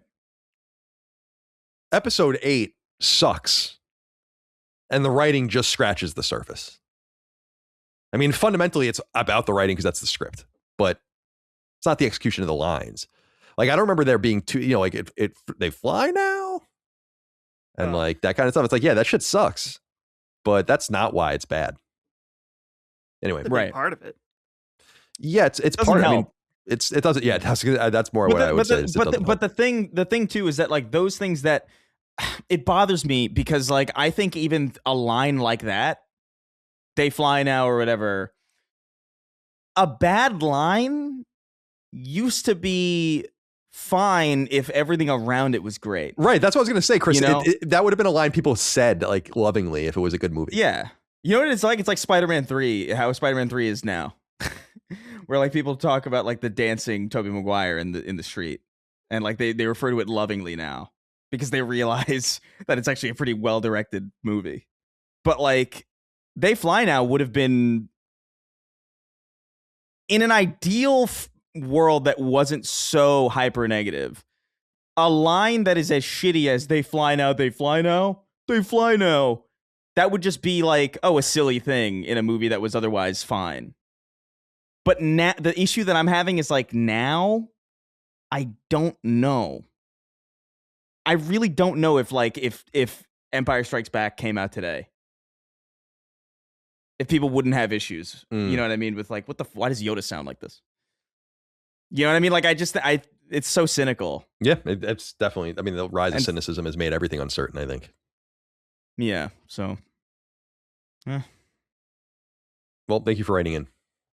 What was your name again? I scrolled down. Austin from Rochester. Brandon Price says, "Good day, lads. Colin, you had mentioned on Summon Sign this week that people need to curb their expectations with games and stop constantly looking to be blown away with every release. Most of the time, good is good enough. Greatness should be seldom seen and much harder to achieve. It is, after all, why we appreciate things that are great, whether or not we expected them to be or not. I have applied this principle to my own life over many years, and I have found it to be very healthy. I think people try to be more happy than I'm sorry. I think people try to be more happy than happy, and in the end, they're left constantly unsatisfied with just being good enough. Thanks for the great content for you and the crew as always. This is a big one for me too, just about the conversation of Sony doing the same things over and over again by perceptions of the outside world. And like, I think the IP are obviously getting a little bit repetitive, but I'll just remind people that like, then you sit down and play a game like Ghost of Yotei or something, and you're like, yeah, no one's basically, there are very few studios that do games at this caliber. And I do wonder if sometimes we overlook greatness by volume because the greatness comes from similar and familiar places. Does that make sense? In other words, yeah, go ahead, Chris. Well, no, I was gonna say I think we're just used to a new quality bar that is way above and beyond like what we used to be accustomed to. Like I think like a bad game today is like a competent middle. It's like a competent mid game. It's the kind of game that you would probably still love in 2004 if you were a kid. You know what I mean? You would probably could have been your favorite game ever. Like plenty of us have when we were young. These like games that were like not 10 out of 10s that we loved anyway. I think most games, like I can't remember what was like Lord of the Rings Gollum maybe. It's like the last Lord of Ring. The Lord of Ring, yeah. Lord of Ring Gollum. It's probably the last or I guess Mind's Eye. Yeah, like there's a couple of games that come out that are genuinely like bad, but not to the degree that they're used to. Dude, I used to get games. I remember I have games on PS2 that were straight up broken, that just didn't work. I had an NES cartridge that like I can't remember what game it was, but it just straight up it was bugged and you couldn't patch it because there was no such thing, and you just had a broken fucking game and that was it. I think people don't remember what it. There's a lot of rose tinted kind of glasses, definitely, for the era that we come from, and I think it's not to say that certain things weren't bad. I think a lot of things were actually better back then. I think pacing was better. I think we had a better balance of like budget to scale and like what we could do. A better balance of indie, or a better balance of AAA, AA. Like, there's a lot of things that were better, but like the game that gets the worst press now would have been lauded in like 2002 or like 1995. You know what I mean? Like, I really do believe that, earnestly. I agree with you. Like, when you look at, now I'm removing myself from the volume of total cumulative games because there's so much shit being released, obviously, especially on Steam. But if you just look at like normal releases, there are more than ever. There are thousands of a year of what I would consider like intentional releases. And the amount of bad games is actually shockingly low, in my opinion. Comparable, it's what you're saying, like comparable to the volume. There were 1,000 and well, I'm sorry, go ahead. There is shovelware also to contend with. Well, that's what I'm saying though. Like if you remove, this is what I'm saying. To restate it, like earnest releases. There are like games where it's like, this isn't bullshit. We are trying. We are not trying to be jaded or sarcastic in our release. We're not trying to take advantage of trophies. We're not, whatever, all that shit. There are thousands of real games a year on all these platforms.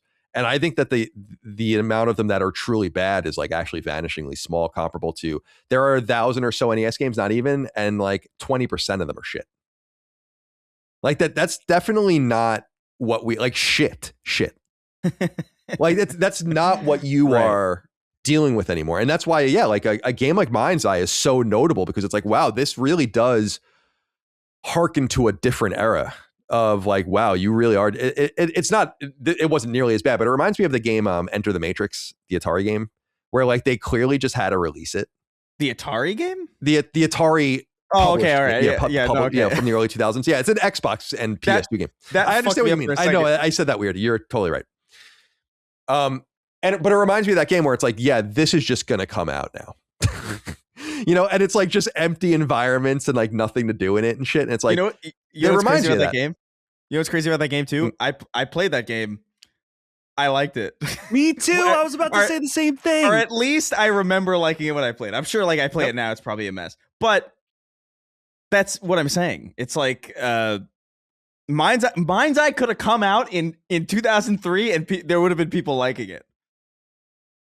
The reality is, when I was obsessed with like Super Mario World when I was a kid, or Mario 3 or whatever, you could have showed me Mind's Eye at that time and I would have dropped Mario 3 and Mario World like a hot fucking like garbage and moved on. You know, like Yeah, that's what I'm saying. what is We've this? experienced obviously the linear growth of games, and that's the only way you can experience it and have some sort of realistic outlook. I really believe that. Like, I really wanted to believe that. Like, you can go back and play those games, but you weren't there. And I don't mean to be one of those dickheads, but it is a relevant thing. It's like you weren't playing it in the time.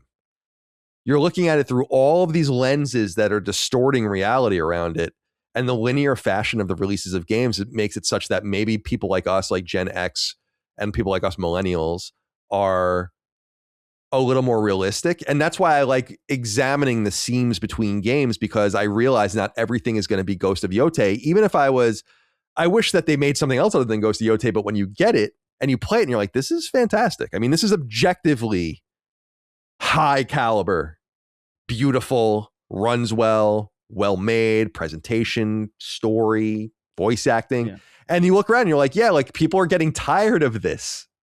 And I'm like, what? Like it's like you're saying, it's like they're getting tired of high quality games because they're all delivered from a third person perspective. Well, I think that there's a fatigue in the Ubisoft style, or I guess Ubisoft originated like open world. There are 6 different activities. You're going to do these 6 different activities many times in across 5 zones. Yeah, that's what people are over. Yeah, that's why Yotei, like Yotei is a beautiful game. Story's fine. But to me, like it's what Brandon said, like Yotei was a good game to me. I enjoyed it. And that's all I really expected it to be for the most part. But let me ask you. Sure. Graft it over other games. It's objectively of a higher quality than most of what comes out, no? Whether or not it resonated with you, that's depends the point I'm on making. Which standpoint that you're looking at it. Is it objectively a better looking game than most of the games that have come out around it? Yes. Is it for me, in my experience, is it objectively a more fun game to play, a more interesting to game? No. I've played a bunch of games like Ghost of Yotei before. Many, in fact. And that's okay. Yeah. We've grown accustomed to a level of quality that I think is I mean, it's interesting. You know, I like Ghost of Yotei. I think it's great. I also kind of fell off it because this type of game is very common. So like this is the kind of the key difference, right? Is that derivative and samey, or like how things evolve very iteratively instead of like, you know, I remember when sequels used to be like fundamentally different. Mm-hmm. Like they would be like, they would scrap the entire thing and they would rebuild it from scratch. Now it's more like you spend a lot of time building a tool set and then you kind of like iterate on the next thing. And so from that perspective, I could see why a lot of people are bored or maybe disappointed, because we're getting a lot more samey stuff. I mean, this is stuff that I've talked about on the show too, like a lot of Unreal Engine kind of like the homogenization of all the engines, where it's just like there's not really as many proprietary games being made that have their own unique quirks and unique feels compared to the way that how many that we used to get, or at least in the way that we used to get them. Leads to things looking a little bit samey, feeling a little bit samey in a way that wasn't common back in the PS2 or before. But they're not worse. They're not worse games. They're just not as interesting to us because we're used to this. And I think people just need to get accustomed to stepping outside of themselves a little bit more often than they do. It's a good habit, I think, to build for yourself, to kind of just step away and observe things as objectively as you can. And I don't think it's as hard as people think it is. Like, I really, like, there's a lot of games that I love that there's plenty of games that I love that are shit. like I have fond memories of that 360 Destroy All Humans game. Absolute shit. It's absolute garbage. It doesn't run well. It's completely busted. It's not funny. It runs like, I think literally like 15 frames a second. So I feel about Naughty Bear. You're basically describing Naughty Bear. Yeah, literally. Right down to the frame rate. Yeah, so it's like things like that, but it's like I think it used to be more common, or it used to be more okay to have like an eclectic taste like that, where it's just like, yeah, I like this weird B movie that kind of sucks. And now it's like, I don't know if it's not a FromSoft game or if it's not like, I don't know, whatever the arbitrary thing that people have chosen is worthy of like being an underdog. I guess like Crimson Desert was that for a second. I don't know. It's just weird. It's a weird environment. Yeah, it is. It is. I must admit, as we exit this question, that one important component to this, I think, is just how much you interact with things. And I think this is kind of the inverse of what was said in the previous inquiry about like, well, Colin missed the Star Trek movies and they missed this. So it's like, if you're only interacting with games at the most base level, which a lot of people only can because you have real lives and you have families and jobs and other things to do, you can maybe play if you can play a half dozen games a year, you might be lucky for a lot of people out there. Then you're naturally going to gravitate towards what is best. And everything else is going to look subpar to you, but not unlike when I watched Mad Men and then I try to watch something else and it's like, well, like, this is obviously not as good as Mad Men. I don't really care because I'm a TV enthusiast and I'm using a hypothetical person, and thus I'm going to watch this thing that I know is worse because it's what's available. And that's the position I find myself in games. Like, I can't only play the very best of the best because I play way too much. And so there are just things in the seams. Plus, it's what I note over and over again. Like, and I'm not saying it's anyone that's writing in because we haven't gotten to this conversation, but those that say that there's nothing to play, it's like you are blind and retarded. Yeah. Like you have got to be out of your fucking mind.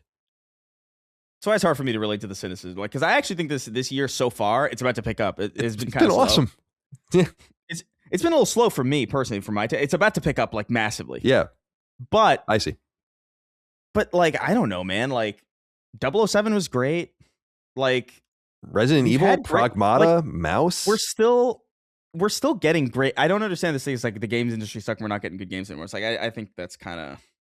I think you're divorced from reality. Anyway. And also, and then some people say like, we're talking about first party games. And I'm like, well, those are, and second party games there's a nice volume of them out and coming, especially this year. So we'll see. Mm-hmm. But it's always, no, not that one. No, not that one. No, not that one. No, not that one. It's like, okay. It's just exactly what happened in the PS3 era, by the way. So. All right. Nope, not Starhawk. Nope, not Resistance. Nope, not Twisted Metal 2012. Nope, not Rain. Nope, not Tokyo Jungle. No, it's like, where are they? I don't know. Now it's like, not Saros, not Tokan. We'll see how Wolverine, I'm sure Wolverine's going to do great. We'll see how Phantom Blade does. Kenna's supposed to come out later in the year, although I think it's probably going to get bumped because they haven't said anything about it.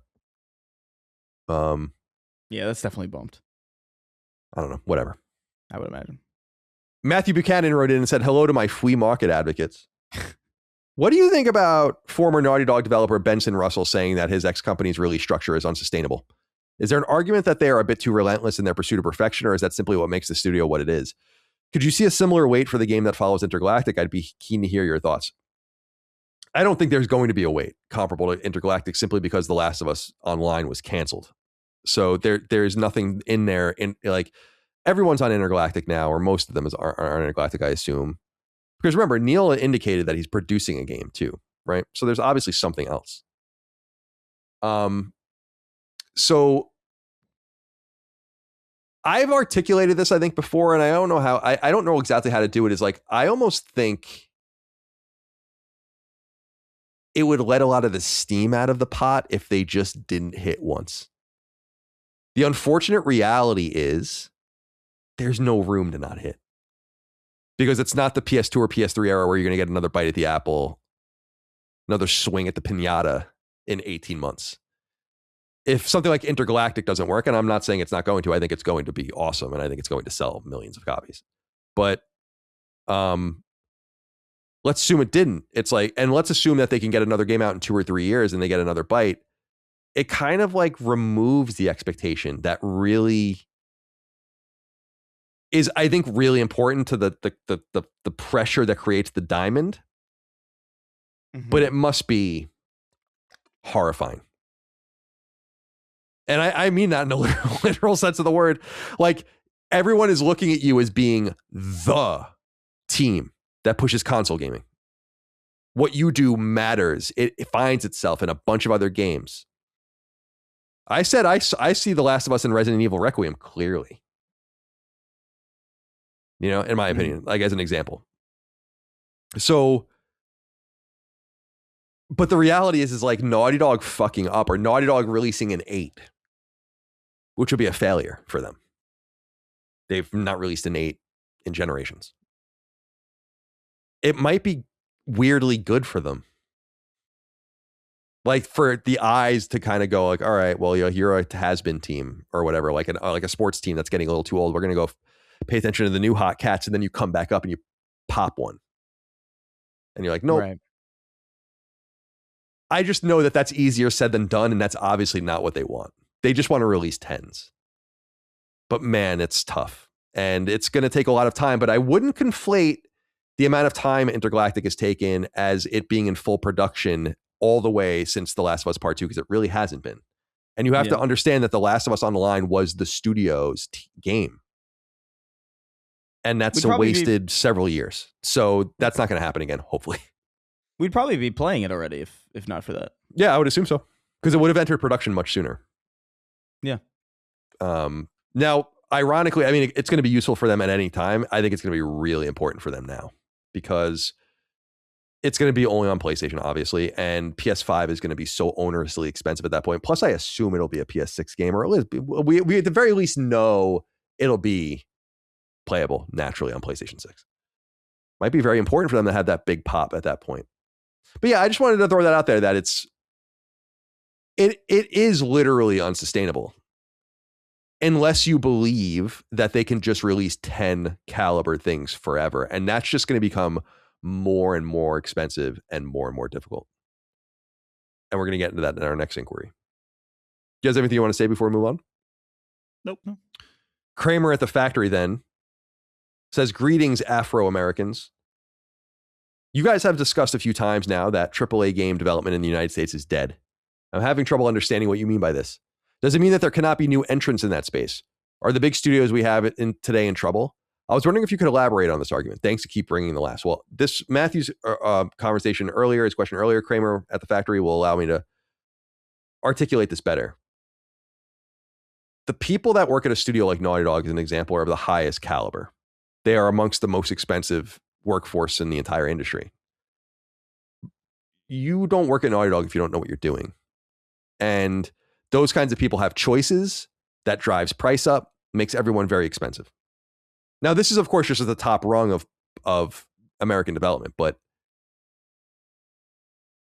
to maintain their level of perfection is going to require more and more of those kinds of people spending more and more time as everything gets more expensive, as inflation goes up. And as you stay at the studio, you expect to make more and more money. That happens at every company. We are going to enter an era in the American games industry, and we're already in it, and it's not going to be exclusive to America. It's going to hit Canada. It's going to hit Western Europe, not Eastern Europe. Australia's games development space has been long devastated, unfortunately, so it's not really there. We cannot compete with Japanese labor. We cannot compete with Polish labor.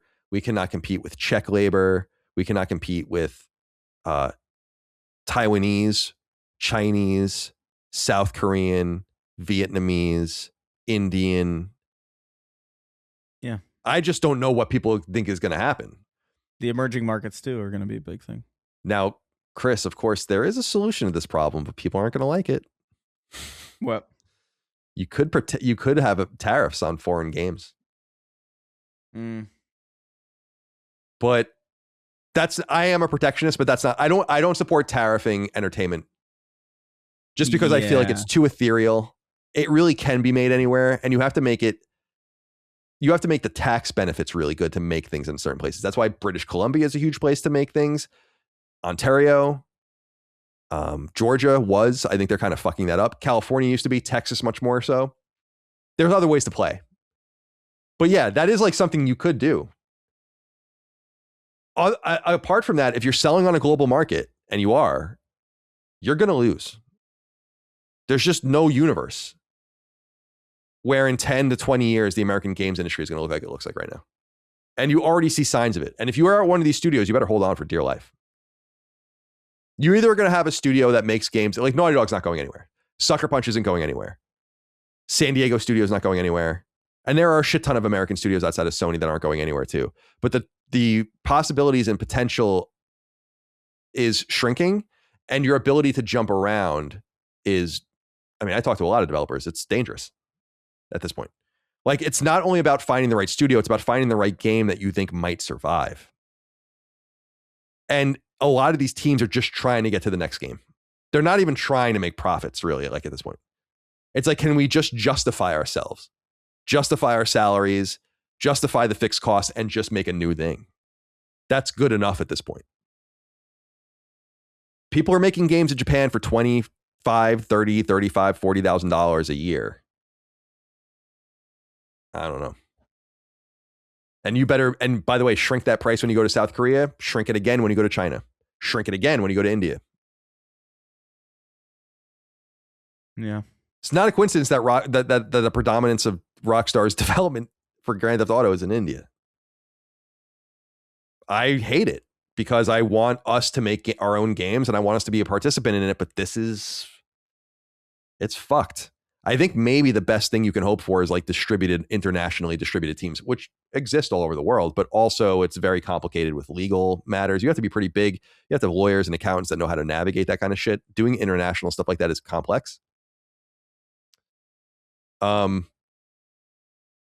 It's not for a lack of creativity or talent. It's certainly not for a lack of output. A lot of great American games all the time for decades. Yeah. I'm American. We're American. I would love for us to dominate like we used to. And we had it for a minute. But I couldn't even imagine what Resident Evil would have cost here. I don't know. Game like Pragmata where they were like, yeah, we'll just restart it and we'll develop it for fucking 7 years or whatever it took. It's like, it's crazy. And then they make their money back because they sell 3 million copies. Like, 3 million copies ain't going to cover Intergalactic's cost of development. Yeah. Probably nowhere close, actually. So, I don't know. It's a tough conversation. It's a tough pill to swallow. You could just get Trump on the phone and get some tariffs going. Tariff like Gran Turismo. Crazy. That's been floated, not for games, but for film. Yeah, I remember hearing about that. You could take it to its logical conclusion that there is no difference. Right? Where it's like, well, why is it different for this? But like you'll tariff like the air conditioner, but you won't tariff like the album that was recorded overseas or something. And it's like, well, I just think it's more complicated than that. But maybe I am being a little bit of a hypocrite. Maybe it should all just be tariffed. That would remove America's competitiveness in the game space entirely, I think, though. Gotta be careful about that too. Be good for our own games, though. All right.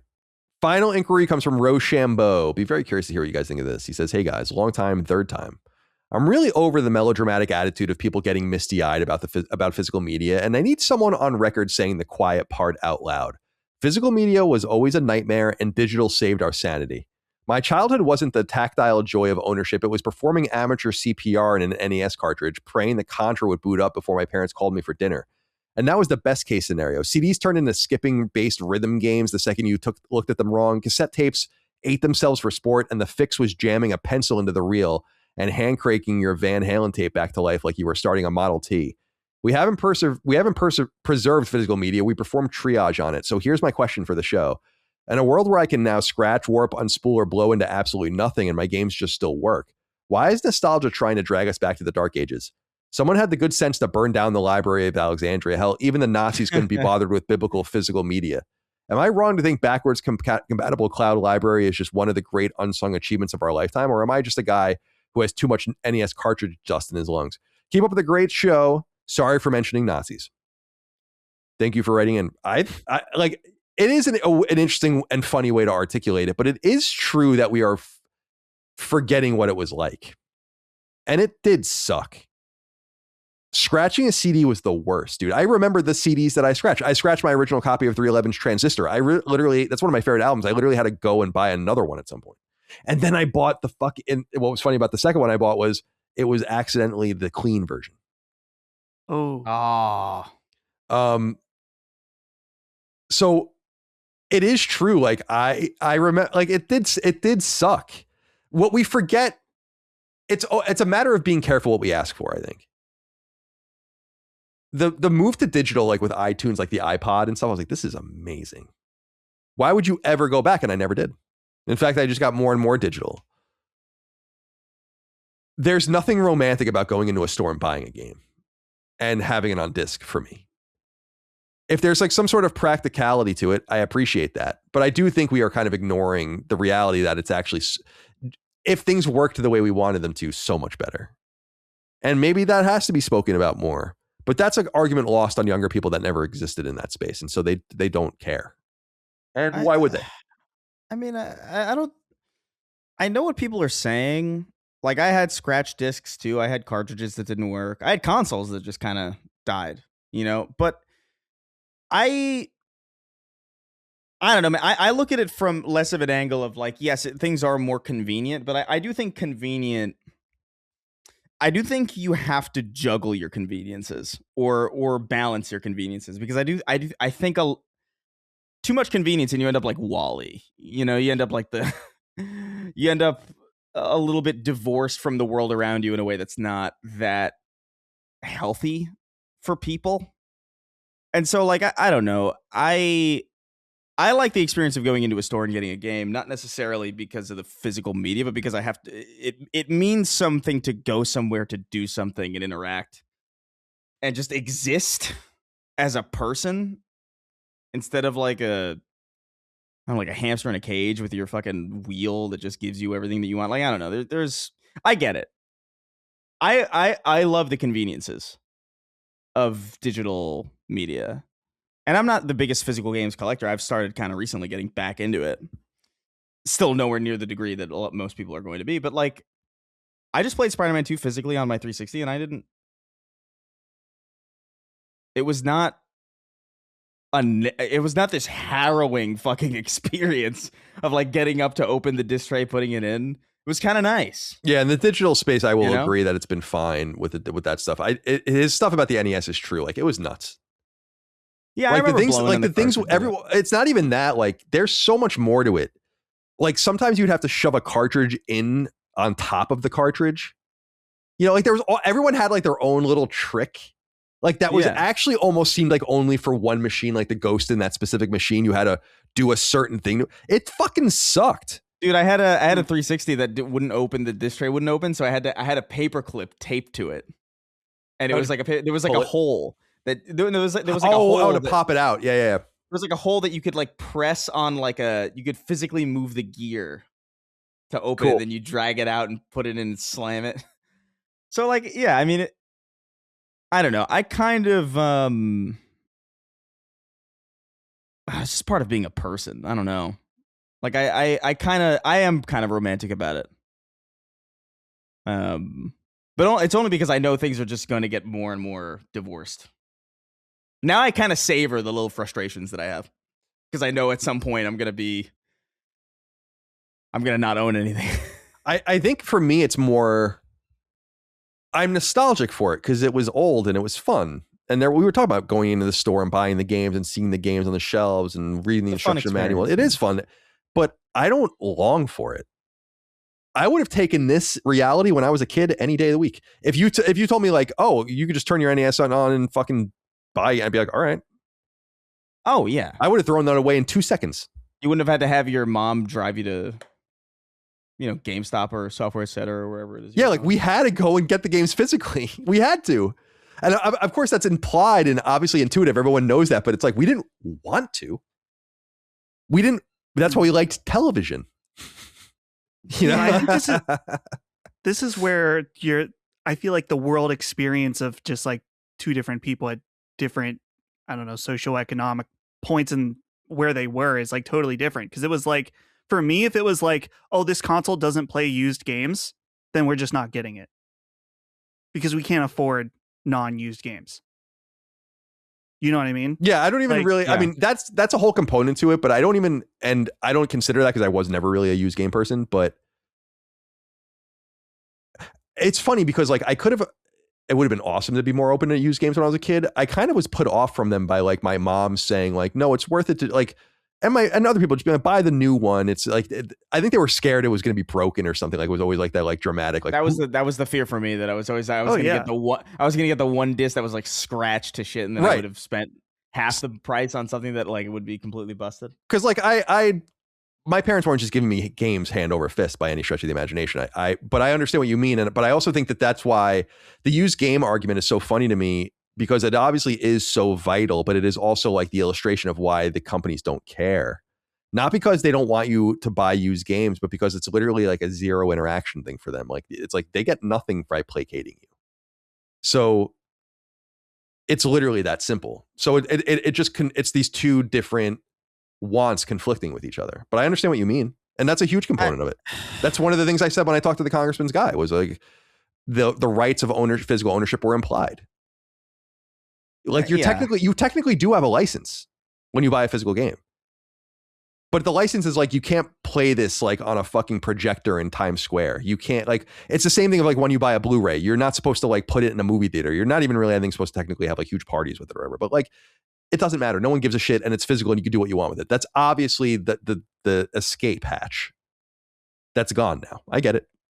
Right. I get it. And I think for part of getting to like the physical aspect of physical media that he's mentioning here, it is ironic, which I know this only applies to part of it, is that he's mentioning about the NES. What's ironic is that the physical media actually wasn't the problem with those games not running. Yeah, it was the hardware itself. It was specifically the American NES. Right. Yeah. And like there are this year alone, there's been 2 brand new Nintendo 64s that have released that take original cartridges, because they all still work. Yeah, that's true. So it is for people that don't know, the pin connectors on NES would have them laying on top of each other instead of pressing in like they did with the SNES or the NES version 2, Dogbone controller NES. It was the hardware. It's so stupid. Yeah. What actually put me off of or not, I shouldn't say put me off physical media, because I still got physical media, but like put me off of the idea of like relying on it early on. Like I was really early to digital. Like pretty, like I was downloading stuff pretty as soon as I could, really. And it was because I had an NES and some cartridges that my parents had put in the attic, and the attic fucking destroyed it. Like the intense heat and the intense cold, like back and forth for years, just completely destroyed it, to the point where like I no longer viewed physical as like, oh, this is like a surefire thing. I own this forever. You actually have to take care of it, which obviously you're a kid. I don't know. And your parents don't know. They're not reading the stickers. They assume things that they probably shouldn't assume.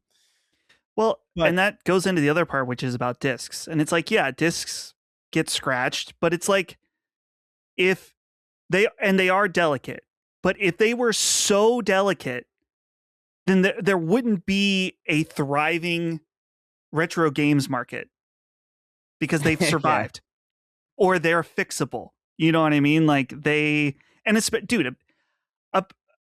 PS5, it's one of those things where I don't know if it's just because I'm an adult and I take care of it now, but like you don't hear about people having scratched up PS5 discs. I don't know if it's some kind of coating they put on Blu-ray discs that they just became much more scratch resistant. And the other thing too about disc rot is exactly what you were saying, Chris, is that the fear mongering about disc rot is so overblown by certain people that it's like, yeah, if you kept your PS1 games in an attic that was -30 and then 99 degrees in the summer for 10 fucking years, then yes. Yeah. But like in my library, anytime that I've pulled out a game, I have never had an instance of my own games or games that I've bought used that have ever had disc rot. Ever. Yeah, there may be a game in my collection somewhere that has disc rot that I don't know. That's certainly possible, but if they've been taken care, if they're not in an extreme scenario, it's just simply, at least for right now, I don't know, maybe in 10 years, 15 years, the expiration date goes up and they all suddenly rot out, but it's certainly not a problem right now. Yeah. Overall.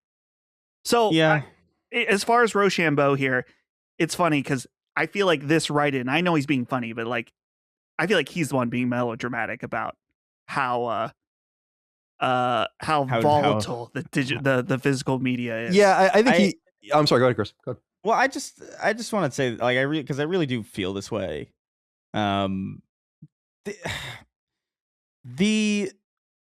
The hardships that came along with that stuff, and like, oh, I gotta go. Oh, I gotta go to the store and grab a disc, and I gotta interact with somebody, and I gotta come home, and it may or may not work.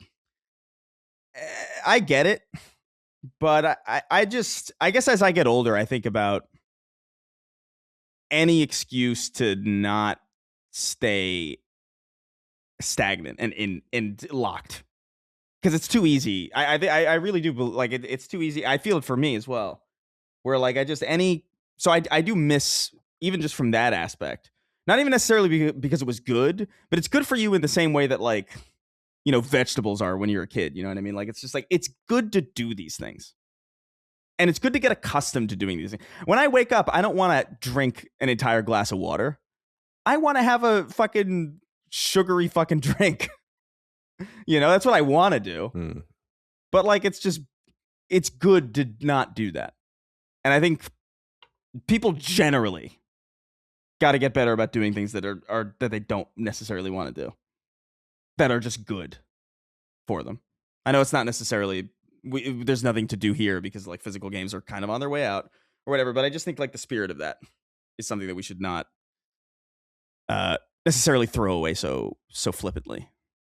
Yeah, I mean, I'm still curious where this all kind of ends up. The whole physical games thing.